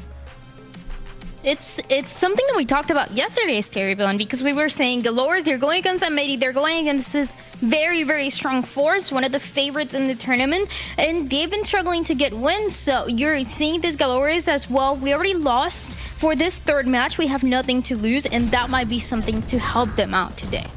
Yeah, I think going against the favorites, sometimes the expectations, maybe as the underdog, you're okay, even if we do a good showing or we take off a map, it'll be good for us. But I think, if you want to make it to playoffs, this is pretty an important match to win as well. But, GLRS isn't doing badly. They've had pretty close games against TSM and their loss against AK. It just feels like they're just almost there to win those games and they're just not quite there yet. So maybe today, something in them awakens. Something that is needed for sure. And one guy that can make it happen is actually Sato. He has been so good for the team, even though they've been losing this past 2 matches. This is a player that has been very consistent on the duelist role, and it just goes along all the duelists that we've been talking about today and in general for this whole Ascension. And it's it's a lot of pressure to put into this guy, but he is one of the future players that you can expect maybe in the tier 1 level in one way or another. And I don't want to put so much pressure into him saying this is all up to him. He has to perform like crazy, but he is definitely a key for success, Gumpers, to see if GLRS can push M80 and maybe even get those wins. I agree, actually. I think Sato is going to be that huge benefactor of whether or not GLRS is able to. Honestly, everyone in particular, but Sato in general has pushed for the team in a lot of moments to get close to that victory. And it's not like GLRS has been getting like stomped on, right? It's nothing dramatic like that. This team has held their own for quite some time against really strong teams. They've hit the threshold of the OT. They've hit the threshold of being at that match point. But at the same time, they really couldn't just pull through. And I think today's the day. I think they're feeling pretty confident.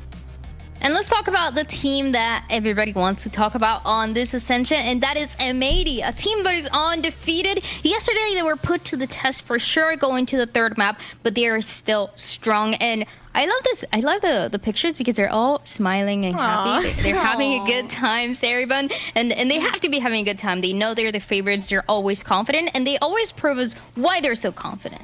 Yeah, honestly, regarding their tweet, I'm surprised they're as happy as they are with the food poisoning that they're experiencing. Yeah. It's so rough to be in this competition, you know, fighting for a spot and having food poisoning, but they really pulled through yesterday. Some of the matches were kind of close, some of the maps, but they really just came out on top with the win.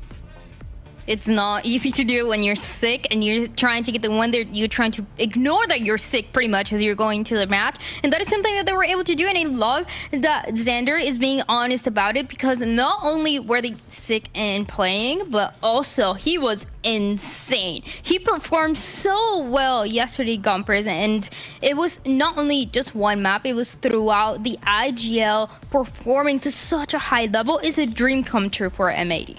I think what's insane from that too is like, it really just goes to show you can sit here and then see these players, sick or not, like put their full attention into the game. Like even if it doesn't matter. Like, and it just shows you all sorts of environments that can come through in tournaments like these where you really can't call it quits because your team depends on you. And even if your whole team is sick, everyone's showing up. And it's so beautiful to see.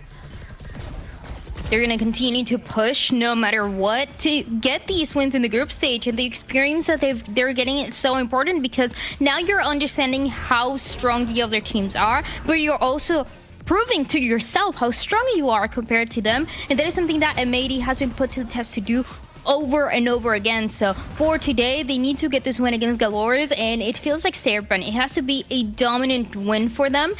With a GLRS that has been struggling, that has been talking about the anxiety sometimes getting to them, the stress, the pressure that they feel, and that is something that M80 can capitalize from. Yeah, M80, I mean, we know they've been here before. They have so much experience. They have veteran players. You know, I don't think they're ever like kind of nervous compared to GLRS that has higher pressure on them. And I like how we're like pulling up Xander's stats right here because Xander, I mean, has been playing out of his mind. And I feel like that's been a common theme so far across Ascension right now, where the IGLs are really showing up when it matters. Like all the IGLs so far have been really putting out numbers, carrying their team and making insane calls. We just saw it with Adverso on the set of All Nights. He was performing so well. He even got an ace in one of the maps. I mean, it's really nice to see. And Xander is the piece that everybody talked about on the set of M80 of consistency, of a player with experience, of a player that is also well known, not only in M80 but even before. So I'm excited to see how he's gonna be able to perform today because it's one of the players that you always need to keep an eye on, and you don't know when he's gonna pop off and perform. Not only on the IGLing role, Gumpers, but also on everything else. And speaking of these players that can pop off at any moment is BCJ and Net, players with experience in that tier 1 level as well and trying to make it all the way back there.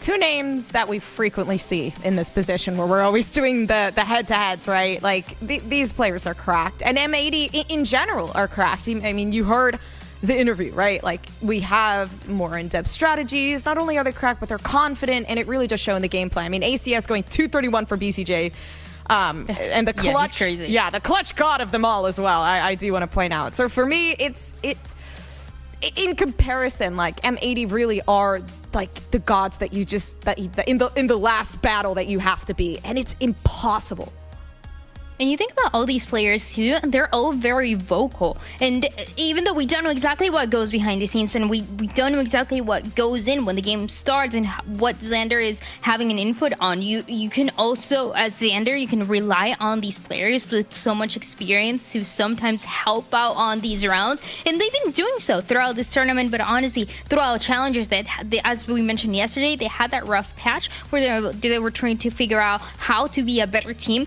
They were able to make it past that, and now they look like the strong force that even though they're not perfect, just because none of the teams are perfect, they're still able to find the answers and find a solution when the other teams might not be able to do so, Sarabin.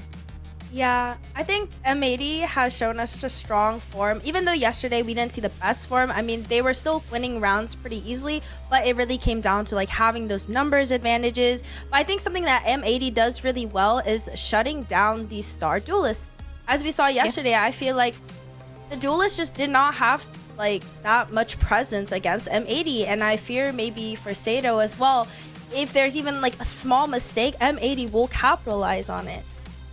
And that always reminds us of the current G2 and the G2 that Net was playing for, where they were so good at shutting down duelists. So in a way, it connects to what M80 is doing right now in Ascension. But let's take a look at the maps. Let's take a look at the Zippo map select, and let's find out where we're going to be headed for today, Gompers. But actually, Starburn, let me know. What were you thinking for this one? All right, here's my prediction. GLRS ban Lotus. M80 ban Bind. Okay. I have them playing Icebox. I have them playing Haven. And I think Decider will come down to Sunset. Okay, let's see. There's an Icebox there. Yo, you're kind of cooking right now. Haven? Are we going to see a Haven? Okay. Why are they doing this to us? No, okay, it's Sunset. It's not even in order. Oh my god. Oh my god, she's a genius. I am the prophet. She's a genius. Oh my Gumpers, gosh. any thoughts on this too? To be honest, I can't top that. I don't think I can. That was crazy, but yeah, I like these picks. I think for M80 in particular, you look at every map and again, they're considered the favorites. Everyone's kind of like, why are we doing this map pick and ban? Like, it doesn't matter what map they're on. They're still gonna roll with it. But either way, it's definitely a testament. I think if they lose on their first map pick, that would be the biggest upset. I feel like for GLRS, the main goal is really just to run away with that first map. And in the same way, it feels like M80, they're comfortable with maybe not having the strongest start, but figuring things out as they go. It's something that Xander has been doing. It's something that the squad in general has been doing. So it feels like even if GLRS were able to get some momentum right towards the beginning on Icebox, there's a good way to shut it down. And regardless, I feel like Icebox is a good map to start this match with because you want to show that firepower on the side of GLRS, which we've seen bits here and there on the matches that they've played. But Staribon, I think this is a good one to continue showing that firepower and be able to allow it to shine just a little bit more and see how far they can push M80. Yeah, I feel like momentum is going to be very key for GLRS, and Icebox obviously is a great map for GLRS. They have, I believe, an 80% win percentage from Split 2, I believe, for them. And so this is a good map for them, and they're gonna have to start off strong and really show their aura to like spook M80, because I feel like if they have a slow start, M80 is just gonna keep that ball rolling and they're gonna get that momentum and really run away with it. Gompers, I want to ask you, we saw your prediction. We talked about it already. You put GLRS winning this. You put GLRS winning this. Now that you see the maps, are you still believing in GLRS? I feel like I have to now. Everyone's staring at me. No, but what do you think is gonna happen? I honestly, I'm not gonna lie to you. I think there's gonna be a huge upset. I think GLRS, after a little bit of sitting in timeout for my pick, I think GLRS is definitely gonna pull through. And the reason why I believe that is because the benefactor, or like the factor of M80 being slightly sick and whatever, I think, as well as GLRS also just, they're confident today. Listen, I have nothing to back up my claws. It's just the vibes. Sometimes you just wake up and you have a vision. So we're gonna find out if that's the case. Just a reminder for everybody: there is a Blacklight giveaway, so you can get a Blacklight chair. The message is gonna be pinned on the Twitch chat to find out how you're gonna be able to get that chair, and you can also, I believe, scan that QR code. It seems like there's some tech issues right now, though, so we're gonna see if we're gonna be able to fix them very, very soon. And when we come back, we'll be ready for the match.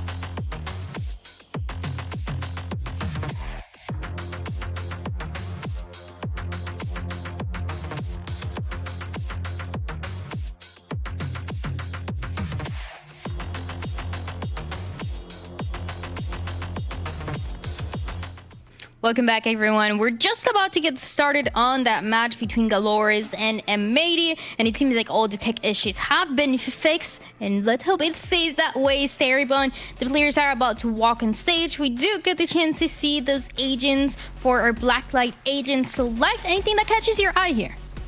I know. I think this is the comps that we know that they play. They've shown these comps before. I'm just really excited to see, how Sato's going to use the op to maybe counter M80 and how M80 is going to counter the op, because I feel like the biggest issue with Icebox is just opping, and M80 has done a pretty good job going against it, so I'm going to wonder how Sato is going to bring in that impact. I want to know as well, something that catches my attention right away is the Sage from the side of GLRS. Gumpers, what do you think are the win conditions for this Sage really quick before we jump into the map? Win conditions for the Sage? I think it's going to be a great counter to BCJ. If I'm going to be honest, I don't know. This is actually a pretty hard assumption. I think there for post-plant positioning, it's going to be great. Well, let's find out how this is going to play out between M80 and GLRS, and it's time to send it to your casters, Wyatt and Shift. Yeah, I think on paper, you kind of look at this one, Wyatt, and you would assume blowout. But I think the thing about it is we've been continually surprised by the Latin American region, and GLRS has really showcased that even though their record may not be particularly strong in terms of the group stage at the moment, these guys are fighting. I mean, they only have a round count differential of -4, so every match that they've played has been close. I totally agree. The 0-2 record doesn't do this team justice. The push down from Nismo and the rest of the team is nice. M80 on defense here. Control B main with a hard emphasis. Issue is Urango has gotten around the back, and this could lead to a little bit of an around the world here if GLRS choose to do so, but instead they're going to go for the plant at A. Lots of noise being heard, and well, here's the information. Nice follow-up from Sato, able to at least help out for another. Keeps this for VCJ. I think the rotation at Bay a little while longer, but the Dizzy's now earned. Nice shots. Denies it for a moment. Now the wingman comes through. The rotation is over. 1v2 situation. Good isolation, but BCJ just does not miss. Looked like 3-1 taps with the ghost for all 3 eliminations for him. So nice from BCJ, and so M80 to open this game up. That early B main control is really a linchpin of their success on defense here, as is their A retakes. And frankly, the two work in tandem, right? You push out B main, you get to focus on A. And that's really where they're going to be able to stack up a lot of rounds. Their retake potential with this comp, having those dark covers when you're in that situation is really nice. I've been very impressed by M80 on this map. It's been a staple of their pool all year, really. And their comp has never changed. For as much as M80 love to try some crazy stuff, they haven't here. It's been the same. No. And that's the thing is, you know, their history over the course of this map has led you to believe that, hey, if it ain't broke, don't fix it. I think the thing that's been interesting, though, if you look back kind of over the course of Stage 2, I think in particular, you follow that up with, you know, the playoffs at the end of Stage 2 and to what we've gotten so far, is that, yes, the map is still a staple in terms of where M80 can take their map selection if they choose to. But honestly speaking, the results have been tremendously tight since looking at the results all the way back in April. I mean, they've been tested pretty convincingly, but still not enough for them to say we need to make a change in our composition. Yeah, it's found a lot of success. It's a great comp, and listen, at this point, they are so well drilled with it. You could just see that on display in the last game that they played against Rada. It was the map decider. That's where they were able to win, take that series 2-1. And it was just the second they swapped to defense, they were unbeatable. Rada were constantly planting on A, and they could never hold the site. M80 just so well drilled in those kind of situations, those big like 4-on-4, 5-on-5 type retakes. So this is going to be a tough half for GLRS. You know, it's certainly M80's favored one. Yeah, no, that's very much though the case. I think also just kind of reflecting on the path thus far for M80, they have been uncharacteristically so kind of mid in the full versus full purchase rounds compared to what they were doing in VCL Americas throughout both Stage 1 and Stage 2. I mean, this was one of the best teams playing from an eco advantage all year long. In their first 2 games, they only split 50% of the rounds where both teams were fully purchased, which is very rare to see happen. Now, the other side of things, that has been also kind of a pain point, though, for GLRS. You know, 46%, they are one of the lowest overall in terms of being able to find efficiency when both teams are at full strength, but they've been particularly great in the pistol. So, you know, it kind of feels like maybe a bit of a missed chance right there for GLRS after kind of manipulating the map in a decent way.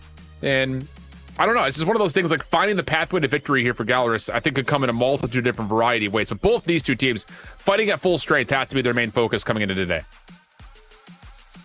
Yeah, I'm definitely, in terms of, individuals, when I'm looking at GLRS today, I'm really looking again to Luke Zhou, especially when he's playing the Viper. That's really where he puts up some pretty standout numbers.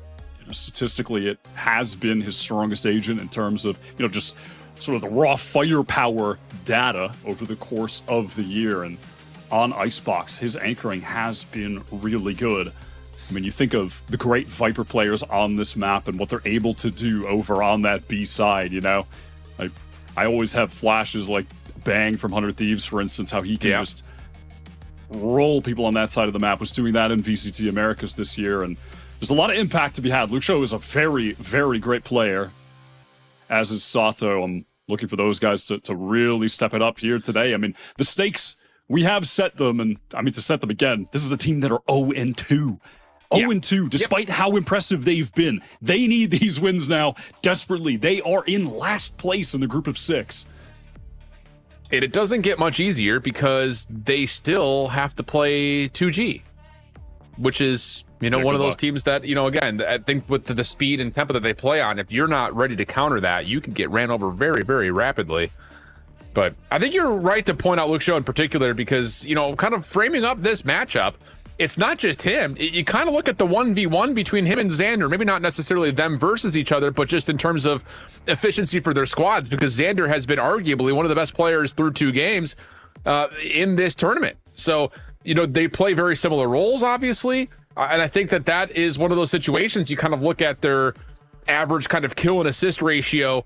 How much benefit do they get kind of as more support system players for their teams to make sure that life is easier, kind of locking things down as either a controller or a sentinel, depending on which agent they play?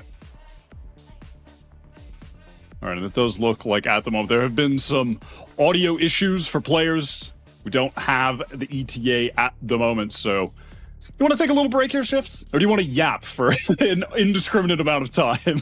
Indiscriminate amount of time is not something that I love. So with that, I say, right there with you.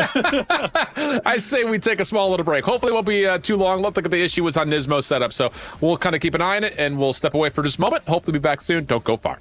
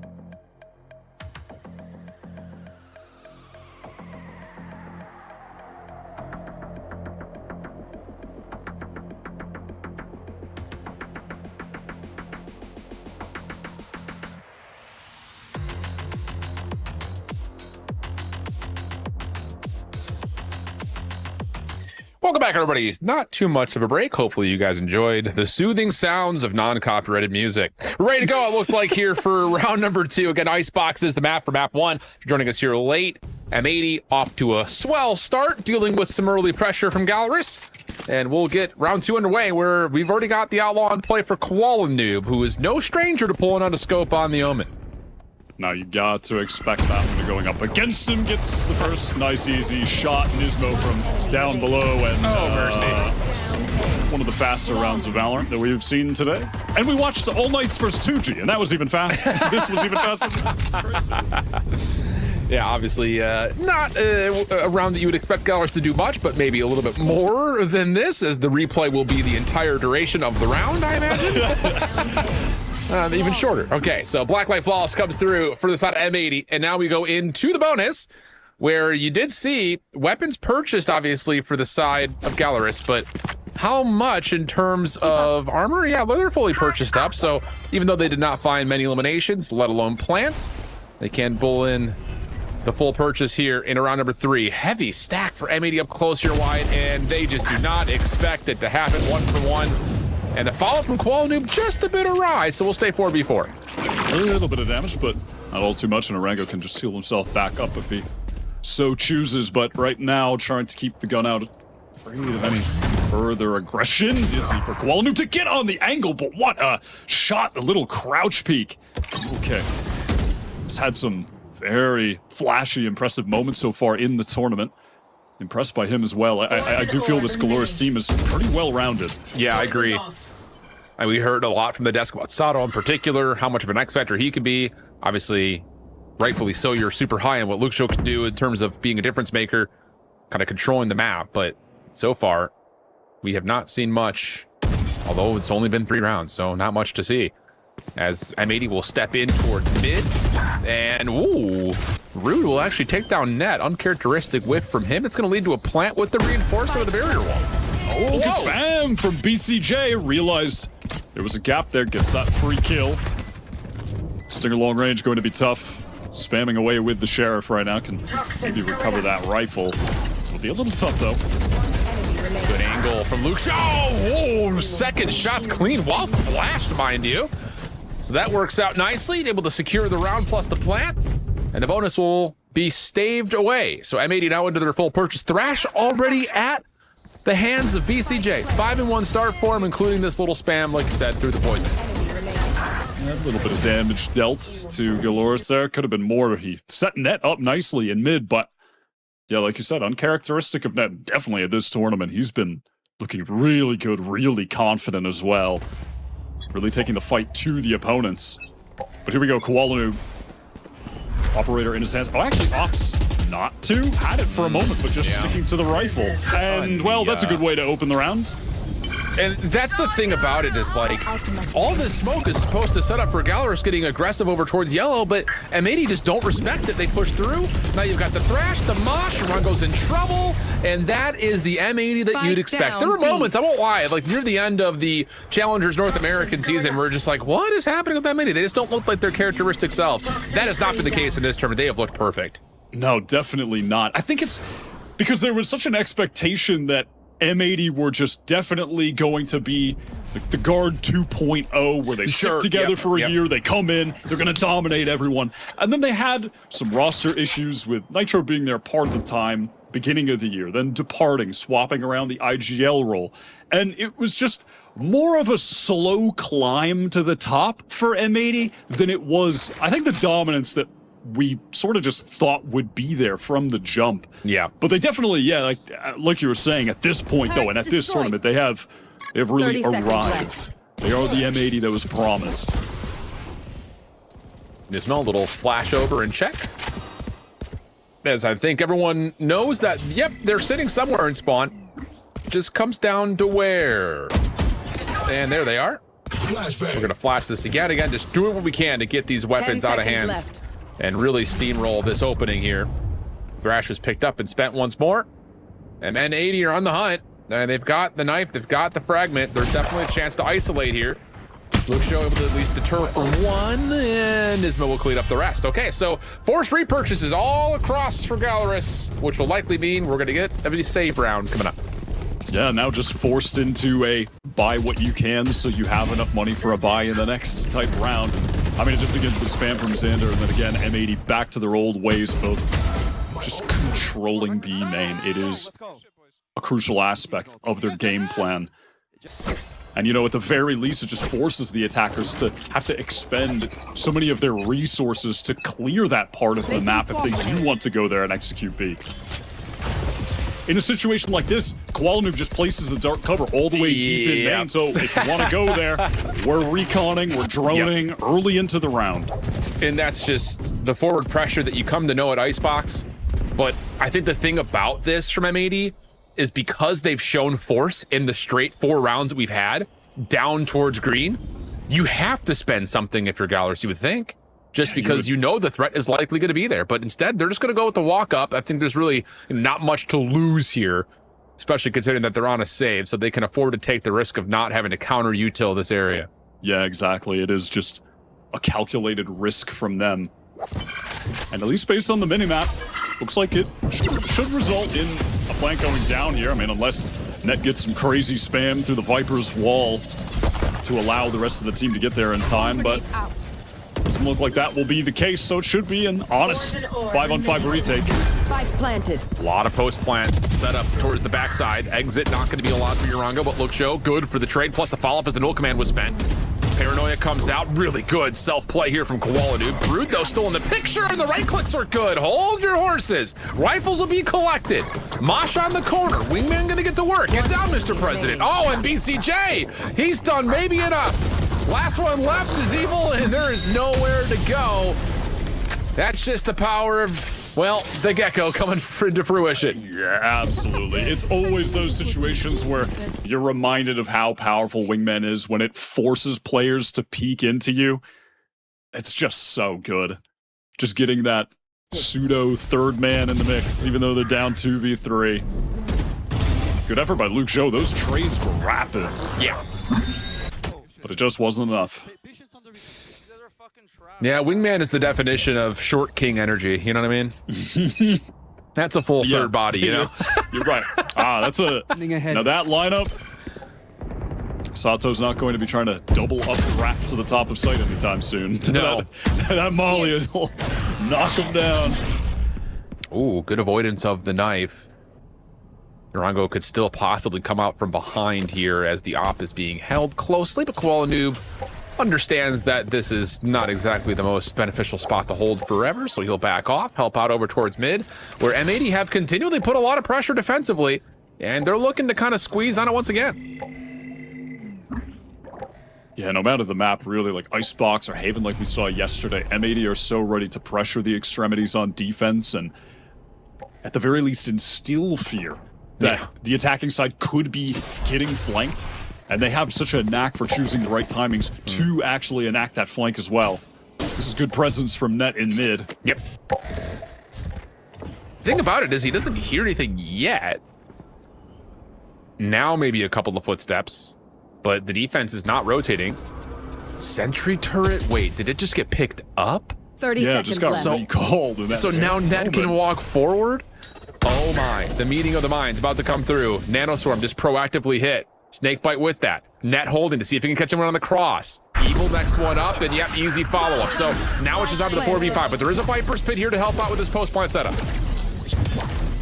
BCJ does still have that wingman to once again draw out pressure to the man advantage so they can just have so many guns facing forward.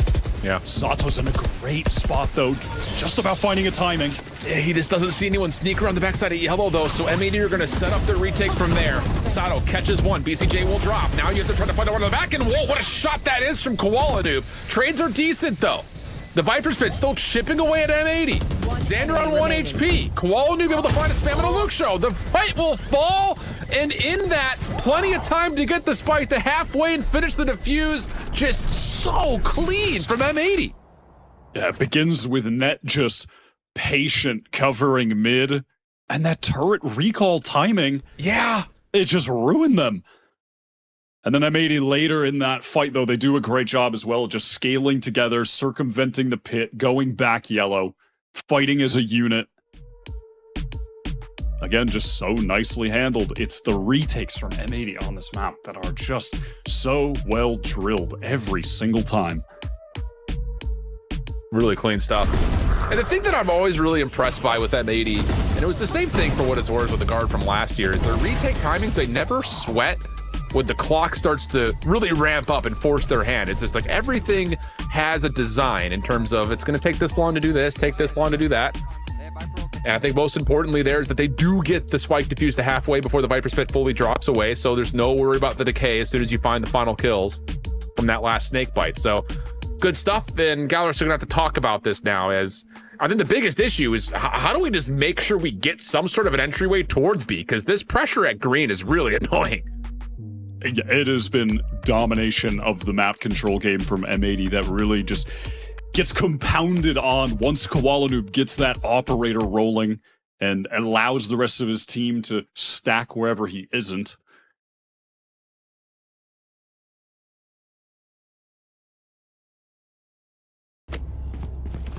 Getting a couple of those fist bumps in before we get back into the round, where there are some ultimates available for GLRS, who will be forcing into this due to Sato having the Blade Storm available.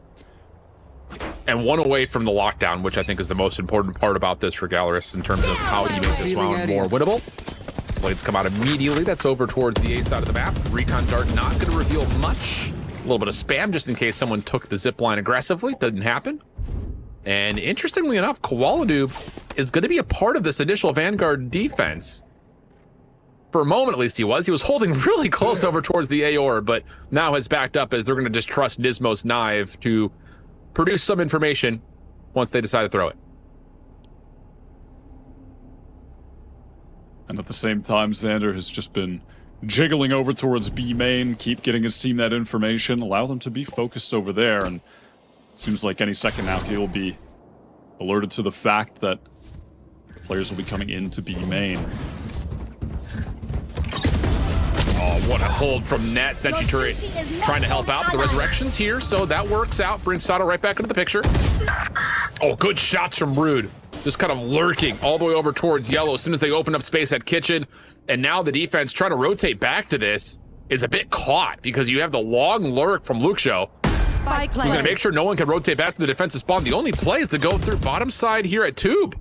Yeah, this is so awkward. And, I mean, Sato is just being a little rat in kitchen. Evil kick, just 1 versus 2, shuts them down. Nismo trying to gain some ground, but this is going to be an effort that is all really for naught. Flawless. Out of the timeout from GLRS. Pressuring towards A. Containing B, pivoting into the B split, something they haven't tried yet, and taking full advantage of having that resurrection just allows Sato to go crazy in kitchen. Yeah, I mean, that's, I think, a design that's built purely for the res. I mean, because, again, how often do you expect more than one defender to be up top towards kitchen, or at least back to the tube? But the answer is usually not off that often, so trust that you're going to get a trade at worst, and that immediately means that you got the kill for free. Plus, of course, not being able to bring the blades is just replaced by the weapon collection. So it's about as standard as you would assume in terms of a jet and, well, hold on. Pause that thought. Yeah, what to say. For a moment there, it looked like I made him make it caught, but not the case. So now all of a sudden it is down to a 3v4. Evil kick with that Hunter's Fury. Good ultimates available for GLRS. If they can find a pick here, maybe onto the weak Nismo at some point. They will have the option to use those to win this round despite the current disadvantage.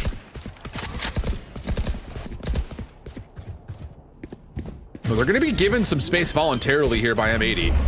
Knife is out, but the barrier orb has already been placed. Alarm bot also going to be set behind this. So again, post-plant setups are decent. Lockdown also going to be spent early. Going to put some consideration towards M80. Nismo's been hurt up top. He actually catches Evil at long range. So now you can back off and then just reapproach this in a 4v2. Rude trying to hold on from the front doors. Slow orb up top. Gives Urango maybe a chance at a 1v1. That's really cleanly won. Dizzy over the top, but how about Urango? Hello, are we coming it? Oh, Xander says yes, we are. Little snap back up. He takes what is essentially a 1v2 in effect. And with that, M80 get to 6. That was a damn good effort, but that is such a cool kind of protocol from M80 in that situation with the lockdown in play. They knew just how far they could push forward and then peel back, go back in, like you mentioned. That was really cool, and Nismo finds the most high impact kill within that, taking down Evil Kick. Imagine he lives there, has the Hunter's Fury for that situation. Looks like that would have been enough to get a round win. So massive credit to that cool little call on the fly for that push and pull from M80.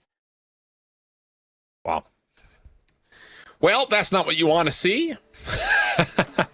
After a hot start, looks like the tech issues are starting to swarm in a little bit here, brother. That is tough. Yeah. I think they won in the first game, right? We don't need to count. Let's not put ourselves through that, man. Let's not count. I'm not even going to think about it right now. True.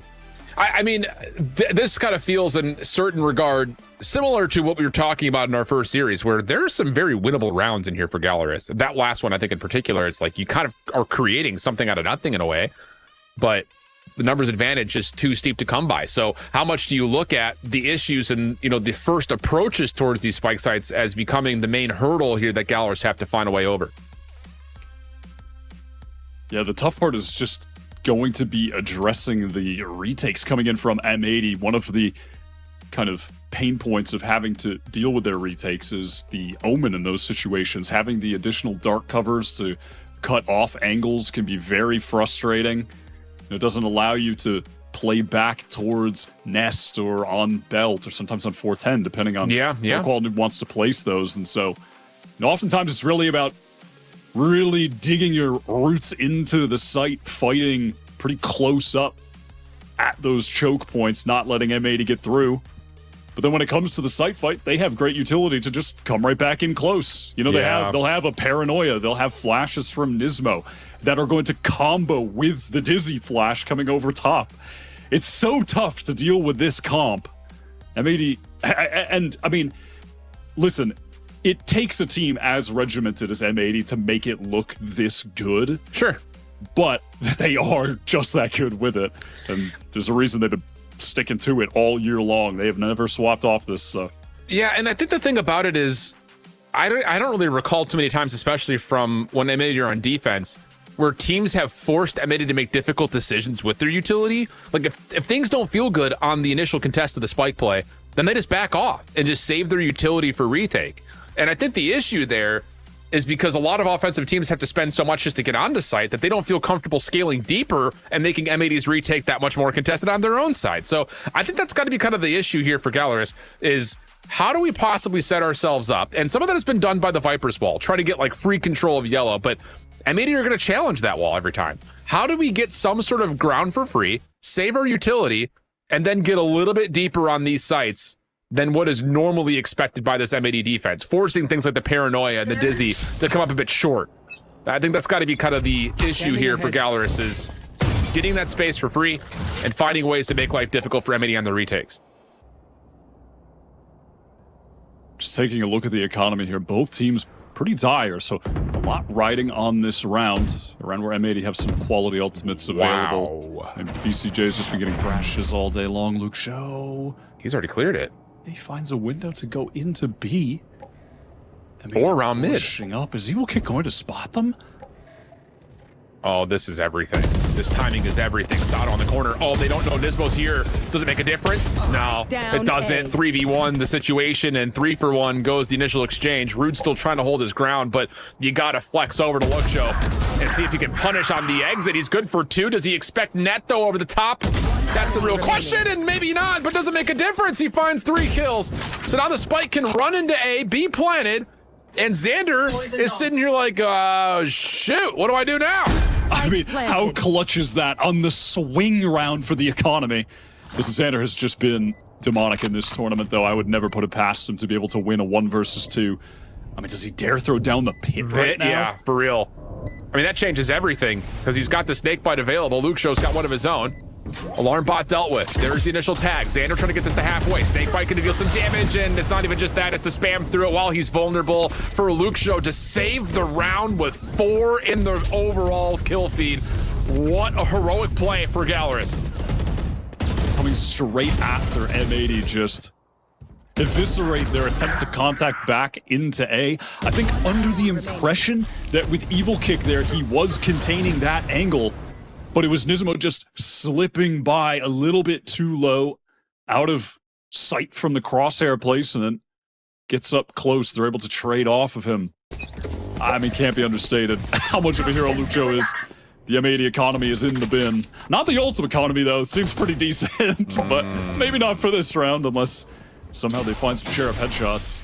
Well, and the thing about it is not just the Sheriff headshots. Buildup has taken the ropes up top into the offensive side at A. So if he catches someone trying to climb the ropes, that could make things very dicey Here. for GLRS, who seem like they want to try to feel things out. Help is on the way here. VCJ's got a full kit of utility, but Equality was trying to teleport away and he gets caught. First blood good as GLRS now can make their way to A. M80 fast on the retake, excuse me, rotating over, but doesn't seem like that's going to matter all too much with the gun diff. One player stands. Yeah. Wow. Okay. This is a good kind of momentum shifter here for GLRS. Not just the fact that they win the round, but they do it with the blacklight flawless form. Gets us to, again, what honestly very well could be 5-5. I think there was a thrown round in there for GLRS, and when you're staring down the barrel of a 5-1 start, to be able to pull back 3 of the next 4, brilliant stuff. The economy is very comfortable, and you've got ultimates to boot. It's been quite the recovery out of that one timeout. BCJ trying to refocus, lock in, get back to that tier 1 scene that, listen, he definitely plays like he deserves to be there. That's a fact. M80 back to this B main control early. 3 players stacked up, just open facing. Hoping someone would peek. A lot of info off that delayed 0 point. And now it's just down to reading the timing if there is going to be any sort of a play here at green. Wall will go up. BCJ will get to work on his usual spam. GLRS have learned their lesson, but the owl drone will not see the player in the corner. Uh-oh, Koala Noob could blow this play wide open. Fragment, Paranoia coming through, but Sato, hold on a second, he's around the back. Oh, but gets pulled out of the Tainment. Nismo gonna be brought back. And that's essentially a no-cost opening first blood in favor of M80. That was a trap setup that could have triggered any number of different utility pieces, honestly. Dizzy, Thrash, Mollies, KO flashes, the flashpoint, whatever. I mean, they just had a myriad of utility, to throw out there, deny that and take. But here comes the Viper's Pit, and I still want to draw attention to the Hunter's Fury from Evil Kick to deny this lockdown. There it is. Brilliant. And they get a tag behind that. So now Lucho can actually move a little bit further in, but over the top of the Vipers, but things are working out decently for M80. They get the trade of Lucho. Pit will fall. 3v3 situation. Xander trying to hold him below ground, and he is able to go 1-for-1, but now it's just down to quality 1v2. Not a lot of time on the clock. Needs to get this to halfway, and he's not going to be able to. And that's just a brilliant response for GLRS saying, hey, you want to throw the kitchen sink at us at B? Fine. We'll just use our straight members on A to get the movement that we need to get the plant down. It was just perfect post-plant ultimates. Good positioning there as well.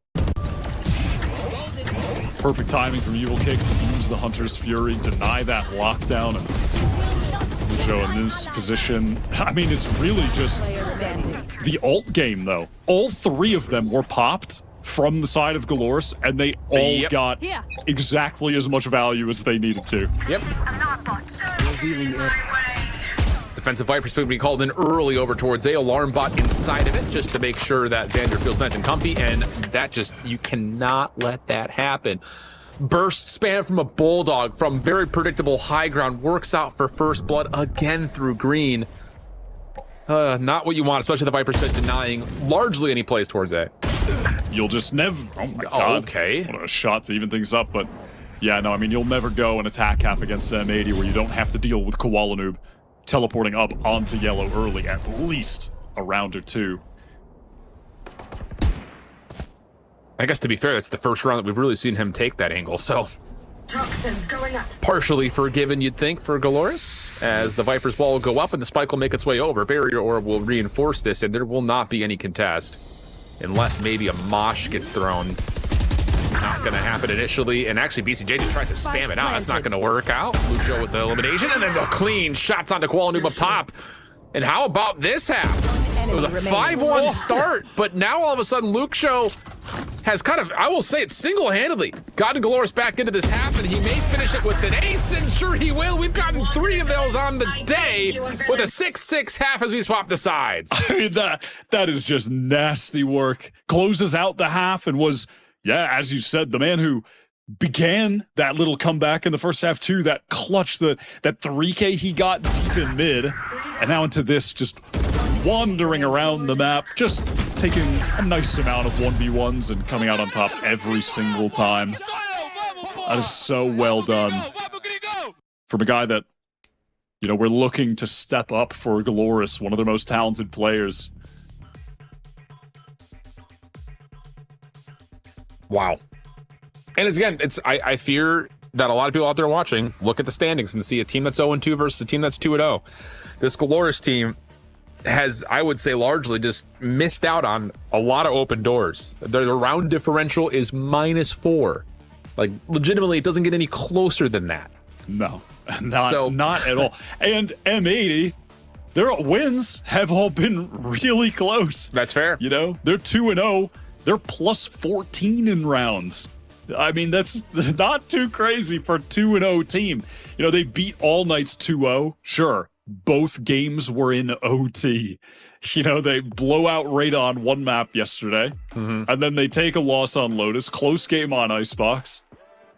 They've got 2 wins, but listen, it's just never going to be easy in this tournament. We've said it about a million times, but it deserves to be said that every team has really shown up. No, absolutely. It's the second seeds from these regions too. Like two game and All Knights were the second seeds from LATAM and Brazil respectively, and they're goddamn nuts. Yeah, it's just wild. Like, now that we're here in Ascension, you compare all of this to last year. We said it a lot in the Challengers North American season. It's like there's just not a skill gap as much as we thought there would be, like there was last year, where the top 3 were heads and shoulders above everyone else. That really wasn't the case. I mean, you even insert conversations into Winthrop and Blinn. You know, we're talking about Valorant collegiate teams that make their way into Challengers, make a bunch of noise, reduce the gap between the high and the low end of the pools. And now we're in Ascension, where again, it just felt like the North American region was way up and ahead of everyone else last year. That's just not the case. Yeah. I mean, even in Brazil, the parity between teams and sort of the volatility, like the winners of Split 1 Hero, they're not even here. Yeah. Xander holding deep B main. Oh, we'll save some of that talk for the next tech pause. God forbid there's another tech pause, you know what I mean? But oh, this is cheeky.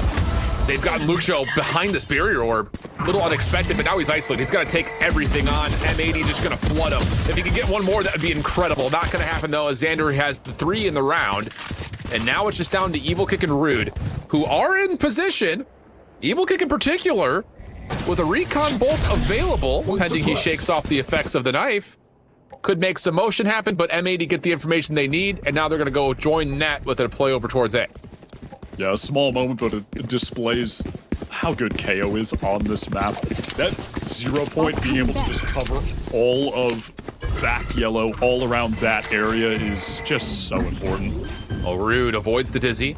Can make a play off the top rafters. Oh, just misses maybe a bit of a chance, and now they're doubled up. BCJ also taking care of Evil from getting into the site. Leaves Rude by himself, and Nismo will finish it off from the opposite angle that he was watching. So M80 take the pistols. That's really the only edge that they've had so far, honestly, outside of maybe the first gun round. Everything else has come up pretty decent for GLRS, with a chance likely to respond here in the second half.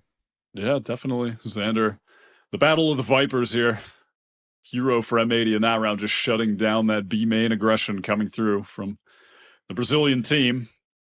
Trying to get up there on the scoreboard with Lucio, who's just been the dominant force. I mean, 22! He is only 1 kill shy of matching the same amount of kills that everyone else on his team has right now. Yeah, it's pretty good. Not bad. And I'd be willing to, I'm no mathematician scientist, but I'd be willing to wager that a lot of those eliminations came in the last 5 rounds of the first half. I think that's a good guess. I think you might be right.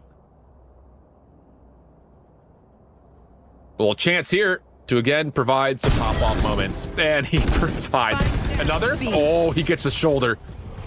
Nearly takes down 2. But instead, Spike will be collected, and this should be M80 off to the races at B. But a moment of pause here. And this might be about trying to get net a little bit deeper to scout things out at A.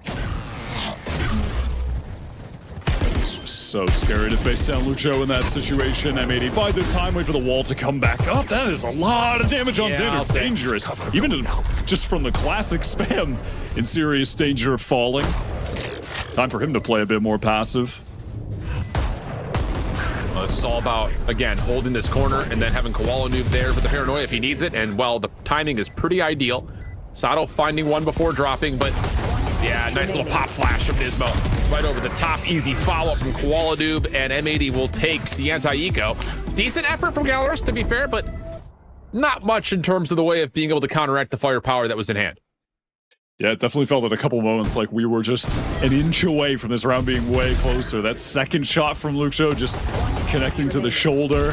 The classic spam almost killing Xander, but now nicely recovered. And even just another small moment of discipline, which is something that M80 display constantly, where Nismo gets that great pop flash around the corner, gets one, just doesn't even get greedy for the second. Lets Koala Noob collect from back yellow. Well, Dizzy up and over just to get an early eye over any potential defensive aggression at A. None to be found. Viper's Wall will still provide some shrouded mystery in terms of what this defensive setup looks like. This is an important round here for GLRS, just to make sure the defense holds strong against what is a very formidable bonus here. So it's going to be all 5 members for the side of M80 pushing in towards A. And there is just no way GLRS can defend against this outside of watching passive, safe crossing angles. Drone going to get all that info. Lucho in trouble, takes 1, 2. I mean, that is just insane. How many first bloods is this guy getting as well? And now puts his team in position for just a nice set retake. Yeah, but all of the tools have been recollected by BCJ. Net up top is in a very formidable position, especially with the support around the backside of him. But Lucho has already cleared out the back rafters. Now it's just down to, as soon as these smokes and walls fade, what does the next action look like? And it's all turning up in favor of M80. Lucho, though, up top, still alive, still a force to be reckoned with. Looking for the final over the bottom. Nismo with the pistol out is providing at least some deterrence towards this follow-up, but Lucho's still alive and kicking, looking for another ace. Time is becoming an issue to win the round. Tries to stick on it, and Nismo will make sure another ace will not be tallied, and M80 will win their bonus. So patient from Nismo, and I like the decision from them to just play proactively. Fight GLRS at the chokes when they're trying to get back in. Able to win out those first couple engagements. That setup, getting a player onto rafters there in the corner, playing around the smoke, that was really nice. Just such good crossfires there. And then the patience from Nismo at the end. Yeah, really, really well done. We're not counting it, Wyatt. We're not counting anymore. Oh, we're not doing it. I'm not going to let you count it. We can at least sit here and chat over what's to come now. This is the issue. 9-6 doesn't feel terrible, but it's really going to be like 10-6 because GLRS is going to have to go back to a save after dropping the bonus round. So this is a huge lifeline towards the budget and economy of M80. And I think the thing about it is are there any ultimates that are even close for GLRS to try to get this thing back into grips? Because they're going to need to find a way, kind of like they did in the first half, to string together a couple in a row. I'm going to hazard an educated guess that Lucho, probably close to the Viper's pit, might even have that. He might probably has it, yeah. Probably does, honestly. So that could certainly be an option.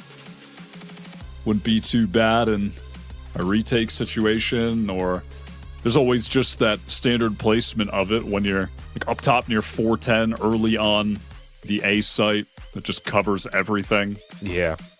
We'll have to see. They've got some options to play around with it. I would definitely would not be mad at trusting Lucho to just place that early pit on A and lock down the site himself. I sure. He'll probably get at least 3. I think he's good for at least 3 right now, no matter what. Yeah. He's looking perfect. It's been a pretty career-making tournament for him, it feels like, which is, it's always so weird to say things like that when your team is 0-2. But again, it's just like they aren't like a real 0-2. I mean, they are. I mean, it's very real. They're very much so 0-2, but it just doesn't feel like it, especially considering the opponents that they've played and how close they've made games happen. But, let's just take a moment here during this tech pause to kind of talk about the road ahead here for GLRS. Obviously, they got M80 today, and we already said they have 2G after that. So you got to win one of those 2 games, and then you're going to have a final matchup versus Reda. And, I mean, that would feel like a winnable match, but it starts, with a match like this, and then it follows up with a match against 2 game. I mean, if you were a betting man, I would say you probably would feel better about the odds for GLRS against 2G maybe than M80, but who knows? If you steal away a map here, put some favor in the mix by getting to 3, put your first win on the board, there's a chance you don't even have to worry about head-to-head tiebreakers to get out of playoffs. Yeah, I mean, actually, at this point, who knows? And like what you're saying about GLRS being 0-2, but it doesn't feel like it. Respectfully, M80 are 2-0, but it's not like feels like they're just dominating this tournament right now. It has been wins by the slimmest of margins for them too. 2 overtime wins against All Knights. Map drop to Reda. Things were looking really scary on the 3rd map, Icebox as well. It was really close, and then at the very end, they really came to life on Icebox to win that series. But it has been by no means easy for M80, and I mean, not in the fashion you would expect, starting off against the 2nd seed from LATAM and almost going down. But it's tough also to be the first team that has to deal with All Knights with Dante. Like, now the other teams, they know what to expect, but being the first one to have to deal with that nice little challenge of being hit 3 seconds into every round with for real. Craziest neon walking the planet, just sliding around in your face. It's not really fun for that to be your first game, but they got the win. I'm going to ask you a hot take question here, Wyatt, while we're waiting on this last bit to come through. Okay. Is TSM the worst team at this tournament?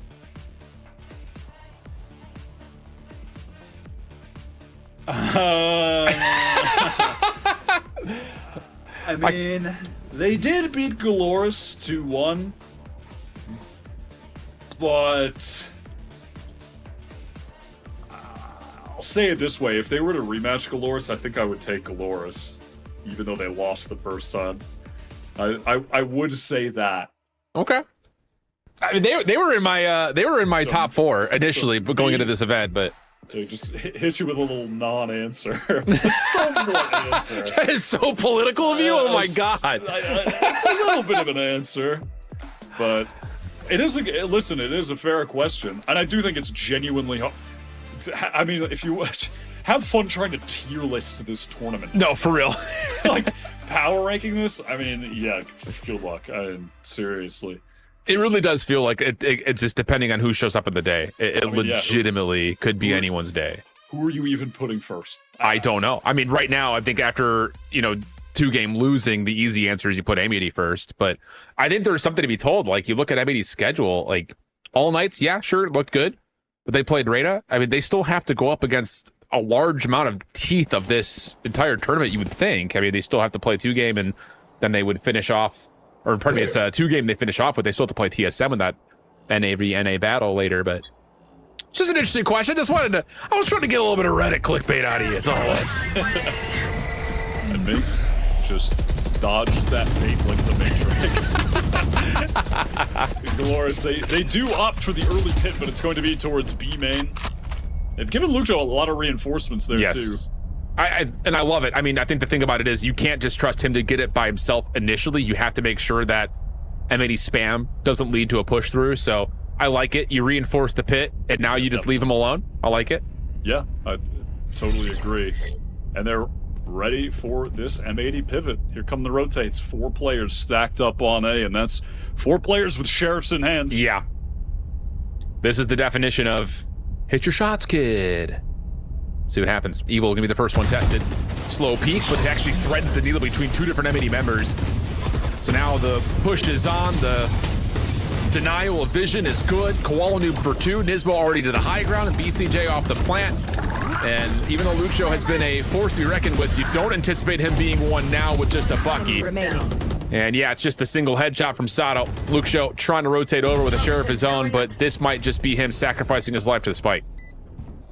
Yeah, sacrificing his life, just trying to deal as much damage as he can. I mean, the M80 economy isn't out of control, so damage would be, you know, a fair bit impactful. A small amount of impact, but impact nonetheless, just to keep it honest. Yeah, will make things easier for the comeback later on. Ooh, that's value. Maybe. Can you find one? Nope, there's one from behind. Sweet. Okay, 10-6 the count. And again, it's a decent idea for GLRS, but honestly, Viper's Pit ends up kind of being thrown into the wind.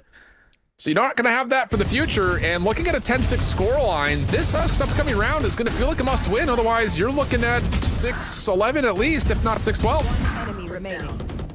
Yeah, I mean, you're right. That Viper's Pit ends up being expended all for naught. But they played the round well. I agree. They did everything right. Absolutely. It's just, unfortunately, the non-Luke Show players, they are not hitting shots right now. They're just not connecting. The scoreboard differential is crazy for GLRS at the moment. Oh, here's a cheeky little setup. Some spam over towards yellow. Luke Show essentially just getting the ISO, but only comes away with one. But ooh, a follow-up from Yorango's good. Barrier Orb provides an exit. And that's going to be a set of trades that will favor the defenders. So good setup here for GLRS, but like I said, it does come at the cost of their top fragger. Surely they can close this out, though. As good of an opportunity as they've really gotten in this half so far. It's been tough goings. You still have Sato playing back. Yellow Nismo causing some pressure, trying to keep attention drawn towards B as Net lurks his way into A. Giving that, you know, info to the other team on his little reconnaissance mission, finding out that no one is here in the site. This is just such a net play. Oh, I'll say especially if he finds this kill, but the shots are a bit off for both players. Evil eventually able to finish off the damage dealt. Xander, trade is good. He's the spike carrier, left. So now it's a question of do you plant or do you take the positioning deep? And with support over the top, he will now get the plant off, and it's going to be a 2v3. Welcome. Plant off, it going down. Oh, Rude just going too early. Thought maybe he was going to catch a timing, not the case. So now life becomes very difficult for the last two defenders on this retake. Xander, strategically with the shorty. Not often you hear that, but it works, especially when the decay is that significant. Nismo on the other side protects the flank, and with that, it's 11-6.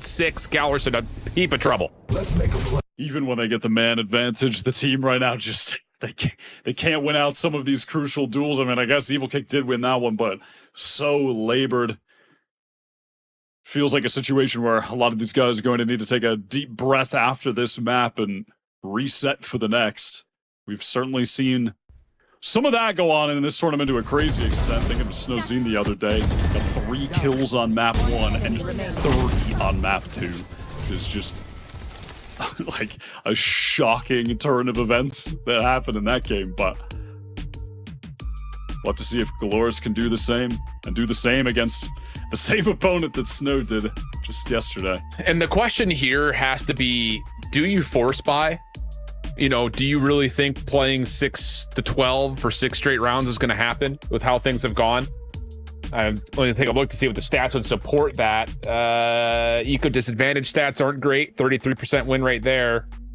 Half buy win rates, not bad. 14 and 14, 50%. So like if they do force buy their way in, you know, statistically it's a flip of the coin, whether they win it or not. So maybe there's a chance there. Hard to say, but I think that's got to be the discussion of, do we force this to try to give ourselves a fighting chance at actually getting to overtime? Because you don't figure, based on what we've seen so far, they're going to win 6 in a row. Definitely. I'm looking to take a look at the ultimates at this point in the game too. Didn't get a chance to see it before we went into the timeout. That'll have a lot of impact on that decision as well, of course. And at the moment, they've got that res, but that's just about it. Sato, 1 orb away from getting the Blade Storm, so maybe there's a future where he can get that orb, pop the ult, throw the Vandal over to one of those Sheriff-only guys. We'll see. Yeah, it's true. The other side of the statistic, outside of the flip of the coin 50% win rate that GLRS has with half buys, M80 is 21 and 12 when they're at an eco advantage, 64% win rate. So it's not bad. Sometimes it's a numbers game. It's like Valorant Moneyball. Xander is just containing, playing it slow, pretty standard smoke. The quality likes to throw down, allow for some safer passage. Weak, holding the angle. That's the confidence of the man that has 27 kills. You are down to hold an aggro angle. It's an aggressive game of tag, Wyatt. I'll tell you that much. But time is running out in this play, and the issue is, I think Luke Show has made the call of I've done enough, and I can just do enough individually. Like, you guys just stack up. I'll see what I could do from afar to at least limit the time that M80 have to get a plant on B, and then you guys can late rotate, maybe even making the play through tube since the alarm bot's still in play there. But that's a steep call, and looks like M80 are just going to burst their way onto B. There's the smoke. Here comes the hit with the null command. A very early null command, just trying to play this very safe. VCJ right now has to thrash for the post plan as well. A little insurance policy if things get hairy, and maybe Arango gets a good res for man advantage, something like that. This is what tools do you actually have to clear this out? You got some shock darts. The slow orb does clear out backside of yellow mostly. Nismo still going to hold on to this, still has the angle. This is not an angle you want him to have for long. You got to make a play for GLRS. Now it comes through, smoke and a dash on in for Sato. Decent snap, able to find one, but it's not before Nismo opens things up, and then Koala, whoa! Impressive shots, and then the Thrash also detains on the Evil, just killing the clock a little bit more, but Luke Show! This guy is everything! 31 kills already on the Viper. I mean, Evil ends up just being a nice little juicy piece of bait that everyone on M80 wanted to shoot at. Happy. Not really living up to his namesake in that moment, looking quite frustrated, actually. I mean, that is just the third shot on Xander. Like, come on, man. This guy's on. If this comeback keeps happening, he's on for 40 in regulation. Yep. I mean, dude. He's got... It's just crazy. How many kills does everyone else have? Not as much as he does individually. I'm getting the TI-83 out. What you don't need it. You can do this on your phone calculator. Wow. What an individual performance from Luke Show. Just keeping his team alive. And that force buy now leads to full weapons and ultimates. There's a lifeline on the map. Thanks to Luke Show. I can't. I mean, this guy is... so sick. Oh my god, scary for Rude. Gets the info and gets the hell out of Dodge. The good news here is that you have the ability to pop surprise M80 tight towards A if they commit. All it takes is good info from Urango. If he sees anything, you updraft, you hit your knives, in theory, and you shut down the late play towards A, and it forces everyone to do what? Go back to Luke Show. And that is not a fate that any M80 player wants to meet. You do not want to be taking a duel with this guy. He's just still stood in the open, watching for the cross right now, hoping to find a pick if it does come. Only Xander to really contend with, though. You just got to get the intel. So you mentioned going to be tested. Orango in trouble. Gets out of there. Timing is everything from Sato. The Hunter Sphere is going to make a mess of things. Sato, when do you peak? Well... there you go. Ah, there you go. Much better from Sato. He's even going to find the third up top, and then Rude over the middle of the map will put things out of contest. 11-8 with a blacklight flawless, and GLRS is starting to cook. That's a second round in a row where in a little moment, M80 are just totally sold on whatever little bait setup happens. Orango up top, falling back. You know, made all that noise, is on the rope, and they're like, oh, maybe we can go capitalize off that. He's out of position. Sato is just chilling the entire time. Nobody on M80 coming from belt side, so no one is there to really spot him out. Starting to come to life. I mean, Sato is the other piece of, well, a two-piece puzzle isn't exactly a complex puzzle, but he's the other piece of the, maybe just the duo. We'll say the duo of Lucho and Sato being like really the standouts for this team. I mean, there is the, you cannot click on a post about this team without seeing everyone saying loud Sato. And there's a reason why. If he comes to life now and that duo are fully online, now we're really cooking for the comeback. Oh, yeah. So M80 are going to take a pause to talk it through. And I think the issue here is, you know, are they giving maybe a little bit too much respect to Luke Show early? I mean, we've seen, again, him get aggressive with support towards green. He's also played passive back towards yellow, if not deeper towards Snowman, and forced essentially individually M80 back. And that's going to be the same recipe again. And you put a sentry turret down in kitchen. You've got Yorongo, who can decide how he wants to play through mid. Rude just kind of a pivot point in the middle of the map, and Sato just takes an early peek with the cover of the recon bolt, and then everything just backs up. Aldrone's going to be sent out deep here. So again, really early clearance and good pressure here from GLRS' defense through A. Now just falling back, but M80 will have to do a bit of re-clearing. They do hear some of the footsteps, though, with that being kind of close here. Come the rest of them still the same idea from GLRS. Yep. Luke Show, B is all you, buddy, and M80 want none of that, so right back to A. Dizzy up, M80 on the move. Sato stuck in the corner. Oh, the fragment's well placed, but Sato, he actually dashes away, almost has a chance for a second, but M80 follow up. It's an even trade, though. 3v3 situation, Spike left over towards A, thanks to the Nano Swarm. Nismo on the way in, still has a fragment to pause the retake attempt as the spike gets planted. Shoulders thrown, Nismo still holding the high ground. Spam now through the screens. GLRS on their way forward. Resurrection's out, no fragment still. Xander holding the high ground, but the trades are good for GLRS. Just down to Koala. 1v3. Can he make a mess of this? Maybe even force the lockdown if things get dicey. Doesn't need to happen. Evil finds him before the barrier orb goes up, and the differential goes down to 2. Great retake, great use of that Sage res. Both of the reses so far from Orango have been, yeah, really great. Great timing.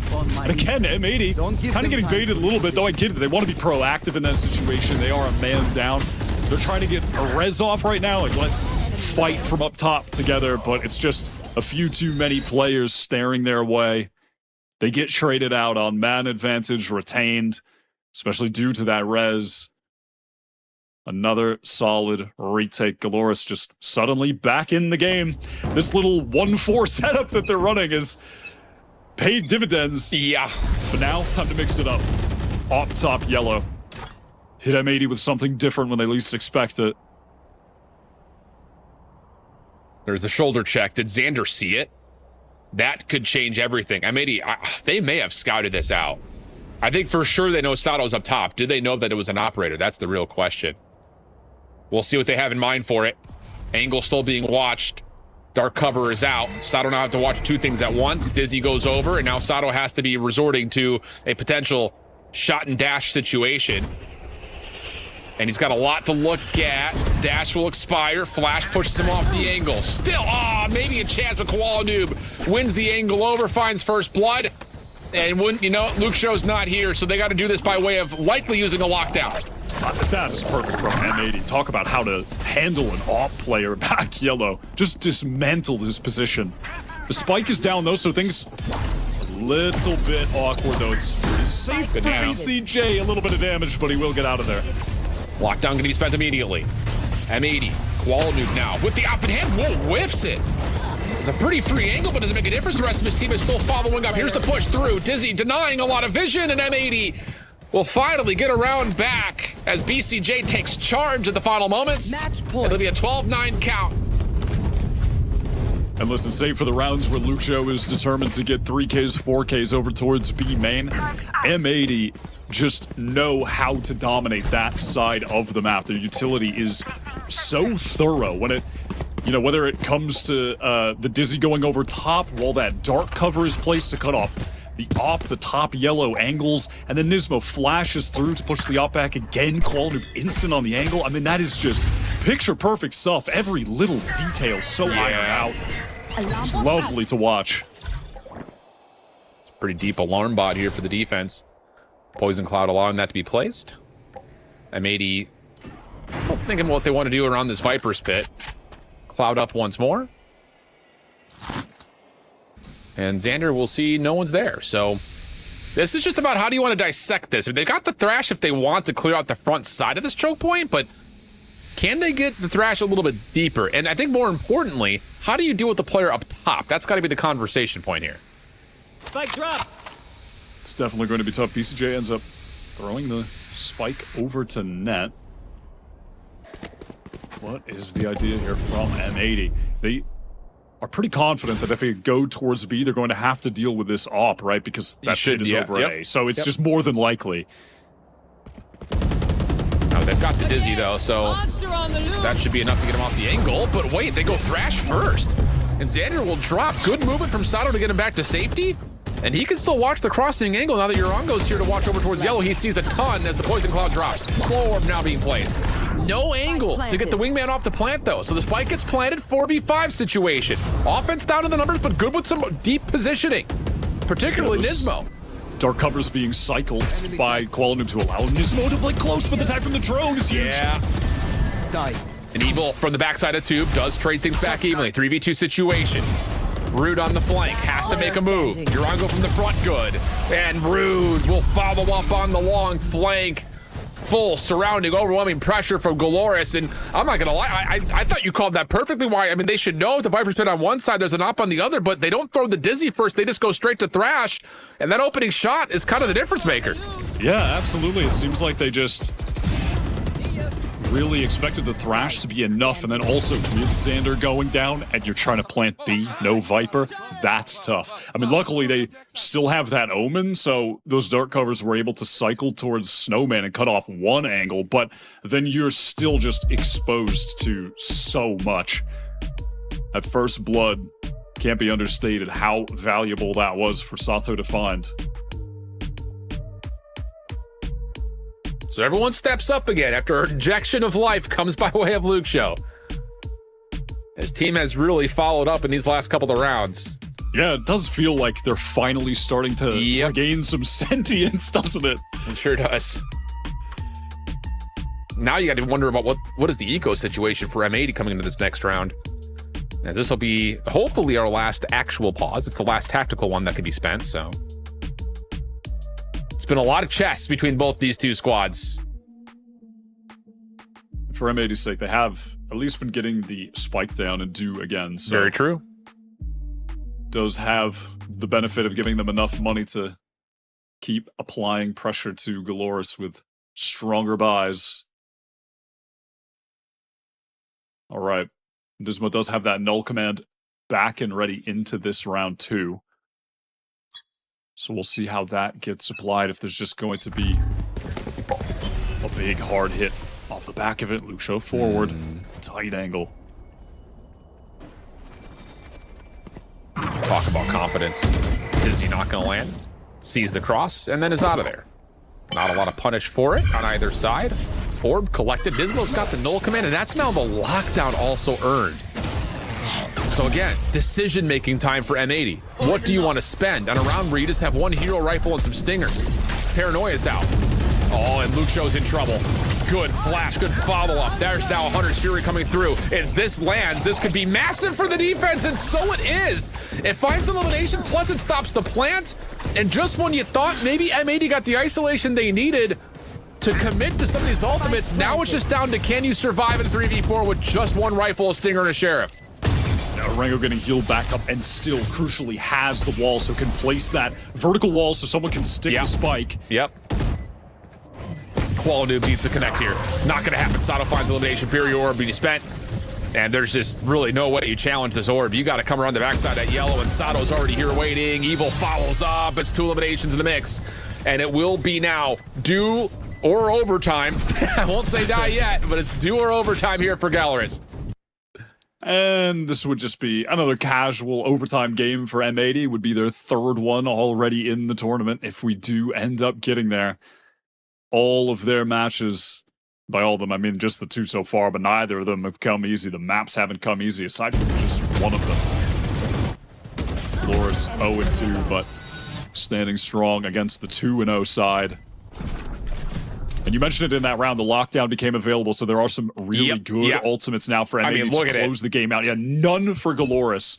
They've got the ults to take the site with that null command, the lockdown, the pit for post-plant. Yep. They've got options here. This game was built for M80 to win this round. I mean, yeah, genuinely, it really was. This is what Valorant is made for. You have an advantage. The issue is the rest of GLRS have really come to life. Sato, he is going to get a chance, you would think. And surely there's a Dizzy this time. No command first. Shot misses. No dash available, so Sato's gonna have to do this the hard way and just walk his way back. And ooh, difficult moment there. Dizzy will scale deeper in towards site. The offensive Viper control also good for the plant. What does GLRS have for the retake? Because the Viper Spit is also supplying some support.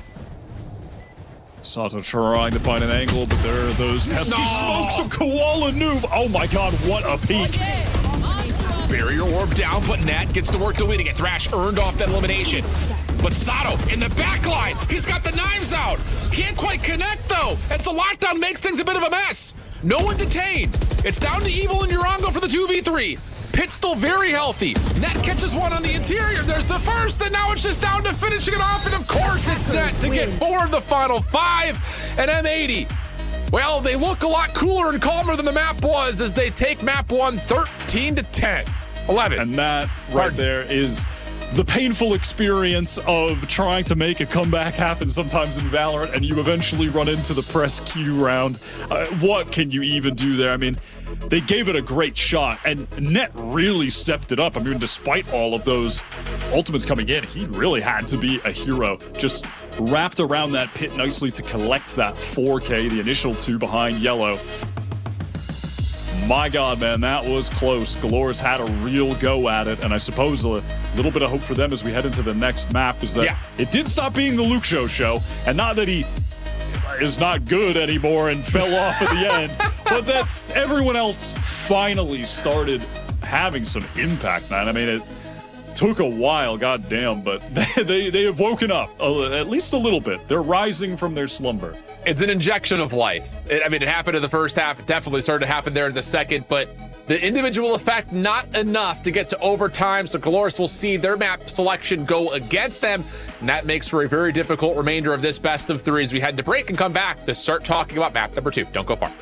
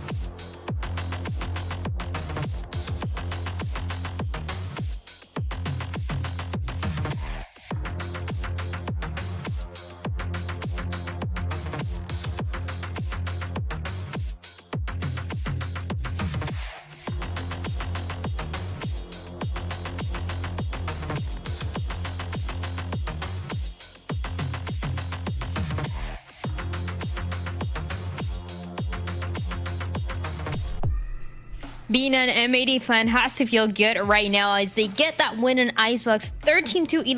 And I'm saying that because every time you get worried a little bit, you get slightly concerned about M80, they always show you that you have no reason to be worried about them Gompers because they're always there to close out the series. They've talked about it before and they continue to do it now on this Icebox.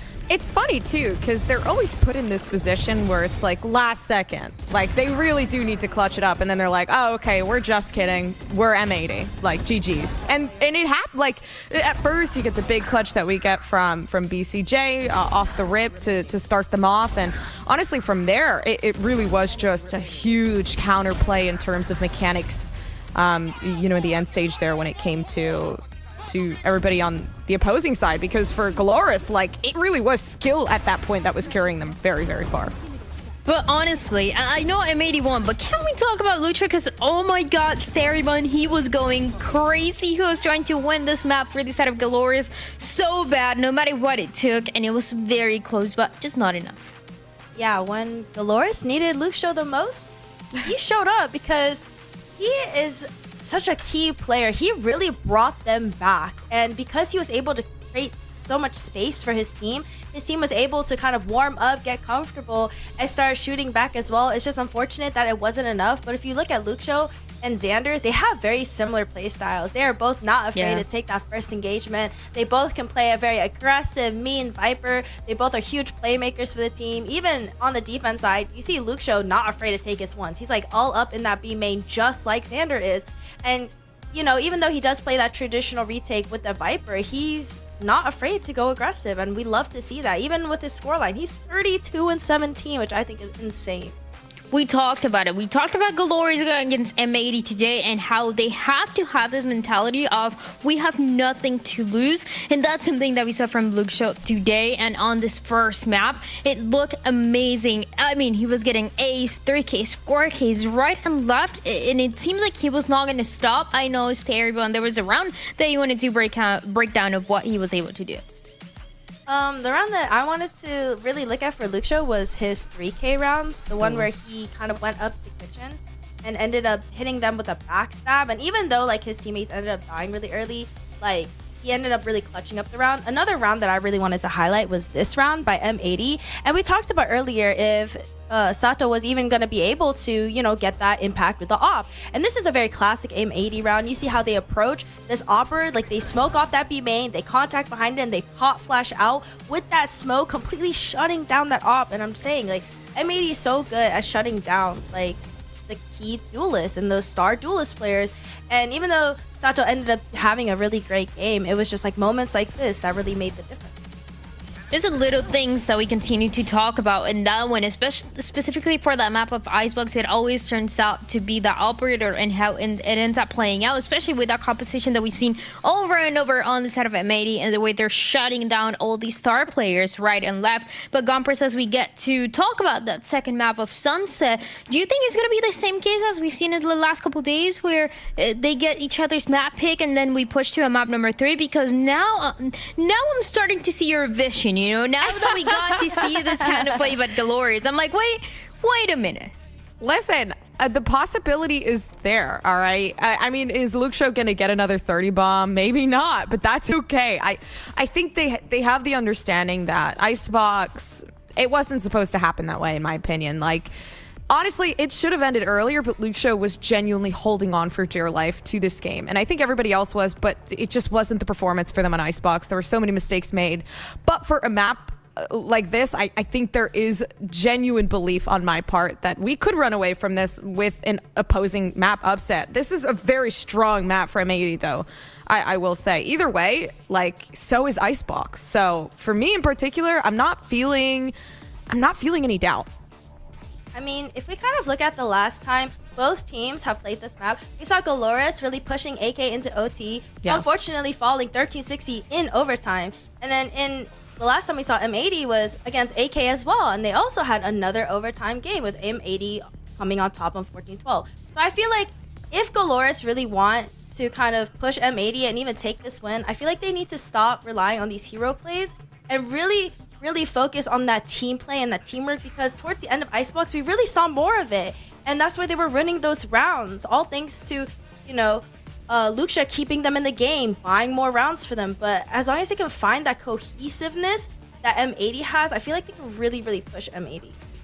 Something that we've seen and we've heard a lot about, and from the players specifically, is that because M80 is that big dog, the one that you want to take down, the one team that you want to destroy, at least it seems like getting so close on the map of Icebox might give some good signs of life on the side of GLRS, where we say, okay, this map of Icebox, it was really close. We know we can actually take them down on this on the Sunset, but it is not going to be easy, and that's for sure. Sariban, you mentioned a couple of those pieces before, and I feel like they're going to continue to be so important, that one being Xander on the IGLing role, and what he's able to do on this map, especially in a map of Sunset that you know so well because of how much and how many runs they just played very recently. Yeah, I mean, Xander's calling has been great. It started to fall off a bit when Luxio was kind of out-aiming everyone, but at the end, they really picked it up. I mean, the last round, they saved, I believe it was like 4 ults just to like win the game, and it's callings like that can make a really big difference. So I feel like Xander will end up playing like a very pivotal role in the way that they win, because like I said, when it comes to teamwork, M80 just kind of puts themselves on a different level. I think too, I've noticed for M80, they're much quieter like than any other team we've seen perform as well, and not in a bad way. It's like their own special way where you can see they're constantly thinking about the next best move to make, and it's not where, you know, it seems like, okay, this is a last second plan that we're making for the mid game because our plan didn't originally go right. It's like, hey, we had everything set out from the start, and even if things go wrong, we've had our plan B like 3 months ago, and we're just being quiet. We're gonna take our time to be considerate of the plans that we've made and actually execute them perfectly. I think it's a good point. Oh, sorry to cut you off. I want to add on Gomper's point real quick about her saying that M80 is like really quiet. I actually talked to the talent coach, and actually when he was talking about his team, they don't like to like scream or shout or get too hyped in between rounds. They like to acknowledge like, oh yeah, good round, but then they like to move on to the next because it helps keep their focus. So I think that's a really interesting point. That's a good point, because we've seen teams that get a little too carried away by the excitement on what happened in the last round, and that's when really smart teams are able to capitalize. Oh, you're excited, you're still thinking about the last round, we're gonna play a fast hit that you're not gonna be expecting, and then things turn in the way that you're not expecting at all. So that is an M80 that has honestly been able to learn from their past mistakes. If we remember Ascension last year, they were getting a little too excited. They were standing up, they were yelling, they were screaming on the other side when they were playing against the guard. So now you see how that experience has allowed them to learn exactly what they need to do, and more than anything, exactly what works for the team Gompers.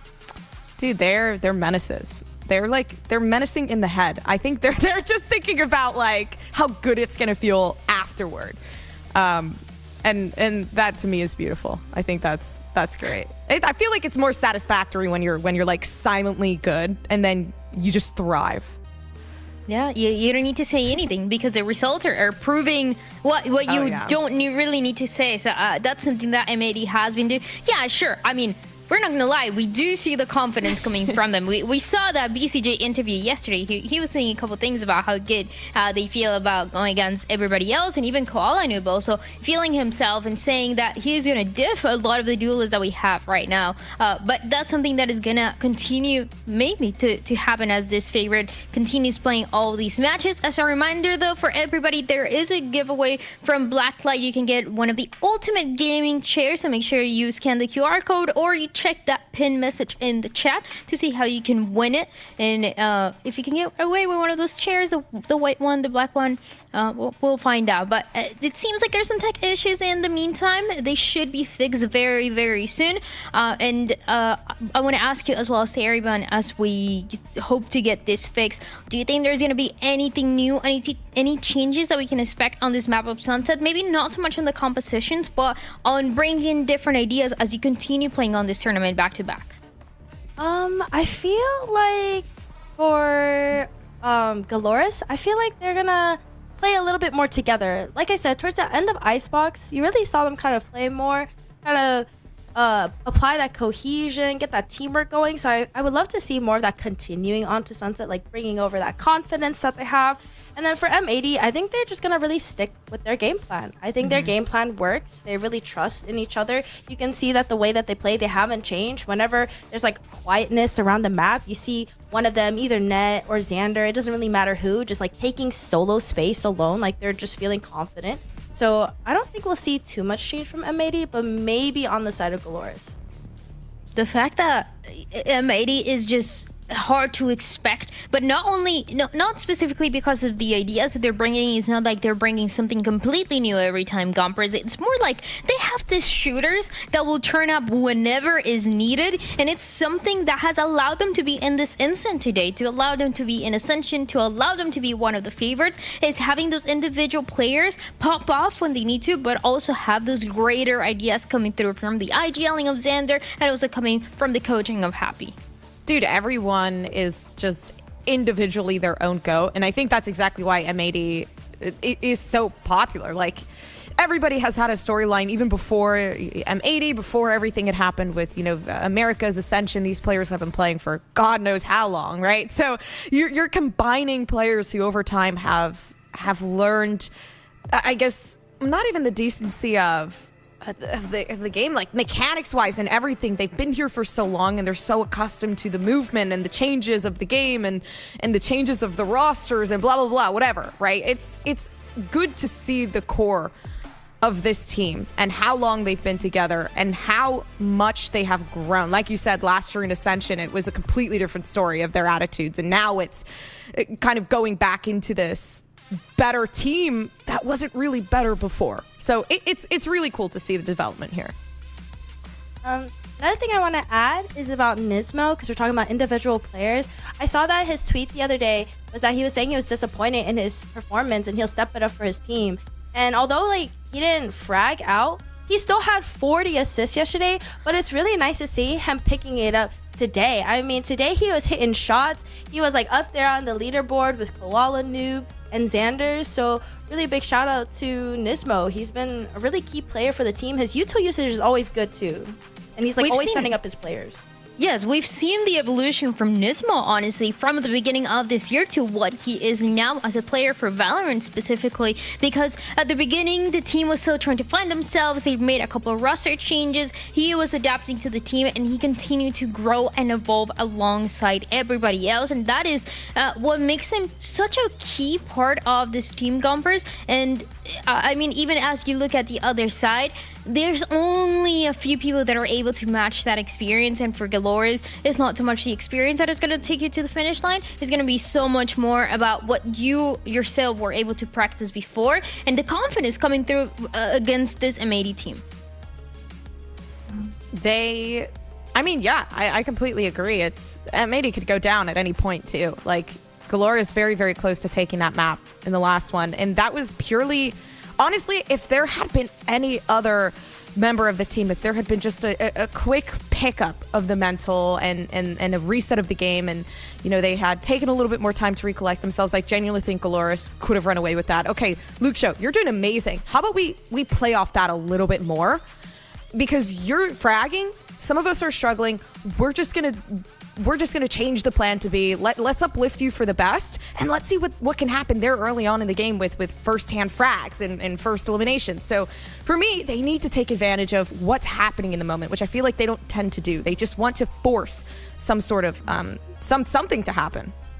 I love when teams are able to do that, when you recognize the potential of a specific player at that specific time and you set him up for success. And that doesn't always mean it has to be the duelist and you're gonna have to be buying the operator for the duelist every time, but sometimes it's just about, hey, we don't have a lot of money, we have a rifle, let's give it to this player that is popping off and is allowing us to secure a couple of these rounds there. But I feel like that's a good thing to look for on the side of on the side of GLRS and what they're able to do here. But honestly, they are, and we cannot lie, they're going in such a tough opponent in M80, and at least that you can do is take it round by round. Yeah, for sure. I think having that mentality of taking it round by round would really work for GLRS, and even just switching up the game plan, just like Gomper said, to setting up Luke Show. He's been such a key player, and just kind of like, hey, go kill could be the strat for the rest of the game. Even Sato, Sato wasn't having a bad game, and I feel like we could really set him up a lot more for success.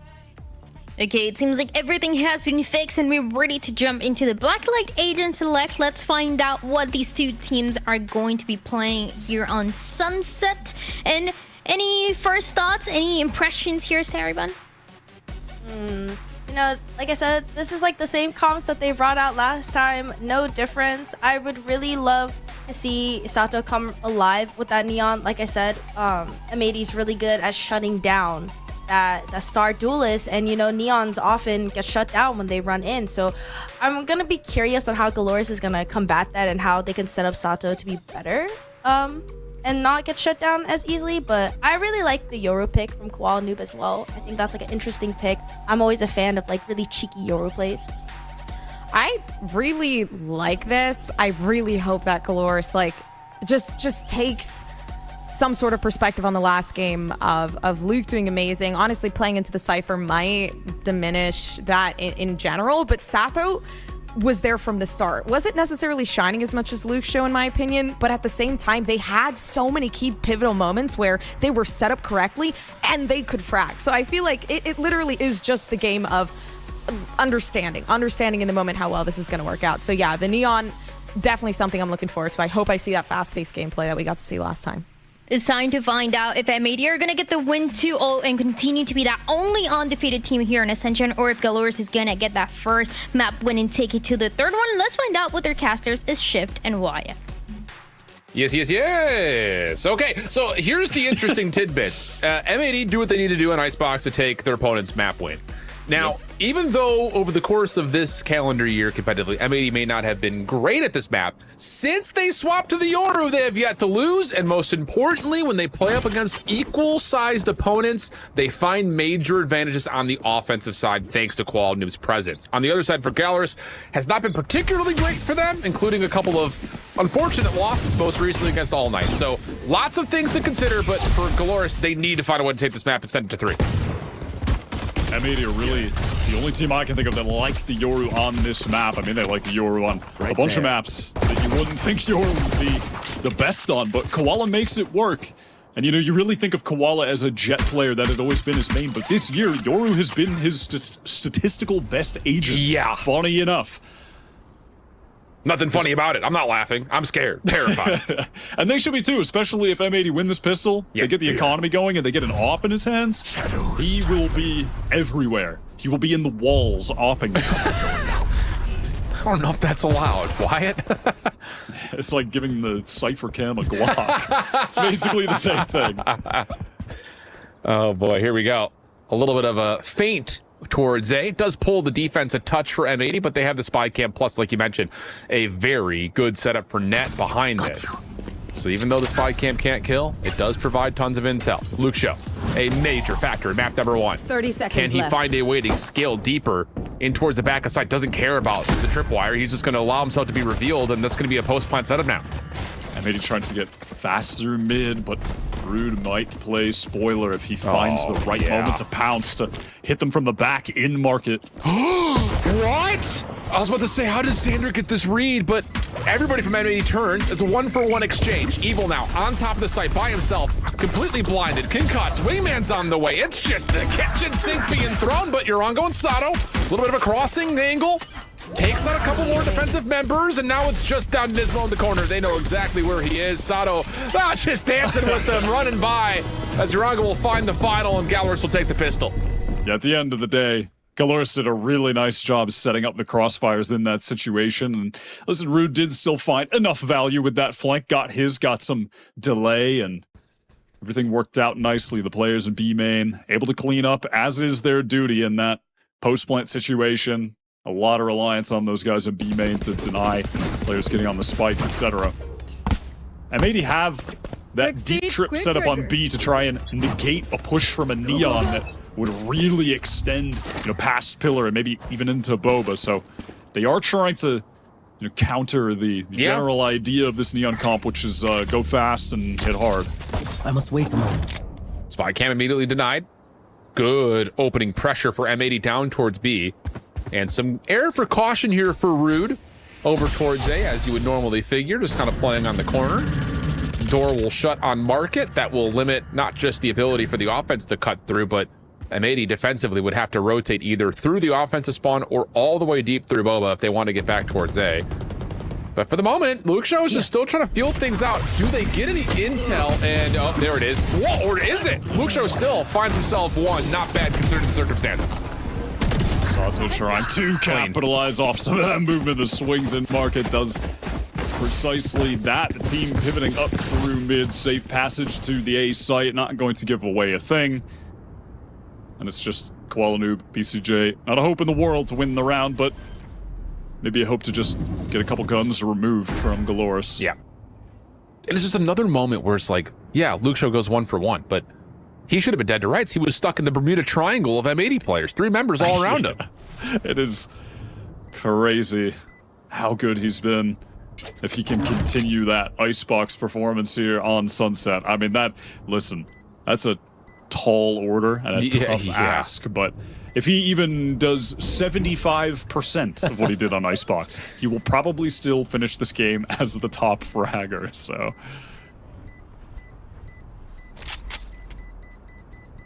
Well, a little pomp and circumstance here at the end of the anti-eco as M80 will sacrifice their lives to the spike. GLRS have found clean exit. They will stay alive into their next bonus, although Rude will drop.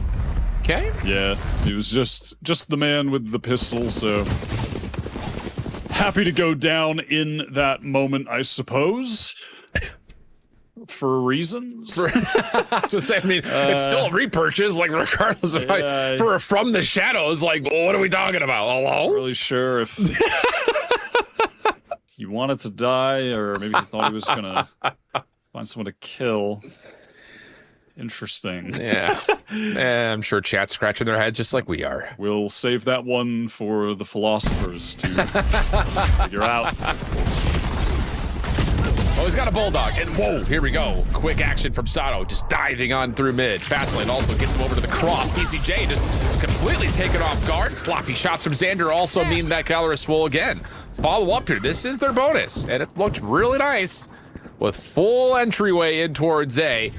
And already M80 kind of have to make a decision here of like, do we even go for this? I know exactly where you are. There are a couple weak players. Maybe if Net can pick off Rude, and he does.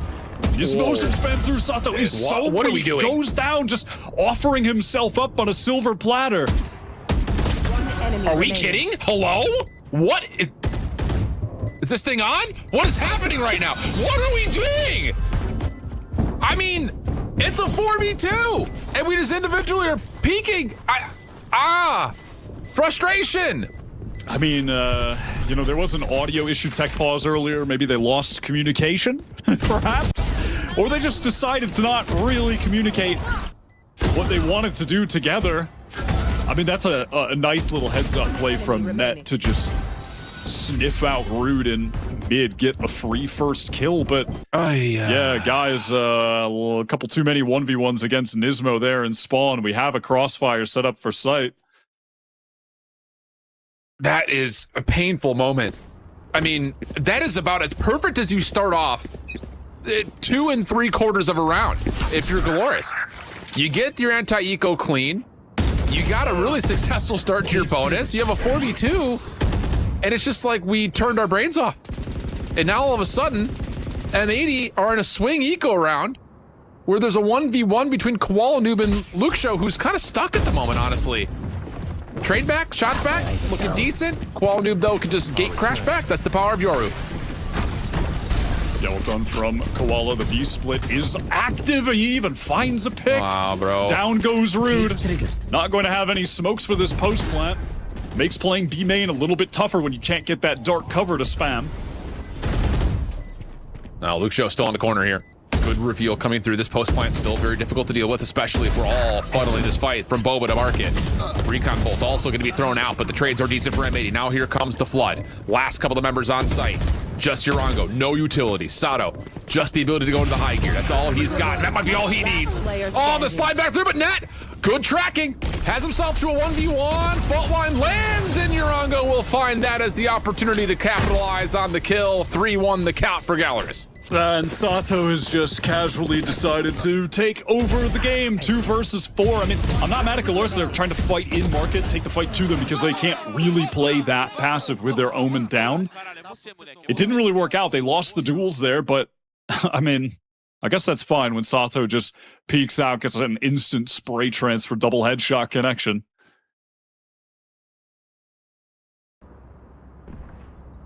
And now the eco switches. So now you got an M80 just on pistol upgrades with the Judge. GLRS's offense going to be supplied with full rifles and the ability for not just the overdrive, but possibly a rolling thunder, which if Urango earns it, you figure you don't risk it, you pop it, you get up 4-1, you boost up the eco, and you just run away with the advantage. But a little bit of figuring out here for both sides as Luke Show will just kind of watch himself through this spy cam. Clean round here from GLRS would do wonders for their economy in the middle, or as we enter the middle of this first half. All of them are very, very low on cash, so M80 kills matter quite a bit. Well, the good news here for GLRS fans is that double from Sato means that you don't have to worry about things like if you do earn the Rolling Thunder, you're going to spend it, because this round should just be one. They may do it in flawless form. Xander, the last one left, just has the Judge and a Classic. And, well, I imagine Blacklight will be happy because we're looking down the barrel of what will likely be a Blacklight Flawless. Unless he can just close the distance with the Judge, maybe someone will wander into him, but not going to be the case. That is the Blacklight Flawless, as you called. And virtually no damage done. 2 players are rebuying armor. That's not exactly the amount of damage M80 would have liked to have gotten. Good adjustment on the aim from Sato to pick up both in the high, low, top, mid. Oh, yeah. For the Phantom, mind you. Good stuff. And this is what we needed, right? I mean, you talked about it kind of at the last 4 or 5 rounds of map number 1 on Icebox. If Sato could keep playing like this, you don't have to throw all the weight onto Luke Show's shoulders. This team's cooking, man, and so far they are. Dizzy up and over. That will at least reveal a little bit of information as the goo gets spit. Dizzy will be collected, and we'll reposition as we often do with Gecko, just playing the backside of sight, waiting for the next time to throw Dizzy up. There was a big repositioning from M80, maybe 10, 15 seconds into the round. They've decided to leave Koala Noob with this op in B main. He can play because he has the ult, and he gets that free first kill. Gate crash too. Didn't expire yet. Sato looking to go quickly. Oh, what a shot from Koala Noob. Xander, hey, how are you? Shakes hands with Root on the other side. And Evil Kick says, I don't like this. I don't like this, Grandpa. Well, that's too damn bad. Xander still in position, and that'll be enough for Evil to get completely isolated. Urango, last one left. The flash is out, and all of M80 are there. What a shot, though, from Koala Noob. Unreal. Yeah, and this is where the M80 defensive game plan really gets cooking. It's about Koala Noob with this operator. Taking forward space like that, such a deep angle. It's going to be so difficult for GLRS to have to clear all of this out now while it's in his hands.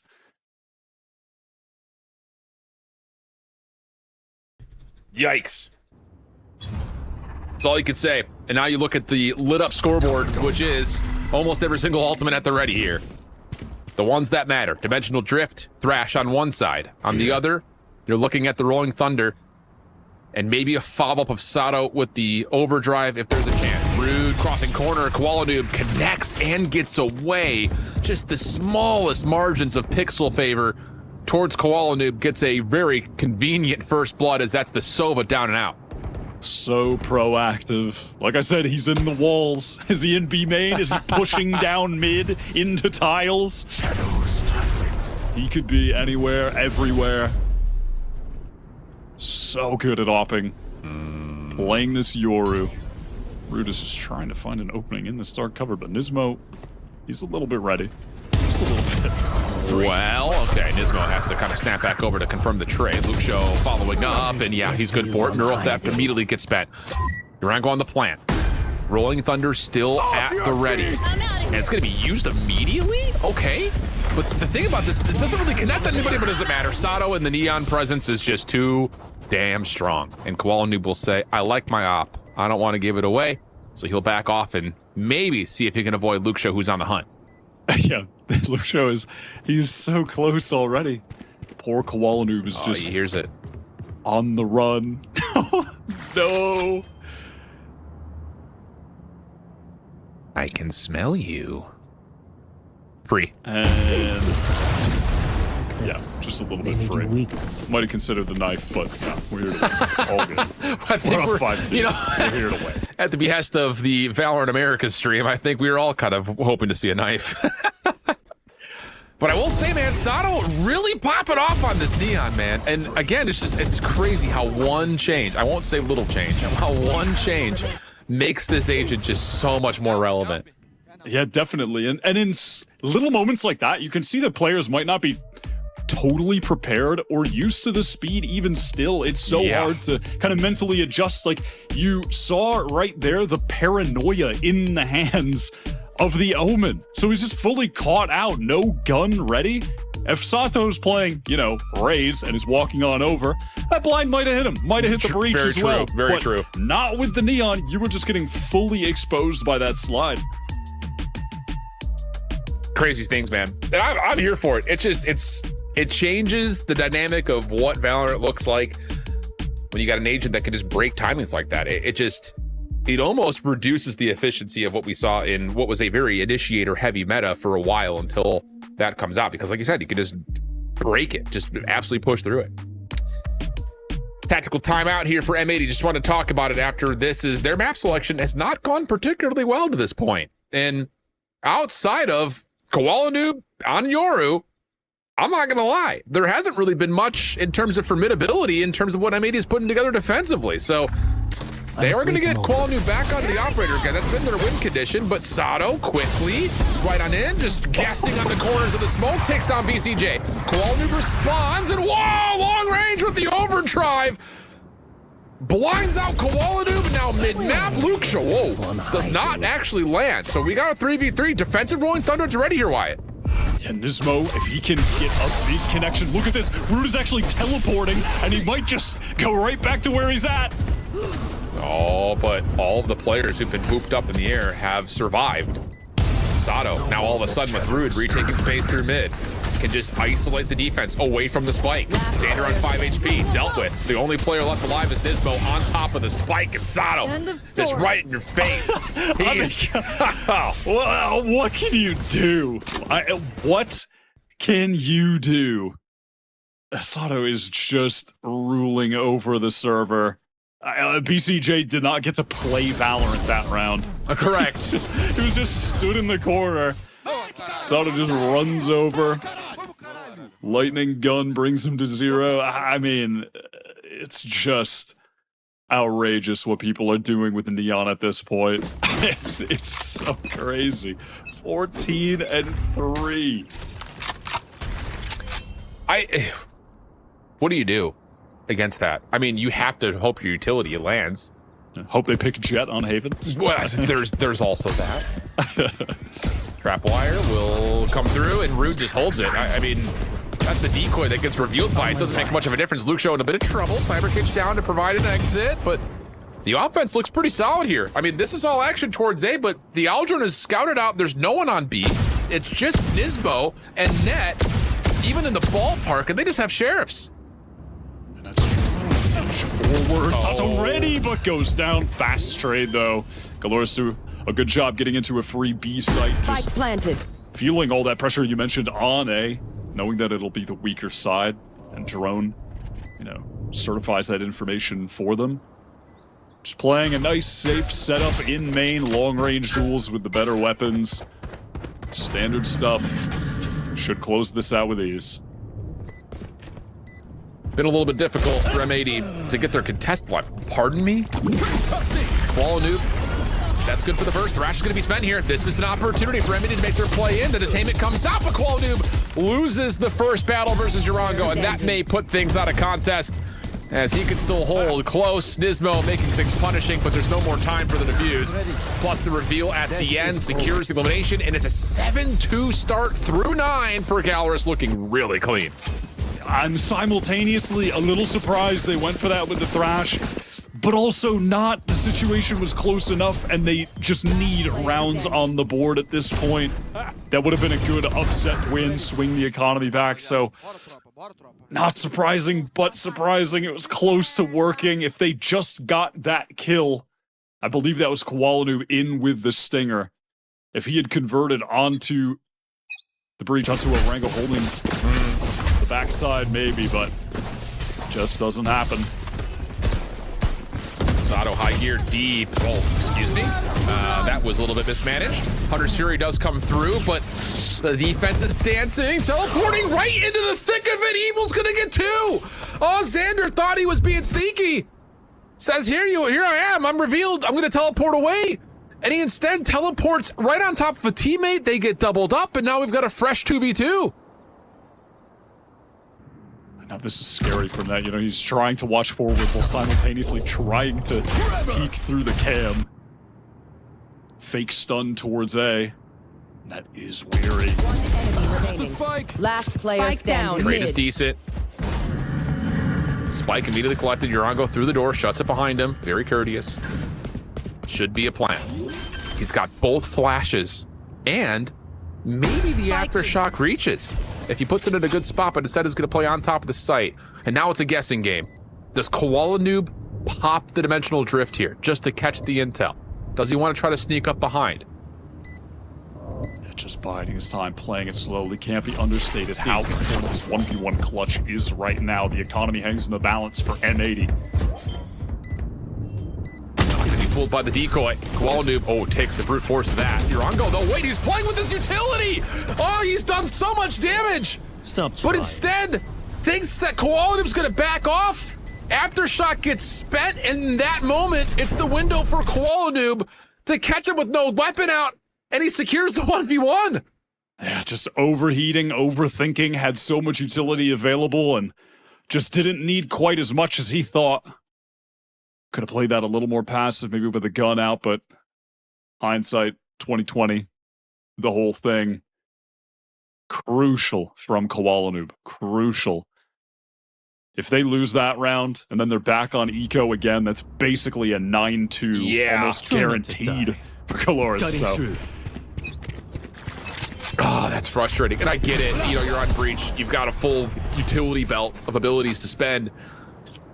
Just gets caught being a little too cute, especially considering that, hey, you already did the hard part. You got Koalanoob off the 1v1. Down to a bullet worth of health. Learned lesson, but at what cost?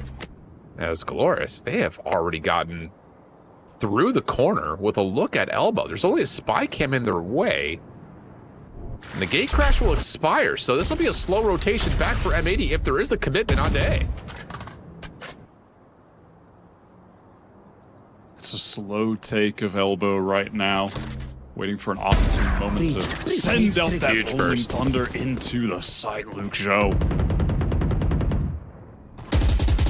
All right, this has to be a round win for GLRS. You've got a 5v4. All of the site. We're still trying to push with this rolling thunder. Sato, does he have net completely pinned up? It's antsy. It's really nervy. Tried to break it. Sato beeps the movement. Oh, and he hasn't done that yet. But it's just a dead slide that comes out. And now all of a sudden, M80 with the dimensional drift can get an eye on where exactly this post plan is. Here's Koalanoob. Decoy's gonna work out for the self flash. And now the blindside around the corner. Koalanoob tees it up, lets it fly. A complete misplay from Sato, just hits the wrong buttons. And that leads to M80 finding the retake. It was a good idea. I'm not mad at the attempt to kill net. But what an overheat. Just desperate to capitalize. At some point there, needed to realize that that play attempt, we are too far gone. I must retreat and live, and we can just play this man advantage. And then the dimensional drift from Koalanoob, such a distraction, got so much info. And then, yeah, that decoy you called out, popping out of that with the flash, destroys Arango, and all of a sudden the players on site, they're getting hit by Link, hit by Spawn, hit by Elbow then too, and they can't cover all of those angles. Oh, we're not done. Trying his best to keep his team in this half. He is really stepping up. For a second, I was about to say, we're going to have ourselves a mixy battle here at the front side of A. Instead, M80 will back off the angle. I was going to say, just kind of as a final footnote on that last play, it just felt like you got the Rolling Thunder and already deep presence at A. Why not just save it to stop the retake? But again, hindsight. This time, Sato gets flashed up with the paranoia, but ooh, counter comes through. Sato, pardon me? Why are we joking? Unbelievable. Support was nearby, but Sato just dives into it, finds himself a second before being traded, and now surely this is an 8th round for GLRS, as it's just a 4v2 situation. Just talking about Koalanoob being the hero, he'd have to do a hell of a lot there. It's just net. He claims the first, but how can he win this out? He's getting wrapped around by 2 players. When he taps the spike, he is in serious danger. Well, he's cleared a lot of space, but does not consider the flank. So an 8-4 half, but like you said, I think we were looking at that one as at least 9-3, probably 10-2. That was a brilliant half from GLRS, just a couple of missed chances, but I think the question now is, did they do enough? Is that wide enough of a gap as we swap the sides around? Yeah, GLRS were doing a great job of finding picks while kind of getting the spike down, evening things up when they were at man disadvantages. So many moments where they were catching off M80 players mid-rotate on that half, really excelling in kind of that aspect of the game. Now we'll see what they can do on the side swap. I mean, we already talked about it in that first game today ad nauseum, how this comp with the Neon, for all the teams running it, is so attack favored. They can dominate attack size, and then it's about what can you do on defense to close the game out. This is where you get the advantage, but defense is where you actually win. So things will be tough, even though it's just 4 rounds for M80. Yeah. But obviously, if GLRS win this pistol round here, we should just be wrapping this one up and headed over to Haven. Yeah, very well could be. I mean, the only other consideration here is that, you know, with this composition in particular, the offensive side, like I kind of mentioned at the top of this map, has been where M80 have bested equal opponents. I mean, you can look at some results like versus YFP, where it's just like, oh, they just dominated them from start to finish. But in tight games, like the ones they played versus All Knights, the ones they played back in the upper semis versus Ascension Esports, it was the offensive sides that got them through tight maps. Talking about a 10 offensive round win side for them versus Oxygen, and then an 8 offensive round win when they played up against All Knights. So there are things to keep in mind here in terms of M80's presence on the offensive side. The flip part about this is that just as good as GLRS was on offense, they can also say the same thing in terms of defensively, they have not been particularly great here, and that's what's cost them a couple of tight matchups in the region. All right, here we go. Second half, M80 pining for this comeback. Gathered up outside of B right now. Spike and toe on BCJ. Obviously going to be trying to get as many plants with the wingman as he can. Just get as many Thrash ultimates as he can. Now that I'm thinking about it, I think the highest I've seen from BCJ is like, I think he had 4 in one offensive half once. Yeah, it's just... I believe it. Guy does work. Put it plainly. Evil like, ooh, difficult. Oh, good counter fall line. It saves the life to be sure. A little bit of damage tallied gives a small advantage to M80, but a brilliant reveal from Luxio, who also has the one-way cyber cage that stalls out M80 just a touch further, allows GLRS to evaluate the scene and deal with it. Followed though from Nismo in a good position with really just a couple of members that are low on HP. Koalanu 1v1, but down to 18 health is the problem. He has the spike, but he's got no idea that Rude's on this flank. Or does he? No, he does not. Rude finds the kill, and GLRS will take the pistol. Nicely done from Rude. Rude on this map constantly tries to get behind to flank in main. He does that so often, so M80 need to be ready for that, but frankly, at this point, how many rounds will little detail like that even really come into play when GLRS are just 4 away from getting to Haven, stealing away the map pick from M80, a map that, like you mentioned prior to this game starting, M80 haven't lost since including the Yoru in this comp. They're on a 4-game winning streak. Things looking difficult for the moment. Sato, aggressive. Dizzy out. Rude there to protect. And the relay bolt behind it. Yeah, good combination of utility, but we're not done yet. Nismo still forcing. Gets us to a 1v3 with Urango really being the difference maker there with the final 2 kills in the interaction. So Stinger will be collected, and Nismo, this is a difficult 1v3 with the Stinger in hand. I mean, when you're stacked up going towards a site early in the round, if it's the round where the Breach and the Neon on defense happen to be there, GG, just go next. I mean, eating the double stun, then you're getting aftershock, blinded. I mean, you're just cooked. Recon bolt down. Nismo will be concussed and revealed. Does well, at least to catch another plus the plant, so money will be decent.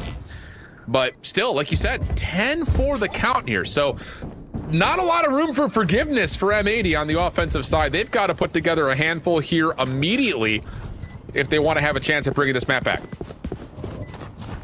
And right now, GLRS is trying to collect every little gun on the ground that they can, I suppose. Take every advantage they can find, get that defuse onto Orango, who is inching closer to a fairly early Rolling Thunder in this half.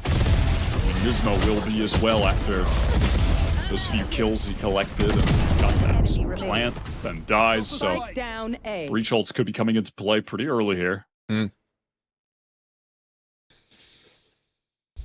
Man, I mean, is this one of those situations you kind of look at it and say, like, if Koala Noob doesn't just take over, this competition struggles a little bit? Like, I don't want to, reduce it to just that, but talk about the rounds that were won in the first half. It was Koala Noob with an op. And yeah, absolutely. It was Koala Noob with the op. It was Koala Noob with the dimensional drift. It's a pretty cool lineup from Evil Kick that just gets sent all the way over to A, playing market, destroys that standard tripwire. So now M80 are always going to have to be concerned that there could be someone pushing through A, and my money's on Rude. He loves to flank on this map. Yeah, for real.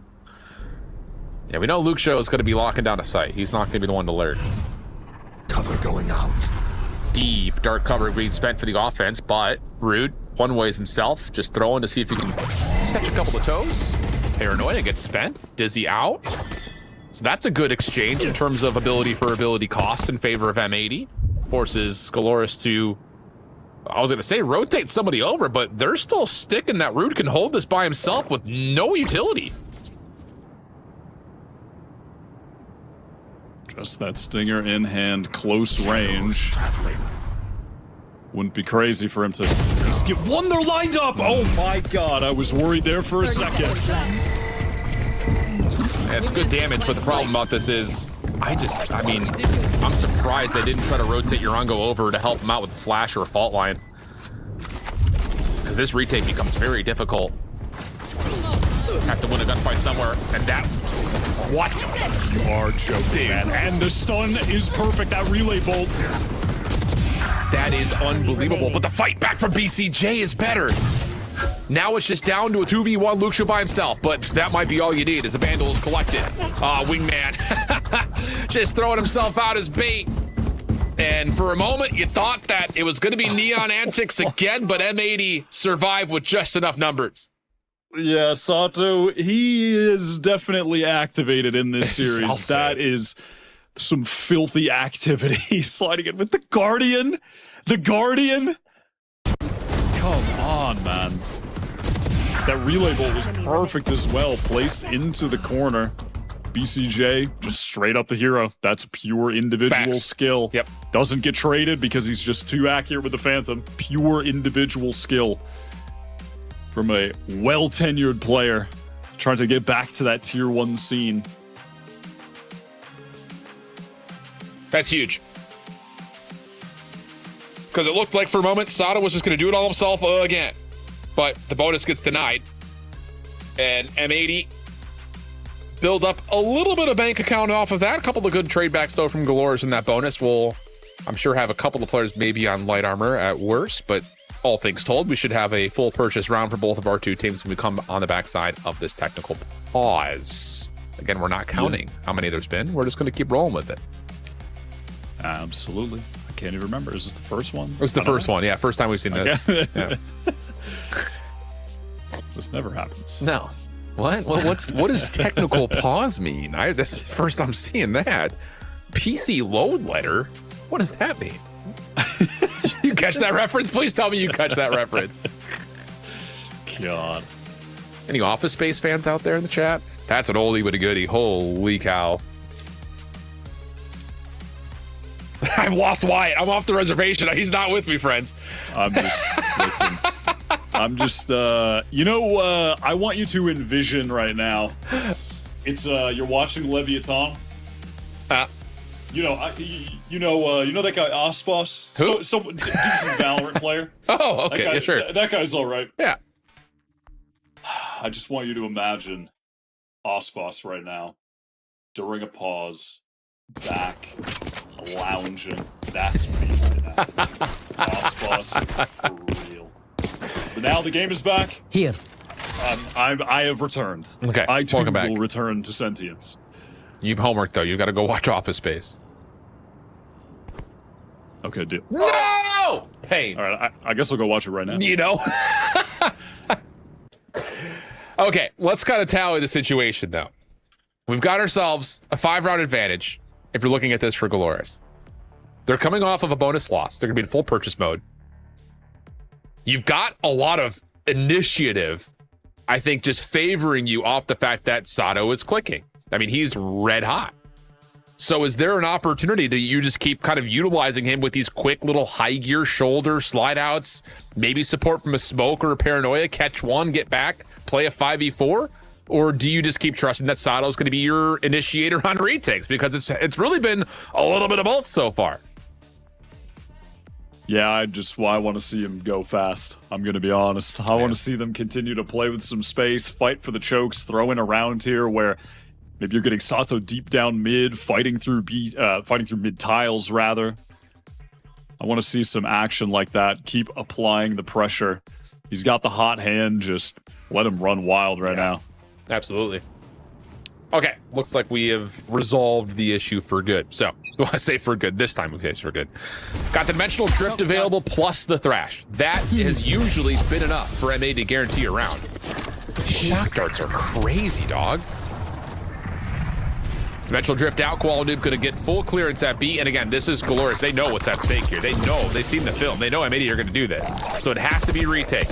High gear at the ready. Urango is a true eliminations away from a Rolling Thunder. So it's going to have to be done the hard way to start. And that's a great opener from Net. So aware of the flank, stacked up with Koala Noob as well. Prepped, ready. Are they going to go forward? Timing for Sato is awkward. I mean, how does he even get one? It's quick reactions, all it is. Teleport back. Rude not in a position to keep on this flank. Thrash going to be spent to make sure of that. The focus now has to come back over towards the front. Rude is running for his life. Get away from me, you fish. He's going to get detained by it. Koala Dude's going to say, what's up, dude? How are you? Don't lose track of the spike, though. Mosh comes out, and Luke Show gives himself a try at a 1v1, but not enough time on the clock. So both ults are spent. Success for M80, and now they've got a Rolling Thunder for the following round. Yeah, a clean round and an important swing round breaks the economy of GLRS, makes this comeback far more of a reality than it was when this round started. That awareness from Net is just really great. I mean, it's so standard now at this point for teams to be pressuring the flank on Sunset when you've executed on B. Big time. You know, it took a little bit of time to get there, but everyone has fully understood how overpowered it is to just spam the spike through B main, so you have to apply pressure from different angles. What? Joe, where was that even? He just peeked B main? B main? Takes out Koala straight away. All right. The interesting thing was, I'm pretty sure they saw this teleport. Yeah, there was like a moment of that little animation that plays on the outside of him actually teleporting, a little smoke or shadow, whatever you want to call it, has been seen. So as much as there is isolation from the side of GLRS, M80 do the same through mid tiles. Do they anticipate the straight walk down of 2 more players, though? Urango, that's a brilliant shot. And all of a sudden, M80 are in a little bit of trouble, but they do collect another, so we'll stay 2v2. 2 versus 2, where Nismo has that Rolling Thunder you mentioned earlier. So long as they can get this spike down and go to a safe location, doubled up, wait for the tap, and then pop that ult, they can win this out. But this is Sato with the overdrive. I don't know. That's a scary sight. Oh, Luke Show can't deny the plant. Nismo watching for this Sato run through. Oh, missed chance for Luke Show. Stays alive, though. BCJ down to 3 HP. Rolling Thunder to get spent. Does it connect? Oh, may not have, but it doesn't make too much of a difference. And yeah, it actually did. Luke Show does get booped back. But they get the isolation onto Sato. A little bit of pressure. M80 are going to have to check this, you'd think. Sheriff shot lands. It's doable. All it takes is one. Fault line. Oh! Whoa! Luke Show! Wall concussed! Hits the shot! And that's enough for round 11 to get tallied for GLRS and a hell of a Zippo clutch. I don't know what to say. You have to be joking. How does he get that? I mean, I suppose, I don't know, if you want to nitpick certain things, I suppose M80 could have played some of these moments better, like the jumping. I mean, who even cares? How does he hit that? Fully stunned up. They win an eco round. By the way, that started with Luke Show just swinging into B-main and one tap Koala as well. What the hell, man? I can't, dude. I'm not going to have a voice for the rest of this tournament. Are you kidding me? A little bit of a swap of the operator back over to Xander's hands now as the decoy gets sent Aftershock to try to get in towards the corner. Defense still holding, and who's home? Luke Show's home. Ball noob revealed, dealt with quickly. Follow up, good for Rude. Rolling Thunder going to deny the paranoia play as GLRS are going to come out cleanly with the first couple eliminations, and it's not done yet. How about this GLRS squad? Net, BCJ, 2v5, have to have it. The assistance there for Luke Show backside is just perfection from GLRS. All of the utility coming in to support him, that ultimate.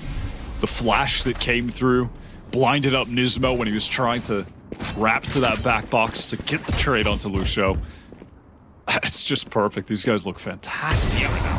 Oh, BCJ, rare miss, but Net follows up. This is going to be a save of the operator plus the rifle in what would be 30 seconds really left. Those are the hero weapons coming into the next round here.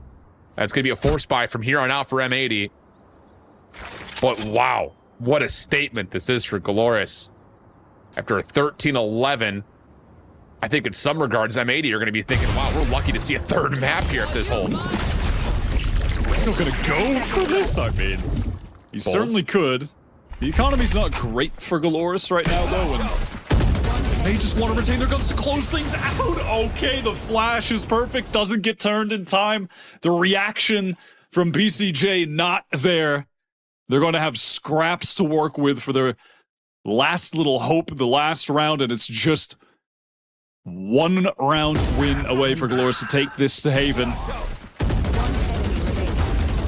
Wow. I mean, we saw it. I mean, we mentioned it. We saw it. There were rounds in map number 1 that GLRS arguably should have been walking away with no issue. Luke Show gives him a fighting chance to even stay alive in the map. And now all of a sudden you're looking at a 12-6 comm with M80 going to a tactical pause where, I mean, the laundry list is long of things that they need to be talking about right now. Sato has individually been taken over. Luke Show's still good, by the way. And the problem has been M80 really haven't even gotten a spike plant to talk about. So it's just like the execution, which has been so given. We talked about it with the Gecko often getting free plants, it feels like. That hasn't been the case at all. It's just the speed that GLRS are playing with, which is so impressive. And obviously that is what, you know, the Neon allows. That's the advantage of it. But also within that speed, you need to be so aware of and drilled with the utility that you're sending out to make sure that it's all placed perfectly for your Neon other players to capitalize off of, right? When you're sending in all that breach util, when the relay bolt is coming through, all of that stuff. The paranoia just needs to be perfectly placed in such fast, chaotic moments. They're doing a great job of that. It's just, look at what this has done. With Sato's success early, that forces a fault line, a dizzy, and a paranoia just to get B main. Very expensive. GLRS are like, fine, have it. We'll just restack back up towards mid. Gate crash is sent in towards market. Xander to clear. Follow-up is there. So all 5 members going to approach over towards B, but look how quick GLRS are trying to get here. Luke Show holding out of the site, but only so long, as now the eliminations look decent for at least a post-plant setup here. Pendant can get the spike and actually plant it, because that's now down at B main. Nismo going to go collect spike off the ground. Net forced back, almost an opportunity to smack down the weak Rude, trying to get back into Boba. And Nismo's going to hold on to this fault line until he gets some sort of information. Clean from net. Last player is Rude, seen in the corner. And he's just going to try to back off a little bit, try to reset this just a touch, but he's largely missed his window. It would have been out for that 1v1, so. M80 stay alive, they're going to get to 7. Opportunity for some decent weapons to be, you would think, collected here. Should be at least, yeah, okay. Koala will be able to find another. Nismo's going to re-wrap back over, and it's going to be 3 weapons picked up. And that provides at least some sort of a lifeline here. But the thing about it is, this is still a long road to go, and GLRS are going to be able to get another round of ultimates. Oh, absolutely. That's really the thing, right? They could do what M80 did on the last round. Correct, yep. The call that they made to just stack them up. And listen, it was a 12-11, but they had 4 ults for that round, close it out 13-11 due to that. So GLRS can absolutely do the same thing. They'll have a full buy heading into this round here. Yeah, I'm nowhere near believing in this comeback yet. I don't doubt the ability of M80 to do it, but nowhere close to belief status just yet. It would be a far cry, especially with what we still have to deal with. Now, that told, the ultimates on this map, not nearly as potent as what we saw in Icebox, save the Hunter's Fury and the Rolling Thunder, which are a bit away. But again, they will be seen again, likely, if we start to consider things like overtime. Opening engagement. Just pixel peaks on both sides. Nismo takes the brute force of a lot of the damage. And we'll stay 5v5 for now. Not just deep in mid, keeping his eyes for anyone crossing. But it's a passive hold of it from GLRS. Sato just on that angle close to Boba. Nothing too proactive from GLRS really at all here. Until this moment. Some elbow presence being shown. The peek out actually from Arango. And you can see that that has GLRS players drifting towards B. But Sato in the picture. Does not get baited by the decoy. They found my wife. Luke Show inside the cyber cage. What can he provide? He gets the first, still alive and kicking. DCJ, the rest of it meeting in the corner, but Quality provides. Thrash is going to be spent. And Urango, well, that darn fish. Oh no! And Rude, once again, finds himself in an unfortunately familiar position in 2 straight rounds in a 1v impossible. And that is a very clean round, only spending the Thrash there for the side of M80. All right. That's not too bad. The economy's now broken. Yep. For GLRS. So going to have to full save And somehow it always ends up being that round where the comeback comes to an end. Lucio's just going to randomly hit a sheriff shot on someone again, top of the round, and then you lose to the eco in tragic fashion. Somehow that is just always the case. Maybe M80 can prevail though. As looking at the ult economy there for GLRS, they are still a ways away for the breach ult, the Hunter's Fury. But that being said, if M80 keep winning rounds, they will get them just at the end of this game. So there will inevitably be that everyone ults around. Yeah, math be mathing for that. Spy cam deleted. Free B site at the moment, just a cyber cage, or probably a trap wire in the way, which the decoy will take care of. It's a full wrap from behind, and Net will get his tripwire up at the exact right moment. He also will hold onto this ankle. A little bit of damage tallied, but nothing of too much concern. Quality will actually teleport back to B main. They do not want to allow that to happen, which is Sato to jump on in. Shotgun also out. That works for Koala Noob, who now changes back. He's John Wick. He's got every weapon. He picks it up in midair. And Rude and Urango will be trying to play this from opposite sides. And again, the key here is Urango needs to die. Just trying to get in, and I mean, listen, damage doesn't even matter. Just send it, boys. Just send it. It was a decent attempt on that big B flank, but on the eco round, the utility was so sparse that Sato was essentially just dry diving through that. You know, that dark cover just wasn't really enough for him. There was a recon that went in, but just not enough. So now is the real deal, though. Yeah, we're getting there. The actual buy for GLRS, Dimensional Drift for Koala Noob, and almost a Rolling Thunder. So ults ever important at this juncture in the game. Absolutely. And I think the more important thing here for the side of M80 is if you don't have to spend it, we shouldn't. We just can't. Like, I don't think we can start around in a 5v5 and spend the Dimensional Drift. If we can avoid that, that'd be ideal, because the Dimensional Drift can really put a pause on the inevitable Rolling Thunder. You know, there's also the considerations of, can we get the Wingman plants back in action? Could we get another Thrash up before we start to talk about things like OT? There's a macro game here. I mean, let's not get it twisted, Freds. This is a micro game in the fact that M80 still has to win rounds to even consider these long-lasting talking points. But yeah, it is one of those considerations that as we get deeper and deeper towards potentially an overtime, those ultimates become a major win condition from GLRS. 3 chances for them out of this tack pause. And I mean, another little micro factor here is that maybe M80 win this round or the next using all the ultimates they've built up. But then it just only takes one. Yep. Where if GLRS retain theirs, there's their round. So much weighing on these last few rounds. GLRS still, they are 0-2 right now. And if they lose this game 0-3, they'd have to win the remaining 2 and then get in through tiebreak. M80 right now 2-0. A third win pretty much damn near guarantees their spot in the playoffs. Yeah. Aggression here from GLRS, and yeah, this is all about getting Urango closer and closer to this Rolling Thunder. Can he get out though? That's the question. Good fast lane. Oh, but it doesn't allow him to actually get back into the site. Does Sato want to challenge this? He's done crazier things in the past. This time though, thinks about it and says, no, we need to make sure we're at least fighting, because if we drop this, we're likely once again sitting in a weird eco situation. So yes, they get the orb plus the death. Urango's going to be right on top of that Rolling Thunder, but this is looking like a clear-cut advantage for M80 as they can now play around with the clock.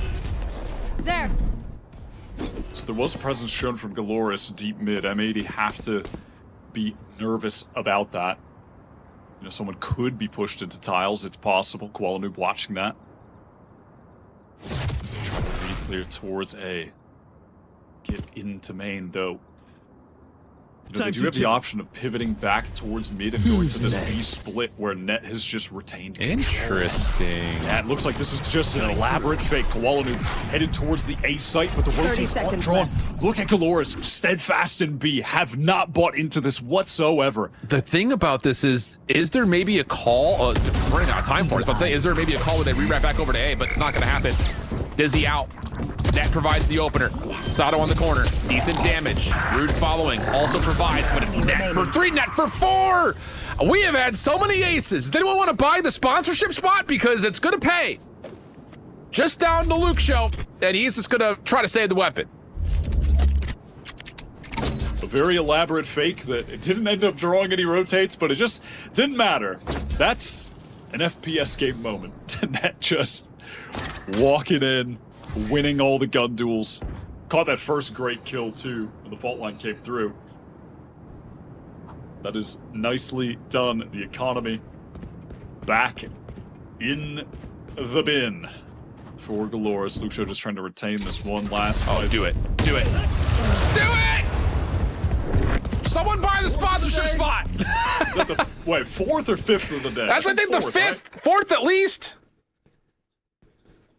I don't count that good, Wyatt. Oh my gosh. That wasn't even... Wow, I thought a fault line came through on that moment in B, but that just swung. That player was totally exposed. Backside, they weren't on the line. Maybe at the last second there, they were kind of getting baited off into rotating. But just didn't really notice it in the moment. It's kind of locked in on the mini-map. Well, there's also... fake. It kind of worked a little bit at the end. I was going to say, that's also just the net difference as, how about this? Sato tries to get aggressive. We're back onto a half-limited buy here for GLRS. And that's enough for first blood to come through. The Dizzy lands. Tile's presence still under threat as Evil is right on the outside of this. Oh, you just would not predict this corner. Although the neural theft will come out and they will catch Evil. So M80, turn it up, my guy. Clean eliminations, and every elimination for Quality was a good one if you can get another dimensional drift back online. I mean, it would be a hard-pressed issue to think about, but it's possible. I'm going to need VCJ to not plant this, but too late on that one. You definitely want to give that to Nismo. Oh, facts, yeah. Yeah, 2 off. And honestly, the game's going to be decided in this round after this. Yeah. This is the round that GLRS, listen, they would have loved to have won any of these other ones, but this right here is the fallback option. Yeah. Last round of regulation. Throw out every ult they can. Orengo's got his Rolling Thunder. I know that for sure. Nismo would have really benefited from getting that spike plant down. It was safe too, 5 versus 2. So,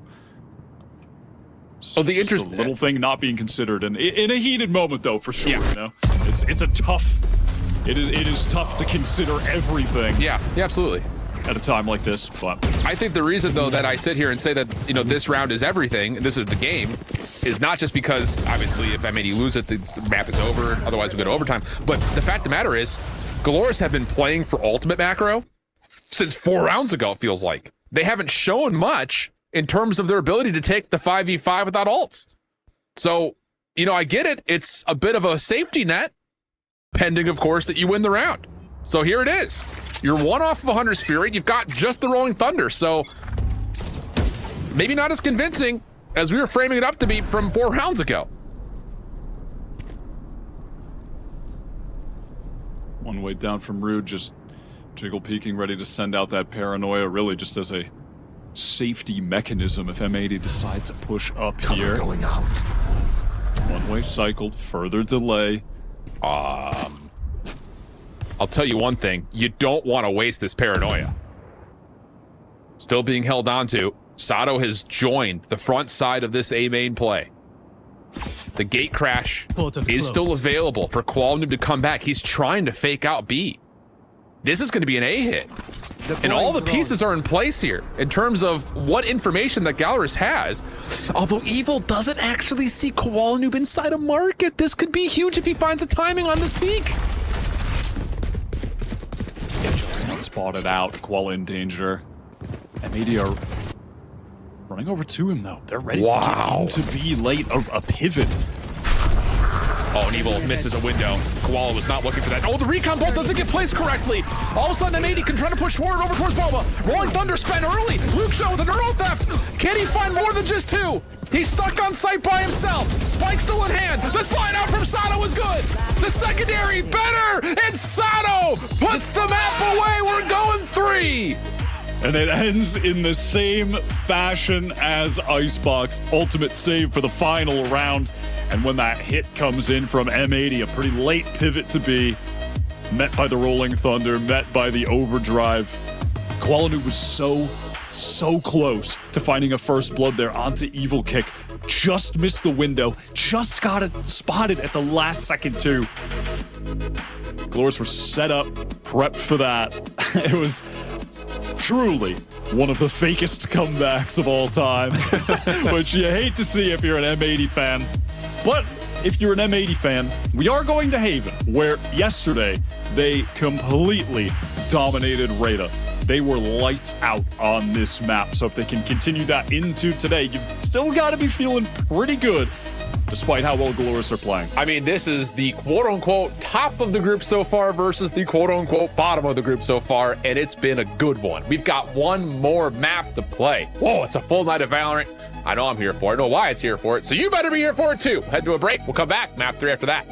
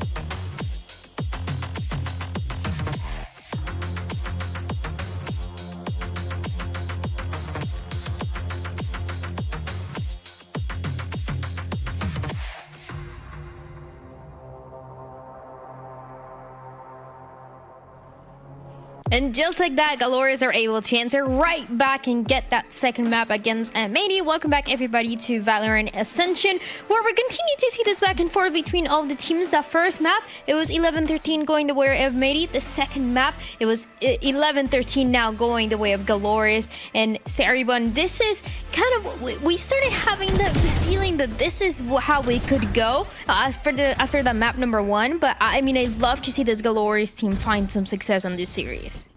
Yeah, I love the way that GLRS is really controlling the pace of this game, and Sato playing that really explosive and fast-paced Neon, and they didn't even give M80 a chance to even breathe in the defensive half. There's a lot of overheat moments on the side of GLRS, especially when we saw that like M80 was making a slight comeback.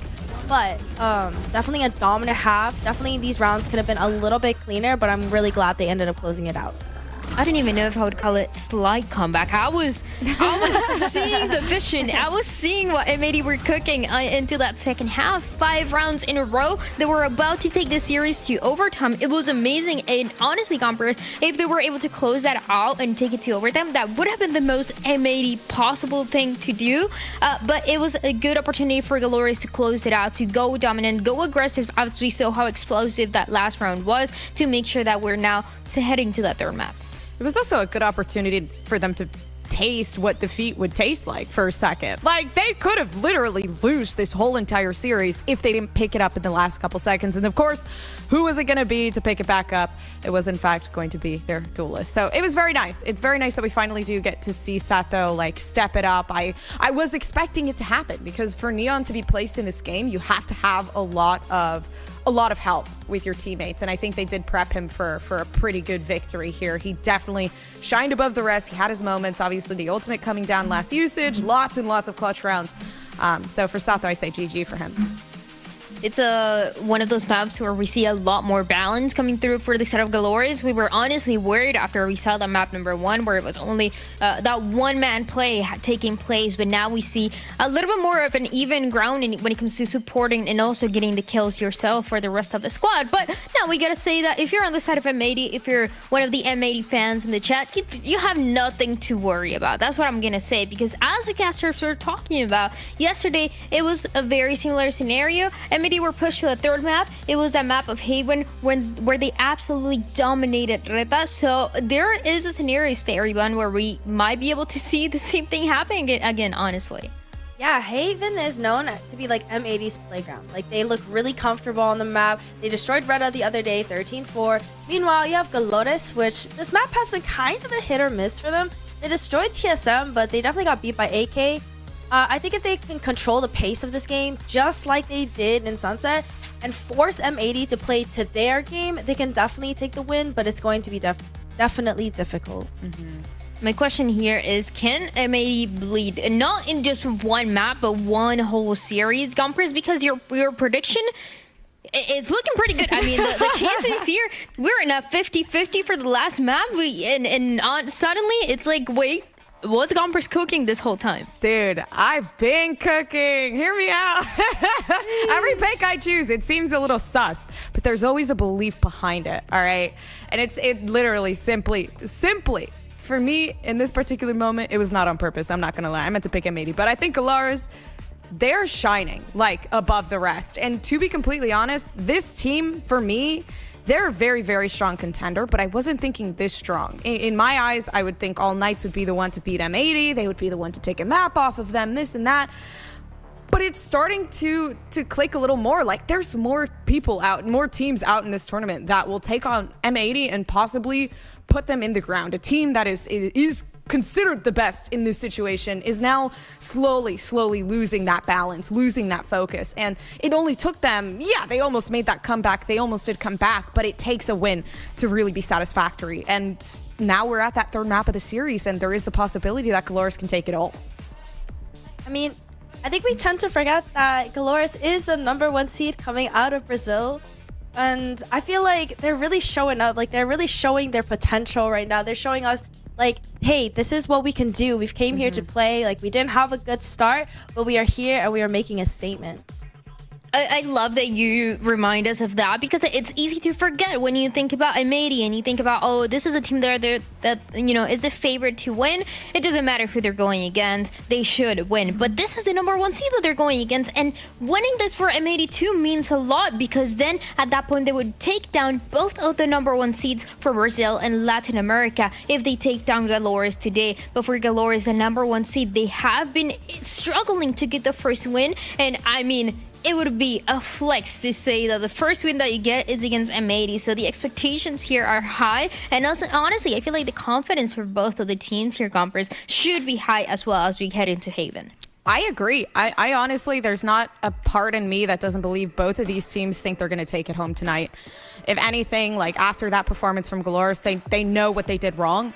And they definitely know what to fix from here on out. So going into Haven, they could honestly be stronger than ever. Sato had such a great setup. They're definitely going to aim towards that this game. And I'm very much expecting Lucio to now step it up even further, because he knows he's having a good day. And honestly, that's all you really need here.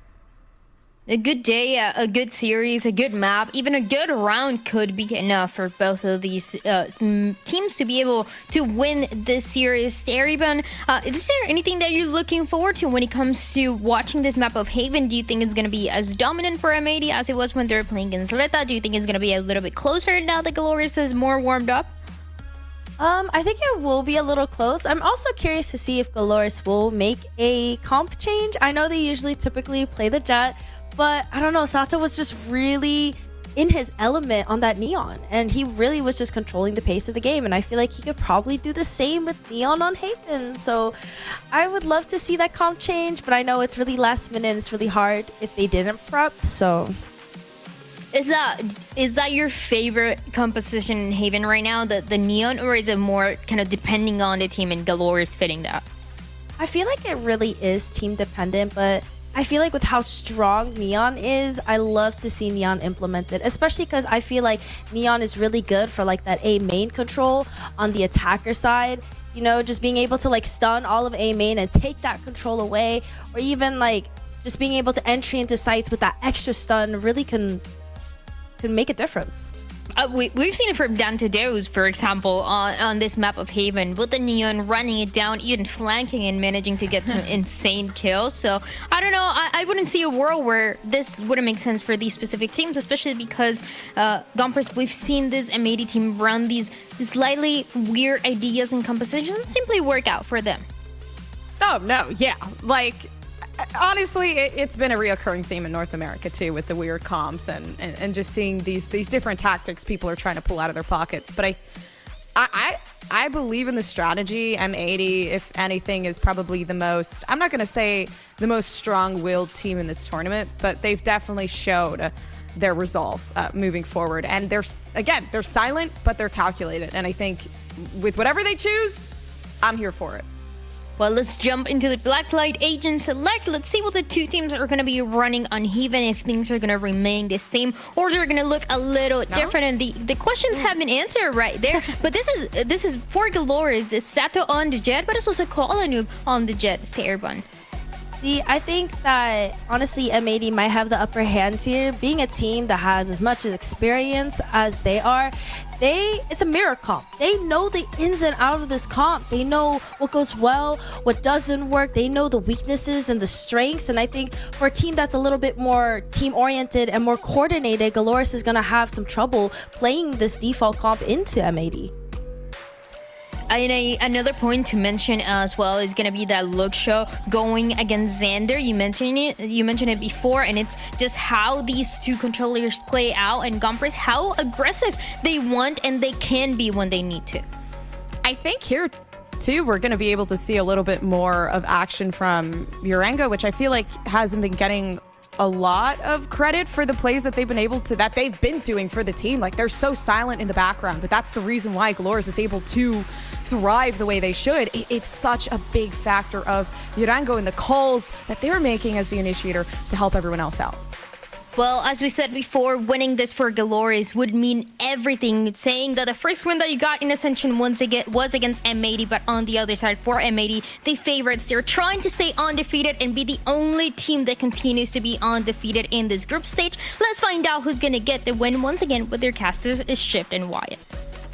We got a map 3 again, and whoa, throw the expectations out the flipping window. Got a mirror matchup here, Wyatt.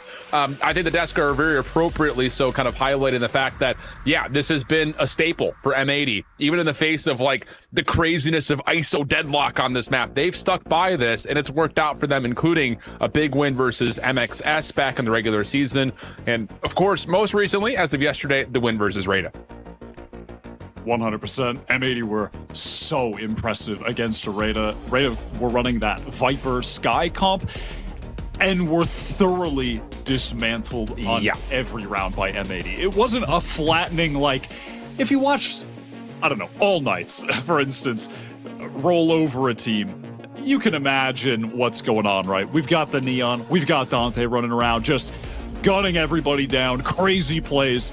It wasn't that kind of domination. It was every single round, M80 were looking like they were playing with wall hacks. They were just so locked in to what Rada were trying to do every single round. So if they can bring that level of play against GLRS, I mean, they are definitely in trouble. But they really heated up on map 2. Sato specifically really heated up. And I would say that's the guy you are looking at to do that again.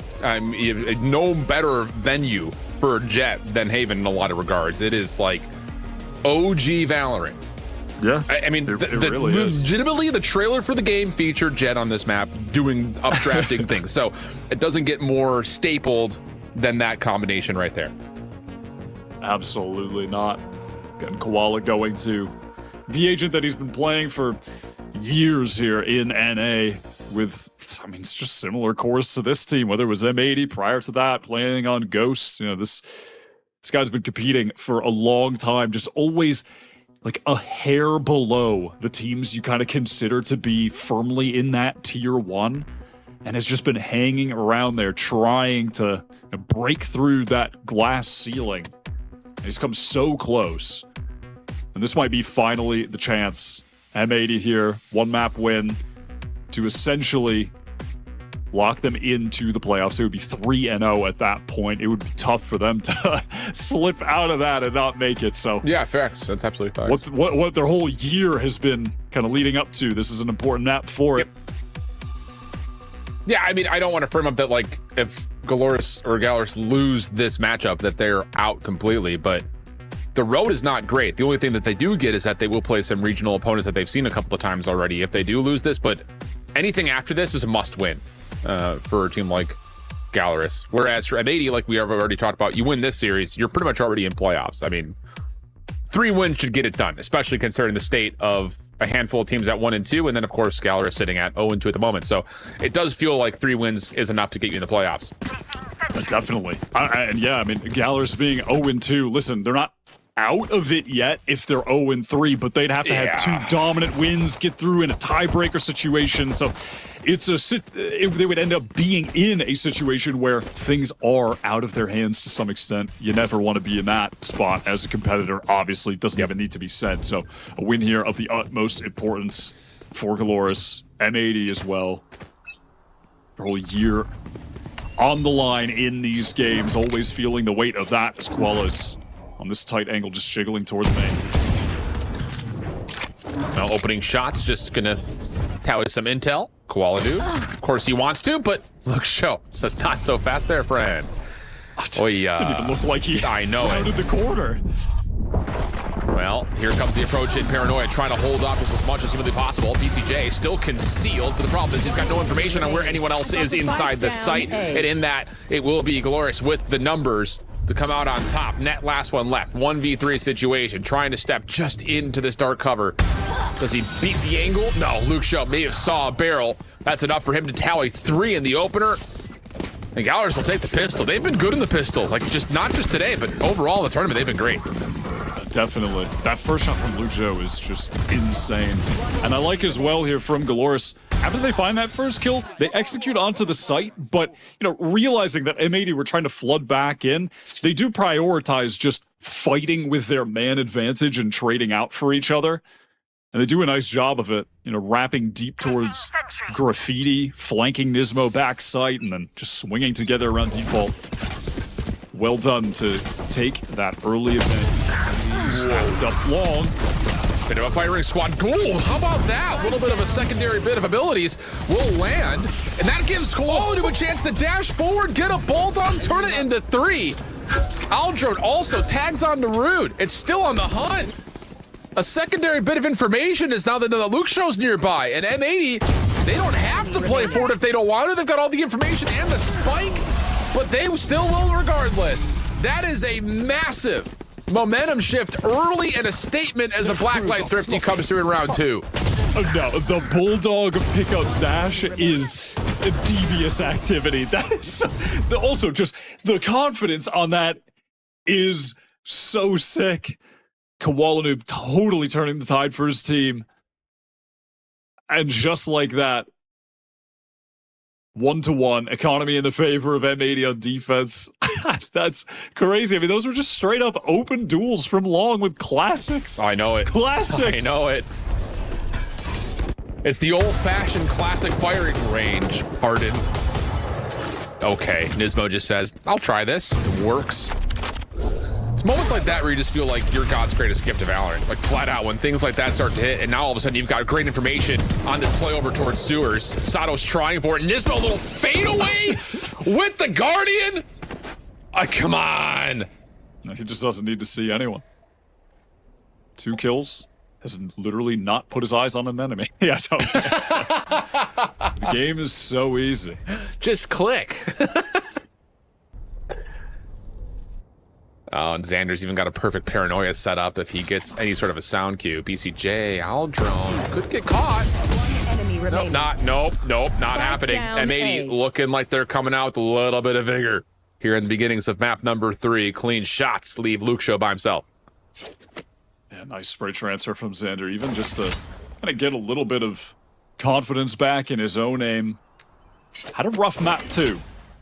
It's actually the bottom of 30 seconds the left. board for both teams. Had only 8 kills, 17 deaths. A player that is typically so standout, heralded as one of the best in the NA Challengers scene. A player that the community are constantly asking, why the hell is this guy not in partnership? It was definitely an off map for him. So getting him back in the swing of things would be more than beneficial to M80's hopes of closing this out. It's just so funny when we have that conversation at this stage of the year, because we said the exact same things about the Guard. It was just like, dude, these guys should be there. They should have been there. And wouldn't you know it, once they get there, they have a hell of a year. Yes, I know. It just feels like it's par for the course. Not too bad. Not too bad of a year for them. Here is the full buy, though, from GLRS. Koala Noob of note as the operators are allowing everyone else to get proactive as a unit in mid. You're nothing. What? Dude, stop it. I mean, it almost makes you sit here and wonder, like, where was this last map? It's just, this is such an M80 thing to do. We said the same thing about like MXS as well, kind of the tail half of the year, where it's just like, why was this not here all the time? There's so many moments of brilliance. It's just consistency can sometimes be the bane of existence. Not a problem here early in map number 3. Not at all. Xander right now just waiting to jiggle from the alarm bot, but it got covered up. Luke showed using his own dart cover, so it wouldn't get triggered on them while they walk through, but it did not end up mattering. Xander still gets the peek, gets the kill. Nismo hunting for more. Dusted by his breach counterpart, but really all for naught with Arango. 25 HP. No hope. Yeah. Just do what you can. But this puts us in a very strange economical spot, which is often the case after an anti-eco gets bested by a thrifty. Left. But this is usually the round that you expect some sort of a bounce back. So now all of a sudden, GLRS is going to be in dire straits. And you've got an op and honestly an outlaw that could still hold into the next round and be very significant. So it's off to the races here early for M80. And it's not stopping anytime soon for Xander, who finds another massive round, 3 in total. And yeah, you're going to put yourself in a position to just completely boost the eco early for M80. Yeah, 2K into 3K, only one player lost. The Outlaw, like you said, going to find value now that GLRS are back on a bad buy. Scoped weapons will be obnoxious to deal with. And just within those little setups, you can just see the discipline instilled in M80 that is really evident. Oh, yeah.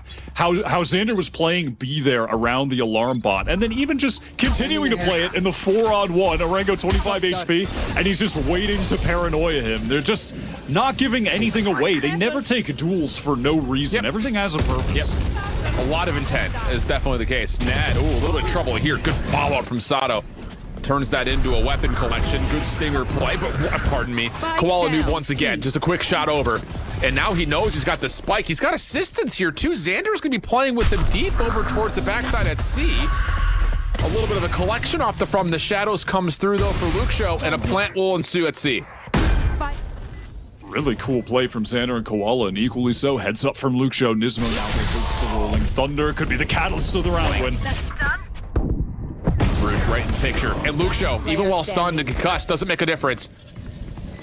How about this for a counteraction? BCJ, last one left, and no, not going to happen. So it's Thrifty on either side. This time the Black Light Thrifty goes the way of GLRS. And we're back to within one, and that kind of mitigates all of the early significant pressure that we've been established by M80.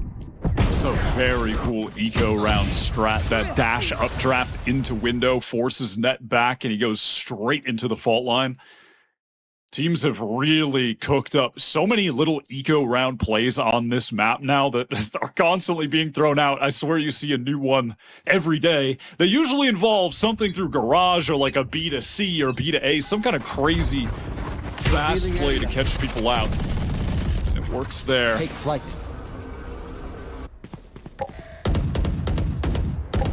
Puts things back into the world of contest in terms of the eco, although there are some power weapons on the floor here for M80, including the big bad over sometimes. BCJ holding on to that.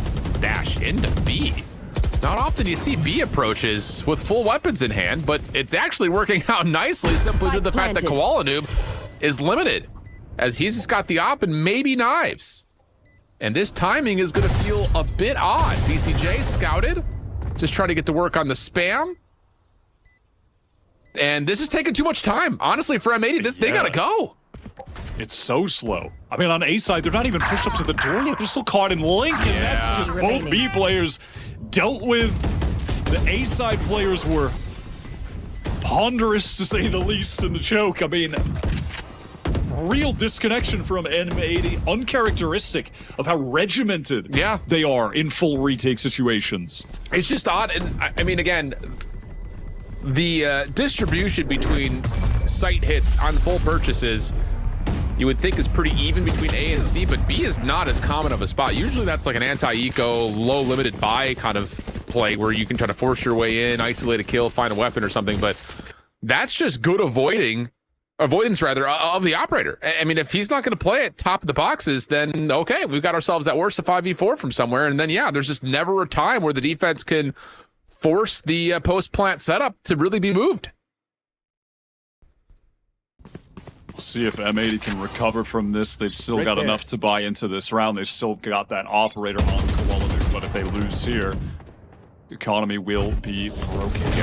Here's that orb tap, and it's faded into the peak. Reactions from Sato, swift as ever.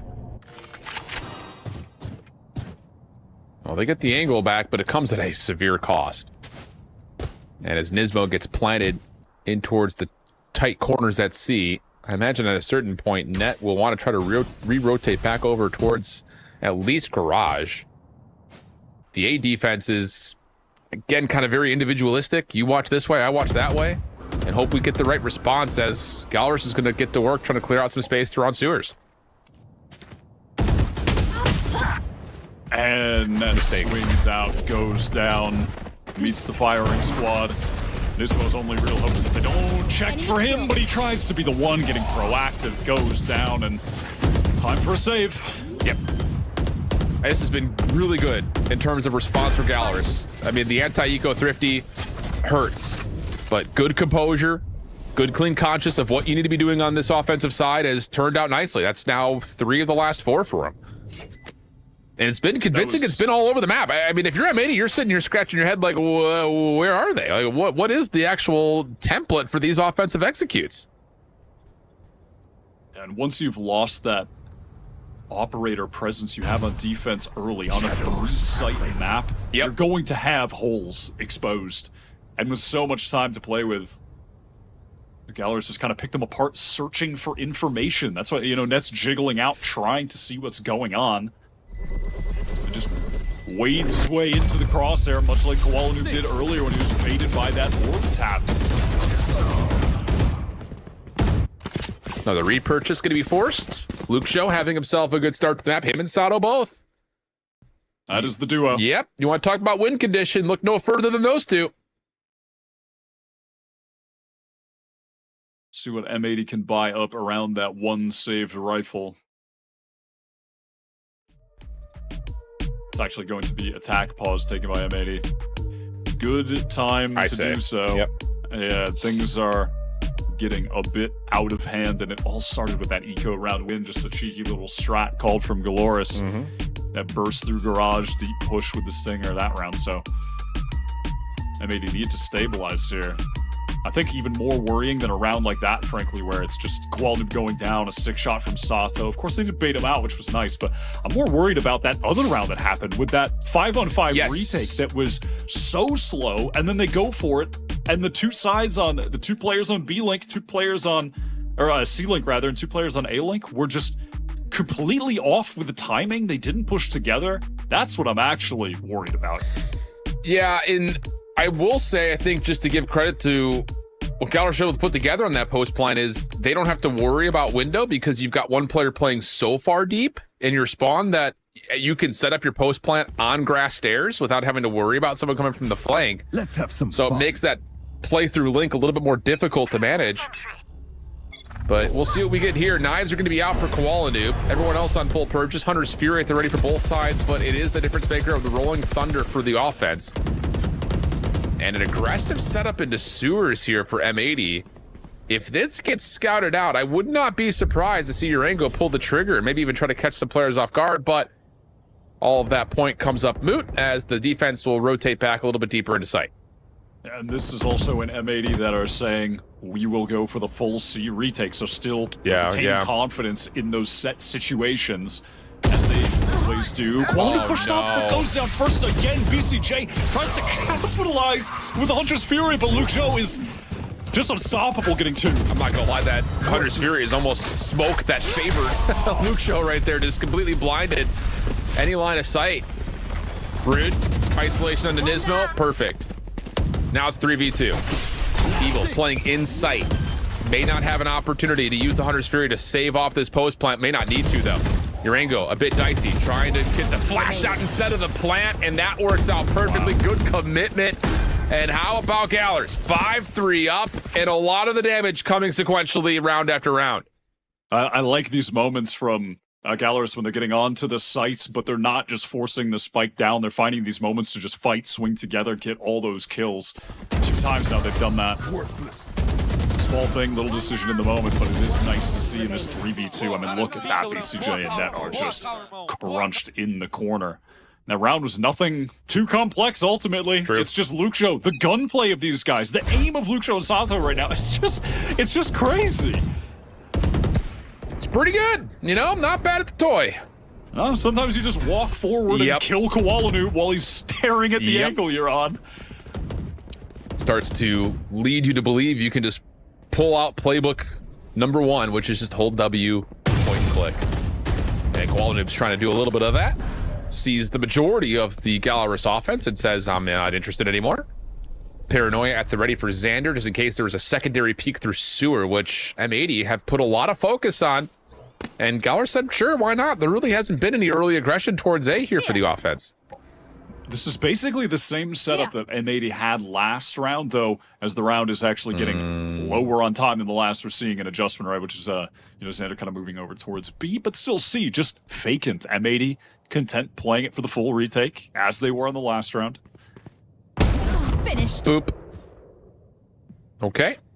Garage is no longer an option. Ooh, Shock Dart actually does get a bit of a tag. Oh, this is bold from Net. Thought maybe it was just going to be a Shock Dart with no follow-up, but there was a player watching, so the trade is good, and GLRS will get free entry to C. Spam shots are great, though. Urango forced off, and there now all of a sudden, M80 are trying to contest this. Paranoia is a little bit too late. Luxio gets 2. Spike down, C. But the spike still stays on the ground. Lockdown at the ready. Hunter's Fury is ready, but GLRS still has to find entry into the site, and Xander's watching it. The crossfire is good, and M80 will take the 4v4 and get us to just a 1-round differential. That is vintage M80, honestly. They love to flood multiple players through spawn with no fear, as they just did there. Even when the choke is getting mollied sometimes, I've seen them still just run through it. They're getting hit by a snake bite against Reyna, they're vulnerable, they just don't care. They are so fast, so confident on the floods there. That's why they leave that C site vacant.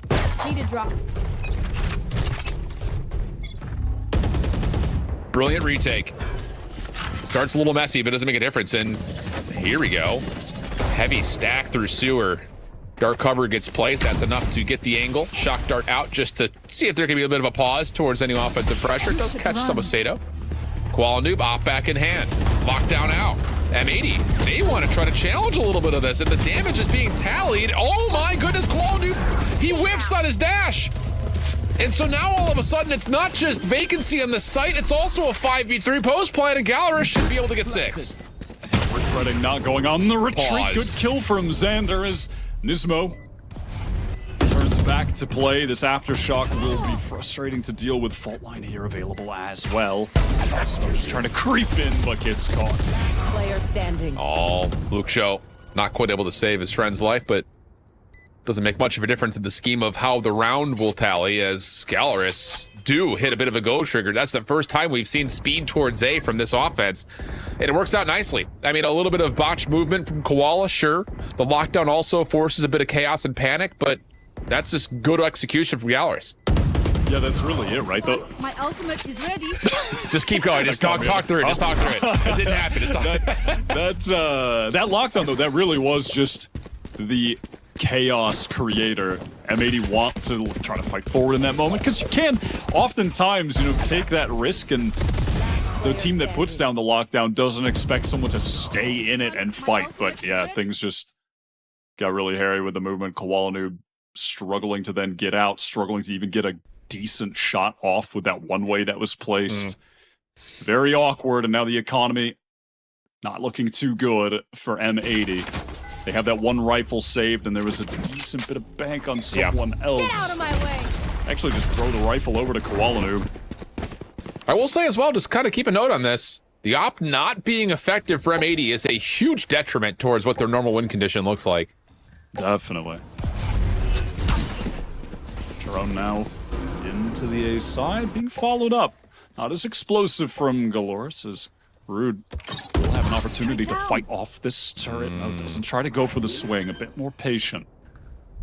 Locked down at the ready for net, but I don't even know if you can be bothered to even consider using it, not with the numbers the way that they are.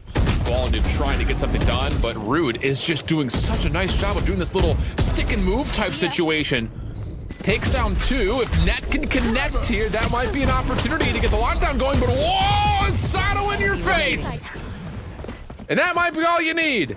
He's done it before, he'll probably do it again, and now Koala Noob, who has been able to retrieve a rifle, will just sit back and let the round come to an end. It's just so active from these Latin and Brazilian teams that have come to this event. Just dashing in off the fault line there is so sick. Sato's so good in a situation like that. But a lot of credit really to Rude in that round. Last round to live and does so. But yeah, it was that play you were calling out of Rude, watching on the flank, the way he was just moving around, really sly with it. The one on Xander was easy, but then the follow-up on Nismo, Koala Noob and Nismo trying to team up on him, front and back with that fault line coming through, didn't connect. It was a good try, but Rude was a little bit too good with the movement. And I think it's just unexpectedly so. I mean, Killjoy, you get a kill in your spawn connector, and then all of a sudden he's mid-grass. It's just like, what? Yeah. That's some swift feet there. A little bit of pressure here for GLRS over towards Garage. Aldrone followed up. Good cover of smoke. This could lead to a quick burst on as Luxio will teleport deep in towards site. And once again, M80 are going to have to play retake. They're still holding on to the lockdown, but there are a lot of spaces that they need to clear out here. And honestly, I don't even know if the lockdown's worth it in this round. I mean, you have to because it's round 12, but what is it really going to get? Evil Kick is just outside of Garage, ready to break the lockdown whenever it does come through. Here comes the defense of it. Hunter's Fury is out. That will land. Rude will take some friendly fire, and that's enough for Net to find the quick kill. BCJ on for the response. The issue here is going to be the post-plant defenders long, though. And this is why.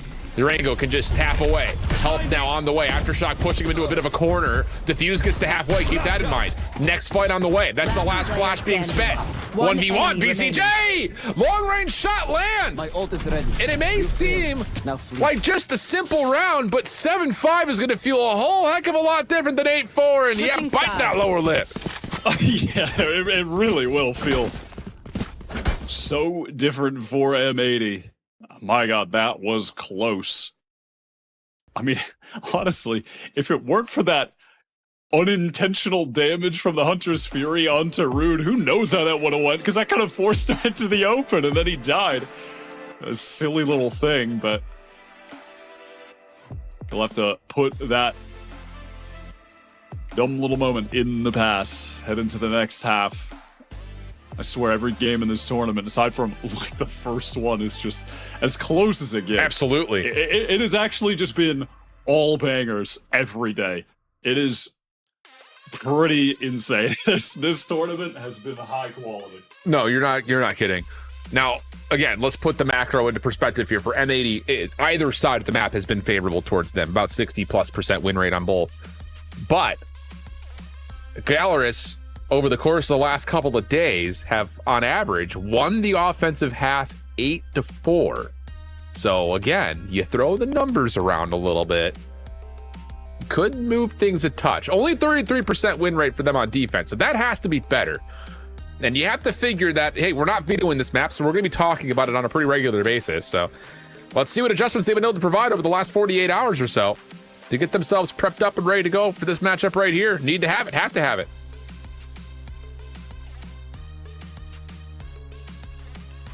All right, a little bit of time here for the teams to take a deep breath, get into this second half. I mean, considering how good M80 were on defense against Reda, I mean, I'm just checking again. Yeah, they were able to get 8 rounds in that game and then just string 5 in a row on attack. Honestly, I was expecting a little bit more from them here, but I think GLRS did a great job, too, of really mixing up the tempo in a lot of those different rounds. Like that fast eco round win, and then some slower rounds, and then upping the pace towards the end. I mean, speaking of pace, it looks like on B, immediately GLRS want to go for a mid walk down.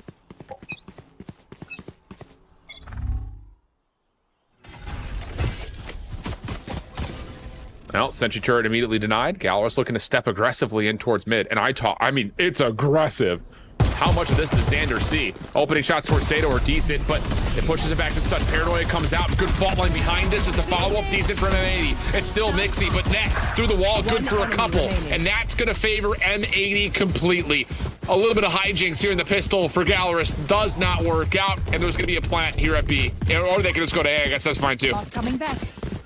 That Paranoia was just the source of the unraveling of that big push from GLRS. What did that connect on? Like 2-3 players, and then that recon that came in after, and then the aftershock as well.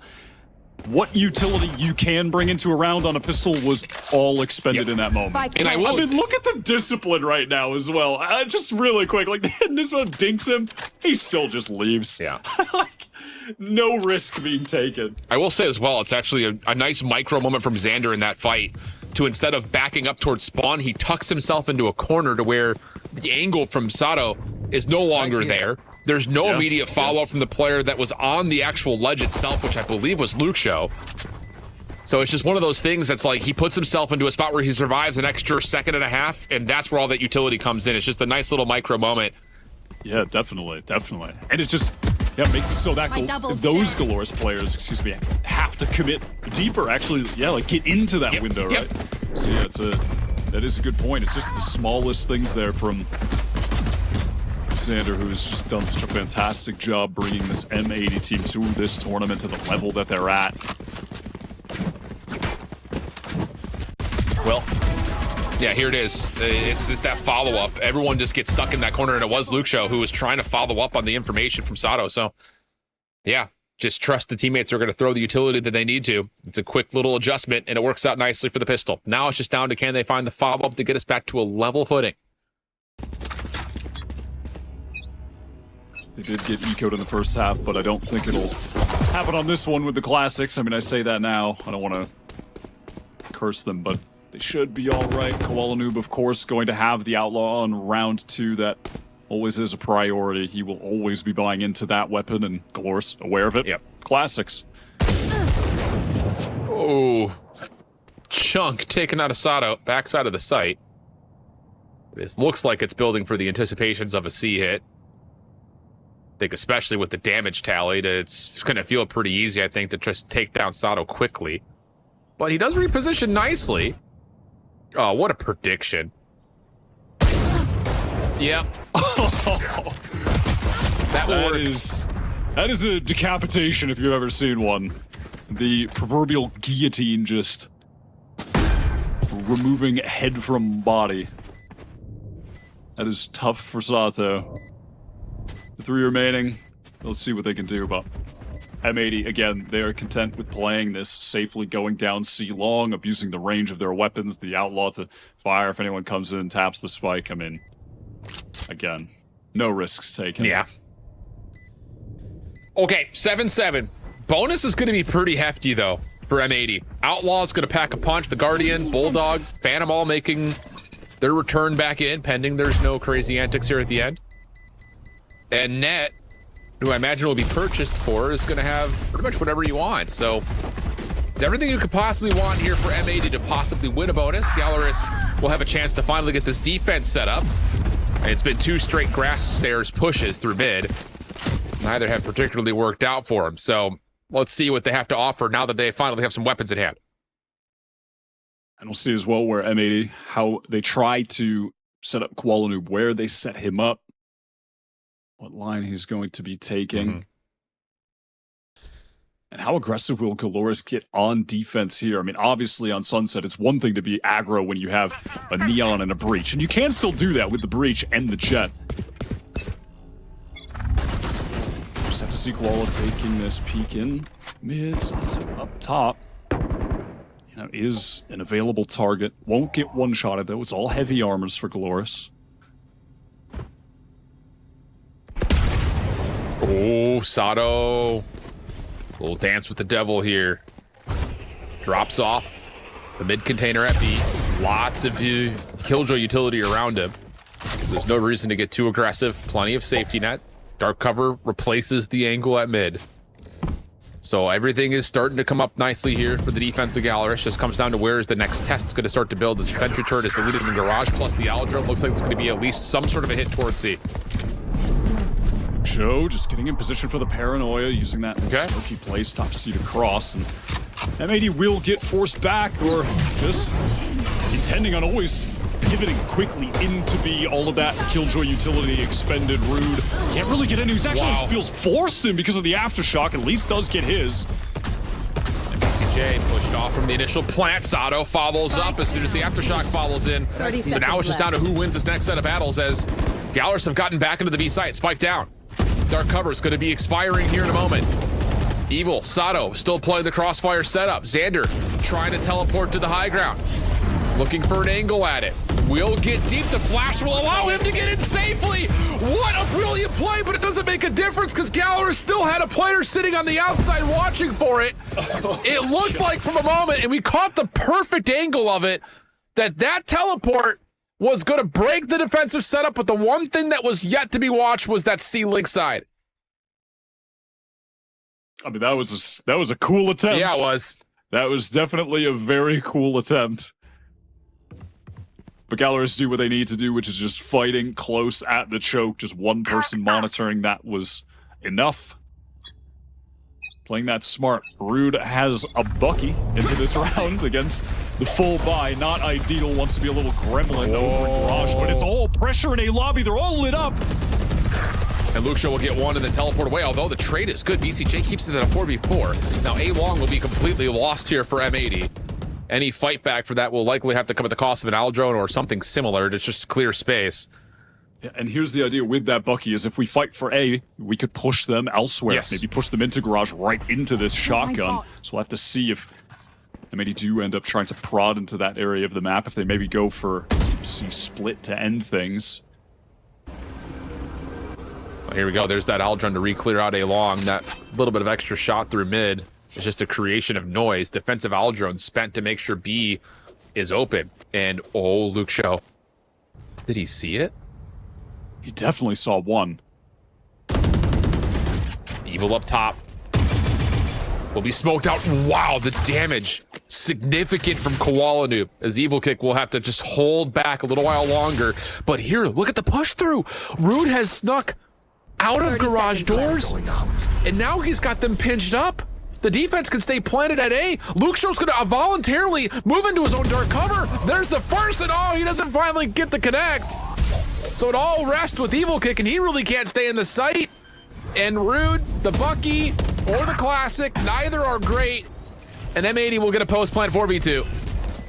Sato would have to make some magic happen. I'll say. Trying to get close. They're just doubled up in the smoke again. It's always the pair of Xander and Koala just taking over the dark covers, evidently. That was a nice little two-man swing to get into the smoke, expecting that someone could be in there. Great way to clear it out. Now it's Rude recovering a Vandal just on the save. Low money. Yep. For everyone on GLRS, so every weapon they can get, they need desperately. That's why Koala's on a bit of a hunt right now. We'll find an engagement. Oh, boy. That is tragic. Those are like, and I know it's like a kind of inconsequential kill, but like when that happens to you, like you're in a rank game, you just want to throw your PC out of the freaking window. It's just like, what do you mean when I just look away, he peeks that? Ugh, so annoying. Just as frustrating as it gets. So GLRS are on a terrible buy right now. M80 an opportunity to get the lead in this game after being down for quite a while. They just have to contend with a few sheriffs. That really shouldn't be a problem. It shouldn't be. GLRS down mid.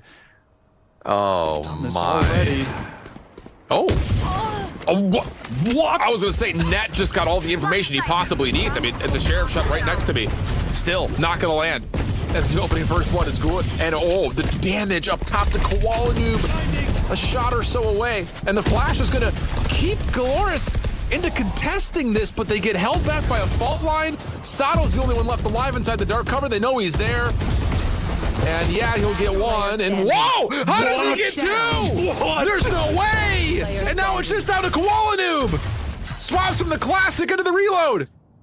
Evil just needs to hit one shot. Recon dart goes out. Koala Noob tucks himself into a corner. The timing on the peak. Oh, the savior of the round is Koala Noob. A little 1v2 Zippo clutch. What's happening? Oh, I mean, I was dead certain that Evil Kick was going to kill Koala Noob at the end there. I was also dead certain that, I don't know, any number of players were going to kill Sato. Actually, the protagonist in the server right now. How is he surviving? How is he being offered so much time to just patiently tap away? 4 headshots connected with the Classic. Come on. M80 just barely skate away from that. Barely get the 9-8 lead. Standing ahead. That's a chunky shock dart to open things up from GLRS. Deals with a lot of the armor plus a little bit of the health pool for M80's offense. Rude on the corner. Whoa, Net. Right around the opposite side of the doors.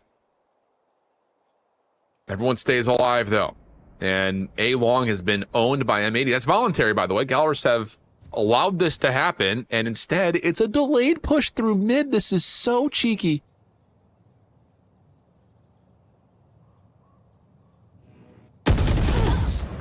No. All right, just a straight up phase from Root, and that's before Koala can even get up on the angle. So, oh my! But they have no idea that Yorango's here. Trigger discipline. That works out for the first. BCJ still stays covered, and he knows I gotta get out of here. Aldrone going to be spent here though, up close and personal. Tag comes through. He knows that Rude's on the corner. Meanwhile, Spike gets played over towards A. So we're gonna get a 4v3. This is chaos. This is a pug map right now. Yeah, this game is devolving. Things are getting silly. Aftershock, further delay. There's only 20 seconds to plant, but GLRS not really in a position to try to flood in. What? The lineup from Evil Kick? Hunter's Fury now gonna be earned. Yep. Xander still finds a kill somewhere though. But again, the time is the issue. But BCJ has stepped out of the normal default plant position. So the Hunter's Fury comes up empty, but it doesn't make a difference. Evil can now all of a sudden make his way in. The teleport back over. Xander not to be bamboozled. The 1v1, and it's a long, wide swing from Xander. He gets 4 in the round. What are we watching? It is just chaos right now. Nothing is making sense. The players are definitely starting to lose their cool. I can tell you that. So much individualism in that round that could have been synced up with just a moment of pause. I mean, Sato was caught in no man's land in mid. In that moment, just before Xander goes for that wide swing, patient, just waiting to get the crosshair onto the opposing Omen, but Luxo had a paranoia that went out. Evil Kick got the kill. He could have just waited for a second before jumping out, but left it to a 1v1. Things have just gotten so scrambled for these teams as the tension is rising. The weight of this game as far as the standings in the group stage getting through to playoffs. You can really see a bit of the nerves, the situation setting in. I think especially for GLRS in that round, frankly. They were in so many good positions. They just had to calm down and at any point link up with each other, but everything in the chain got broken. Oh, big time. Oh, man. I mean, again, this is such a pivotal match for GLRS. A winnable map number 1 goes 13-11 to M80. They stave off the comeback from M80 in map number 2 to win themselves 13-11. And now, what, you tally at least 2 rounds that GLRS are going to be looking back on and say, shoot, we had those. And this is a major one, because that's an eco swing in a certain regard. Yeah, you're still in fighting form if you're GLRS, especially with the blades out and the possibility of a lockdown, but it's not going to be as good as it was, especially considering that that's a Rolling Thunder and a lockdown on the other side. And oh boy, we're not going to pause here, Wyatt. We're going to come off the pause and go immediately into the all gas here through A-Long. M80, because of that, just routed towards C, where they'll be running into a couple of the Molotovs. Well, dealt with these. One shock dart from BCJ clears that up, gives them safe passage, but the delay right now is allowing for rotates. Oh, and the spam through the smoke also connects. That is huge for GLRS.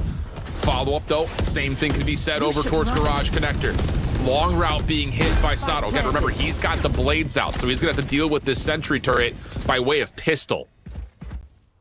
Unless he could hit something long range. He's being held off. Hunter's Fury going to be called in. Lockdown, not going to find any detainment. Xander right back in towards the site. Hunter's Fury has not hit onto much. Now the flank is on the way over. And oh, it's all just a smoke that gets Sato through the sentry turret.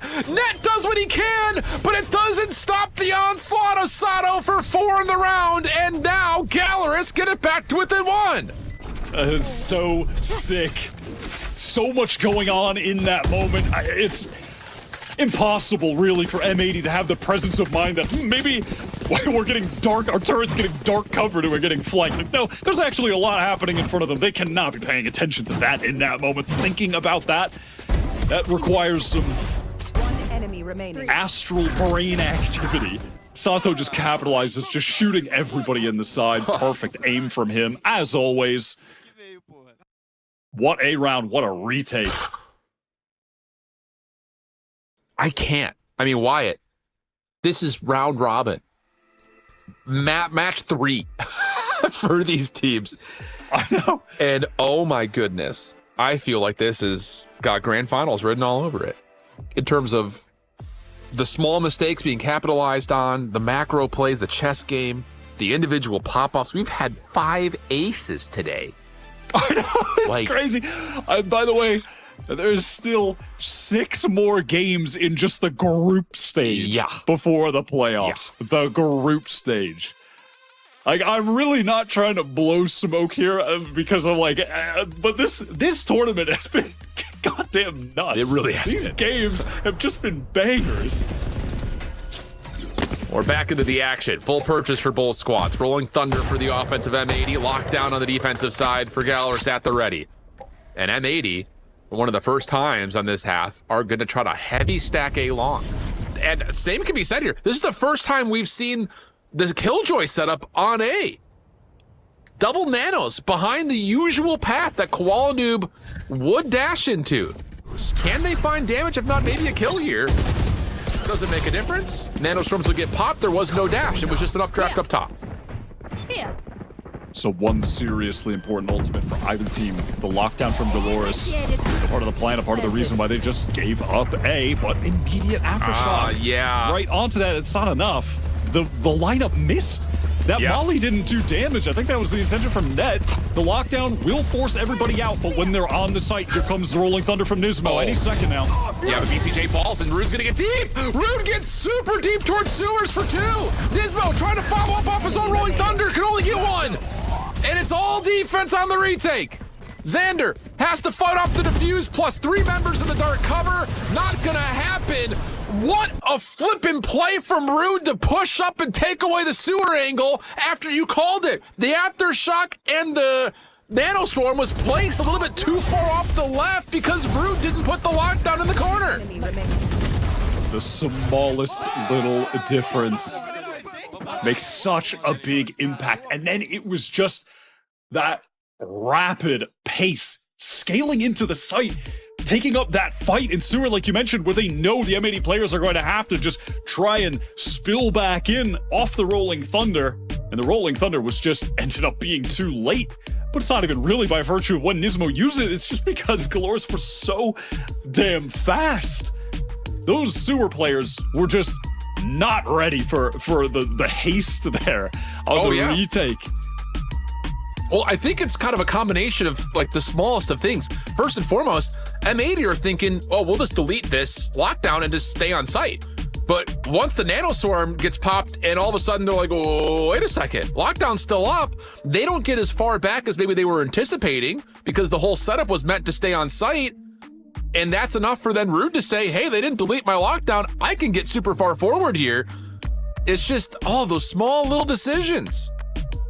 All right, I was definitely caught up in the moment. I need to see now what's going to be going on with the economy when we get back into this too. Happy calling a timeout for M80. Into the mix here. Yeah, this is not the greatest buy from M80. It's just Luke Show over at C. They're just slamming the site. Oh, dark cover comes down, Paranoia right through that as well. But no, the spam is good. Rolling Thunder defensively coming through. Rude's going to try to contest this, spamming down the smoke. He's getting lots of damage. The aftershock to follow up, but Net still finds 1. And somehow, M80 are still alive in full force. Health is low across a number of members, but Xander, deep in the site, maybe is able to connect for enough damage. Say the last one left. Operator in hand, he can't do anything. And it's just the slimmest of margins. Lots of damage, but the quick play from M80 works out, and they're going to pull a bit of a thrifty. There ain't like a credit for one, but call it what it is. They just literally ran into the site. They just ran into the site. I was so certain that Luke Zhou was going to use his ultimate to teleport away. Get back out to safety. He was caught over at platform and tried to fight off his own paranoia. And then the rest of his teammates feel like, we gotta help this guy. But they're just dribbling into the site, disconnected from each other. They tried to do way too much in that situation. Yes. Way too much. You know, I would have much preferred going for the percentage play there. Just getting into retake position. Well, the game gives them credit for the Black White Thrifty. Earned. Yeah, it's hard to tell with definitely Stingers earned. and Guardians being purchased, but hey, they kept it underneath the threshold. So, again, Blacklight can smile. More activations, more exposure. Get yourself a comfy chair. This is pivotal round right here. I mean, I won't say this is the ball game, but it becomes dire straits if GLRS don't find a way to pull this one back, because they still have the op, they still have a full purchase, but after that, they don't have much of anything. So this, in certain regard, is the map, and wouldn't you know it, it's just Luke Show spamming, and he finds first blood. Oh, boy. Ridiculous. Oh, boy. Oh, They boy. don't clear it.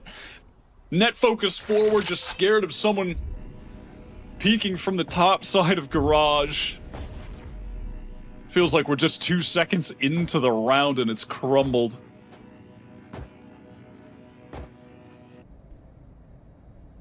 Oh, boy. What do you say? I mean, the round is over. It's just over. BCJ's been seen. Crossfire setup is good. Tip, tap, tip, tap. Not ready yet. And BCJ will, well, give it the good old heave-ho college try here. And he gets one pretty cleanly. Swaps over to the Vandal. Fresh ammunition. But the cape gives him away. And Rube will get 3 in the round. 11-11. Make a wish. We got round 23 coming up. Yeah, similarly to the end of Sunset, paying attention here very closely to the ultimates that are going to be online at the end. I mean, even that 3-piece from Rude gets him quite close to the lockdown. Every little matters. M80, their lack of clearing that corner. That is tough. That is really tough. It's Valorant, baby. Here we go. M80. Ooh. Forced it. Yep.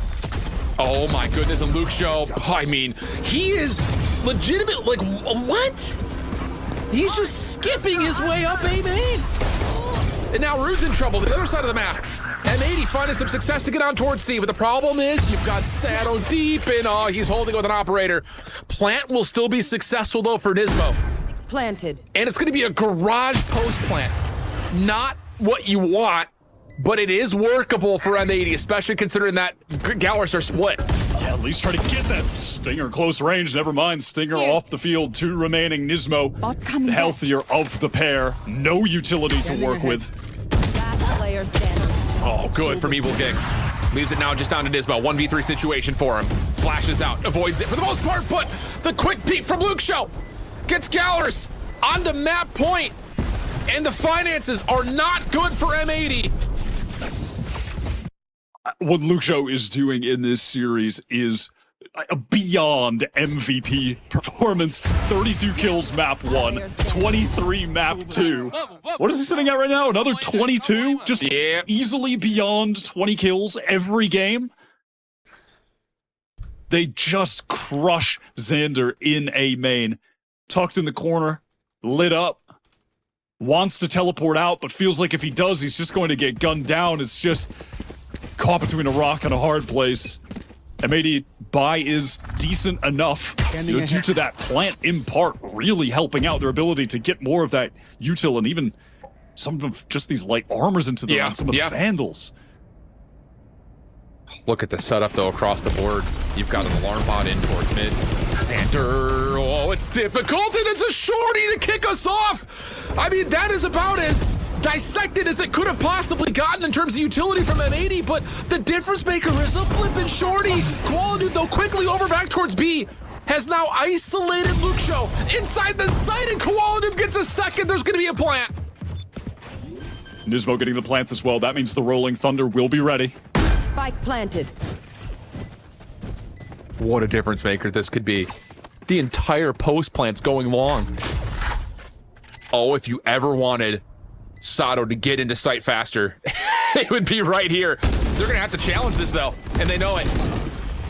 BCJ, good for the opener. Aftershock going to be spent, and there it is. Yurango, Sato, good eliminations coming through. Sato for a 1v2. Swap back to the Vandal. He has no idea where Koalanub has gone though, and time is of the essence. Cloud up and over. Net trying to hold the angle, trying to get it to halfway. Not gonna happen. We're going extra innings. It's only right that we're going to OT in this game. Switching sides. Sick play from either side when they need it most. Koala Noob just sending it through B. Pathing that hasn't really been taken by M80 just yet. All the way through window, all the way into C. That link pivot, so nice. Lovely from the M80 duelist, stepping up the very, very last round. Again, this is the team that is 2-0 against the team that is 0-2. First place in the group versus last place in the group. And we said before this started that the 0-2 does not represent the skill level of GLRS at all. And you're seeing exactly why. They are just as good, neck and neck, with any other team in this group. And it wouldn't be in overtime without a tech pause to kick us off. Oh my gosh. It's just calms things down a little bit. I mean, this is playing with my emotions more than my high school ex-girlfriend. Legitimately, back and forth, up and down. It's a roller coaster. Oh no. That's tough.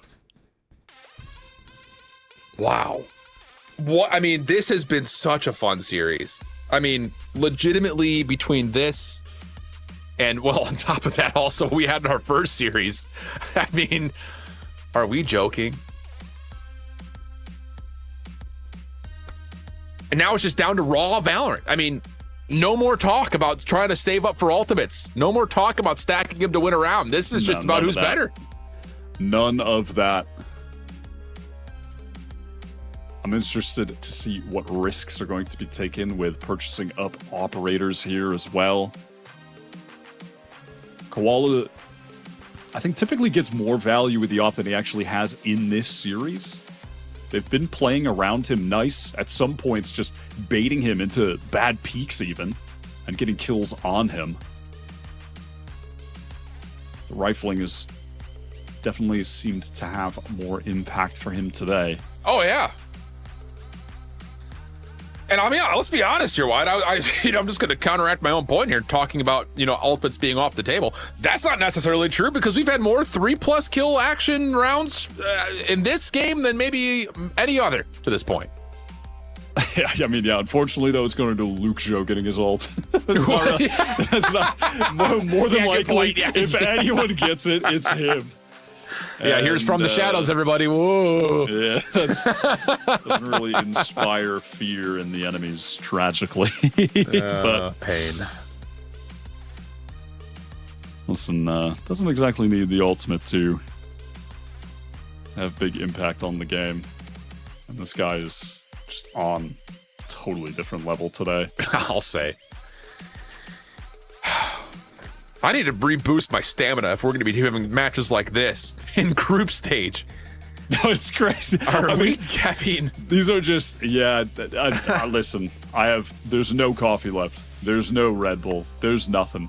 I'm just I'm trying to go off pure adrenaline here. Crazy scenes. Well, hopefully this will be resolved pretty shortly here. We've been pretty fortunate to see things come and go pretty quickly, and it looks like that will be the case once again, as the whole stage will illuminate that lovely shades of blue and green, which means that we're probably pretty close to getting back into the action, and that is the case. So it will be M80 starting this overtime on the defense first. Nothing crazy except for the Odin purchase for BCJ, but that's not too crazy in the scheme of things. No, he loves to use that weapon on defense, and it was a real big issue for Rada to deal with in their game yesterday. We'll see if it is equally as troublesome for GLRS to contend with. First round of OT, getting some spam into A lobby. That's one area where the Odin can be very dangerous when you're trying to make that cross. But comes without consequence. GLRS not actually being affected by it at all. And instead, it's going to be just a little bit of a play with some focus over towards Garage. Shock Dart followed up with the Owl Drone, getting deep through window. If that gets a peek through it, it could be pivotal towards the goal call for this play through C Long. But Net's timing, absolutely brilliant. Sato dashing back over, trying to assist on this little 1v2 moment, but it could be quality, but the rest of M80 still holding on nicely to the backside of the site. I mean, it was a hell of an effort for GLRS to open up space through Garage to allow that play through Long, but Net just avoids it, and now Spaghetti's on the floor. M80 just doing what they do best on this defense. It is just their standard response when they have a Switching number of sides. players alive. The C hit is coming in. They are sending it through spawn. Look at the mini-map in this moment. The fault line comes in. Scaling is perfect to get in. Help net backside. The trio there together. Nismo, Koala, net. Every single time, man. You just have to be ready for that M80 flood through C main every single time you hit that site. And that's just another moment where you have to highlight how good Net is as that lockdown player. Stays away from the action at C long, creates opportunity for his teammates to get in a little bit easier with the first blood. And so now, advantage M80. Swap the sides, do it again. Sato, glass cannon, operator in hand for him. Nothing else. Smoke dissipates. Dicey moment, doesn't get the right timing, and whoa, doesn't pull the trigger. Wants one more peek at it. Flash being held or fault line for Nismo. There's the dash over the top, but they're out of it. We'll stay 5v5. At least forcing them back. Our M80 getting all of that control of A long, so making it feel like they could just execute into the site at any given moment, and that looks to be what they're actually going to do. Arengo has pivoted to A though. Not ready. And Sato is leaving, so the setup not ideal. Here comes the hit off that recon. Oh, what a reveal. But do they know that quality was this far forward? Fault lines are going to get exchanged. Urango inside the site. He does well. Evil now can now step back into the play if he needs to. Aftershock's gonna land. Snap from Urango's good Spike for another. down A. 2v2. Xander and Net on site. Rude and 30 Luke seconds left. trying to work their way back in. Spike planted. Rude headed up top into heaven. Both players from M80, they are going back. Concerned about some attempt of the flank, and doing that, they will dodge any utility coming through. Paranoia doesn't do a thing. Xander headed over to long now. They know, of course, that Net is in the corner. They isolate it perfectly, but where is Xander gone? 1v1 situation for the win. The shots are good! Xander takes it! Luke Show visibly upset about it, but at the end of the day, M80 just a touch better, will stay undefeated. And on the flip side, maybe more pressingly so, GLRS is going to reflect back on these three maps and say, oh, shoot, because wow, was this a winnable series for them? They're going to go 0-3 in the group stage, having to win their next two now. 2 13-11s and a 14-12 in this series. We said GLRS being 0-2 doesn't do justice to how good they are compared to the field. Being 0-3 definitely does not do justice for how good this team has looked. Every map coming down to the wire, dead even with M80. And frankly, Luke Show and Sato were just, I think, the best in the server in terms of firepower today. Easy. But that wasn't enough to get them over the finish line. It was the protocols, some of these responses from M80, where they are just so well practiced. They're just this well-oiled machine in so many of the situations that come up, like those sea flood moments, those swift entries into the site there to defend it. It's those kind of rounds that just keep putting M80 a touch above the competition. Without question.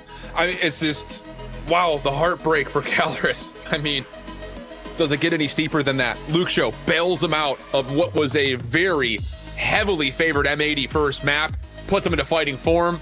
Sato wakes up for map number 2, breaks ankles with the Neon, follows up with a great start here on Haven, a couple of missed opportunities here and there, but it's M80 who will win the day, and an exhausting one as we went all the way the distance in all 3 maps, both of our series. But that'll do it for myself, Shift, and that guy right there, Wyatt, so handsome, so good looking. We're going to send things back to the desk to finish off the day. I'm not going to stop, I'm only going to start back to the desk to break down everything the action we saw. The M80 fans, they were sweating just a little bit, but we told you guys, you can sweat, but it's okay because M80, they always got it at the end and they do it one more time. They take it all the way to overtime and they close it out in the 14-12 on Haven. They continue to be the one and only undefeated team Gumpers, and it has to feel good for them. I was partially cooking, I'm just gonna say. I think here they did a great job. Like, And the fact that they were able to take it so far into that third series, GLRS, the team that wasn't expected to even get close to beating M80, it's insane. And I think the biggest feat of all is like, I mean, you could tell the passion that they put into the game just off the end. Luxo looked super upset with the fact that they couldn't really pull through with the performance because they could taste how close they were. But it's just the grouping stage, which I feel like definitely shows that there's more opportunity to come back from this upset.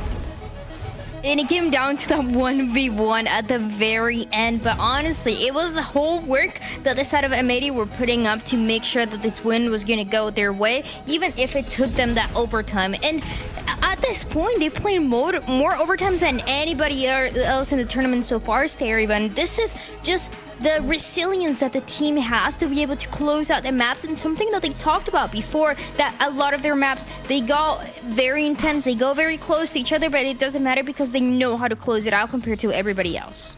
I honestly just feel like M80 just really love Valorant. Like, they just want to play as many rounds as possible. But what's really crazy here is that GLRS had 19 first kills compared to M80 that had 7, which means that all those rounds, they literally were up in the man advantage. But I feel like with these standards comps, like I said, it really comes down to those fundamentals. It comes down to teamwork, especially if both teams are playing those standard comps. It really just comes down to like teamwork. But I feel like for GLRS' side, Luxo and Sato was really just putting in the work. They were the ones that were carrying the team, getting multi-frags, really opening up the rounds. But the rest of the team just couldn't close it out. And M80, we've always talked about this. We always talked about how good they are at adjusting, how good they are at coming together and really trading off each other after that first blood. They're really good I'm so happy at making my... Yeah, go ahead. I'm so sorry, but I was just gonna say something stupid. They're really good at making my blood pressure go very high. I feel like every game I ever watch with M80 in it, I'm like sitting at the edge of my chair, like gripping the seat. I like right there, I genuinely thought, I remember you guys were like, Gompers, you might foresee the future. This is crazy, this is crazy. Boom, my dreams crushed. You guys jinxed me, and I'll never forget it. I'll never forget.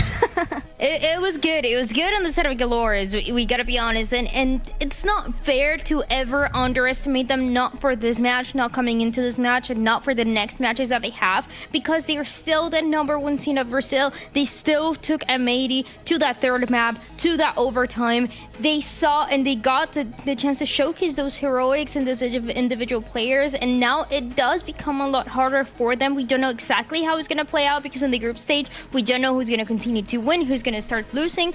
So we don't know what the future is like for them in the group stage and even making it to playoffs. But I think GLRS has showcased individually that they're such a good team, Gompers. And I mean, honestly, towards the end, when it goes to the overtime and into the 1v1, it could have gone either way.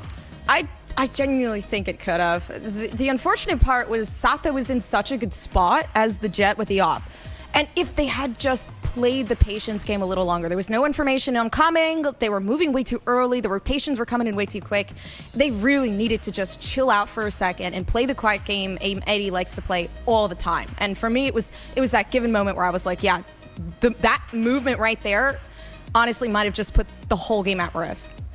But hey, I mean, for the M80 fans, once again, they have to be feeling good. Yeah, you suffer a little bit, but that makes it even more fun to be supporting this team, to see how far they can make it in Ascension. So once again, a reminder for everybody to make sure you check out that giveaway from Blacklight. They're giving away a chair, so you can scan that QR code or check out that pin tweet or the pin message on the chat to see how you can get it. Well, you can get one of those ultimate gaming chairs. This is everything that we have for right now, but we're going to throw to a break. We're going to have an interview with one of the M80 players, and when we come back, we're going to close out the day and talk about tomorrow.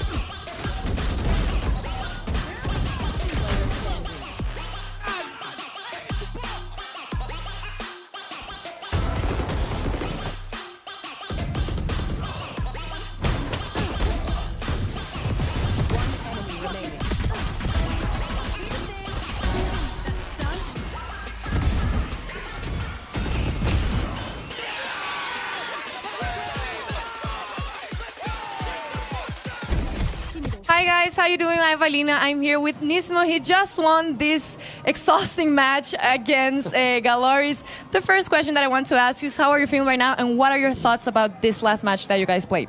I mean, we're feeling good overall. After winning, obviously everyone feels really good. We still have a lot of work to do, so we're just getting ready for playoffs. And yeah, overall the team feels really good. Great. So the second question that I want to ask you is what are your expectations for tomorrow's match against TSM? Same thing that we've been going through, the same mindset that we have every game. Just come in, play our game, and obviously get ready for playoffs. And we played against them in the past, so we know what to work in. Great. We saw that you posted on Twitter that you weren't happy with your performance. What is missing for us to see that 100% from Nismo? I mean, again, just I wasn't in my zone, missing the shots I should have been missing, maybe even some util that I should have been throwing. So overall, just improving my game overall, flashes, shooting back, and I'll be focusing on that. For sure. Thank you very much, Nismo. Thank you. Guys, it's over for today, but tomorrow we have a lot of Valorant, a lot. So we're waiting for you tomorrow. That's it. Thank you. Thank you. Thank you so much, Valina and Nismo. As we got to hear a little bit more on that insight that he has on his own performance, the performance of the team, playing for themselves, practicing, and even knowing for that TSM matchup how that's going to look like. But we're all very happy to see this M80 team succeed and do so good. And Stariban, we talked about it towards the beginning of the day. Something that Nismo has been working on was improving as a team and evolving with the team. And we're absolutely seeing it, especially in this close matches when you need to shine a little more.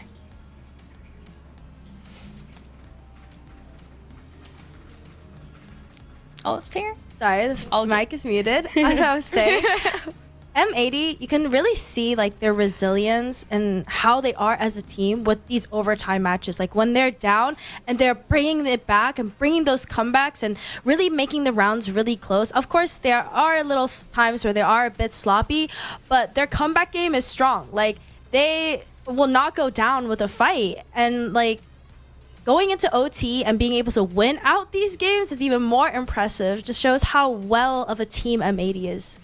Well, and it's very interesting because now we get the chance to look at the standings to see how they're looking, and they're looking pretty good. Gompers at 3-0 so far, pretty much guaranteed playoffs. But as we mentioned before, we don't really know. It's not 100% because there's a lot of things that you need to take into account to see who's going to make it and who's not going to make it, especially with how close competition has been. Dude, I think there's two things that are incredibly crazy. Number one, M80 is constantly battling for the top spot on the throne. They've been doing it since North America. They're doing it now in America's Ascension. And the biggest thing that I'm noticing is they're always going OT or having a fake comeback. Can we please stop? Like, there are sometimes my heart can't take it. I got a heart condition. Let's chill out on that. Number two, GLRS. Imagine the team that you would consider the worst with an 0-3 record literally almost beating the top spot. And it just goes to show there is no difference in the skill here. Everyone is just as good as the other.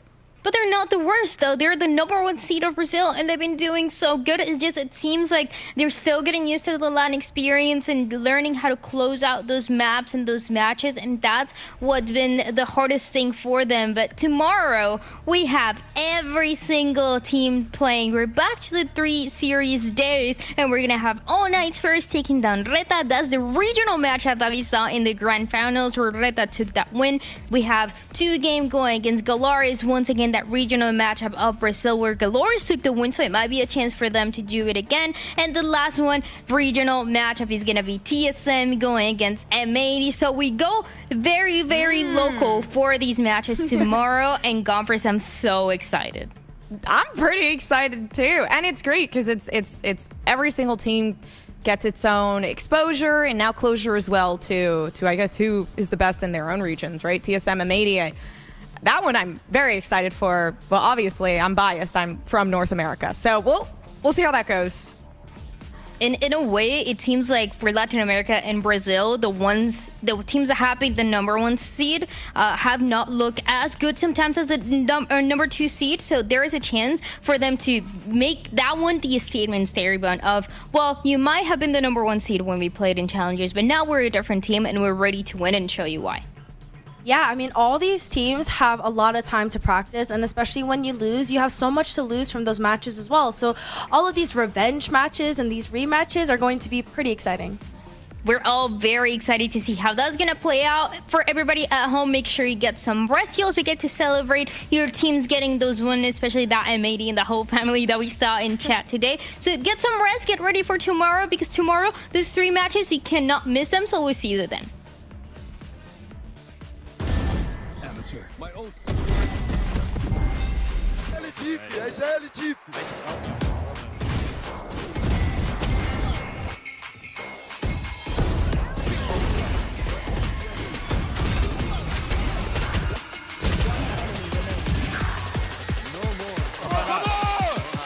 Eu assisto a voz de vocês, velho. Vai fazer a mesma coisa.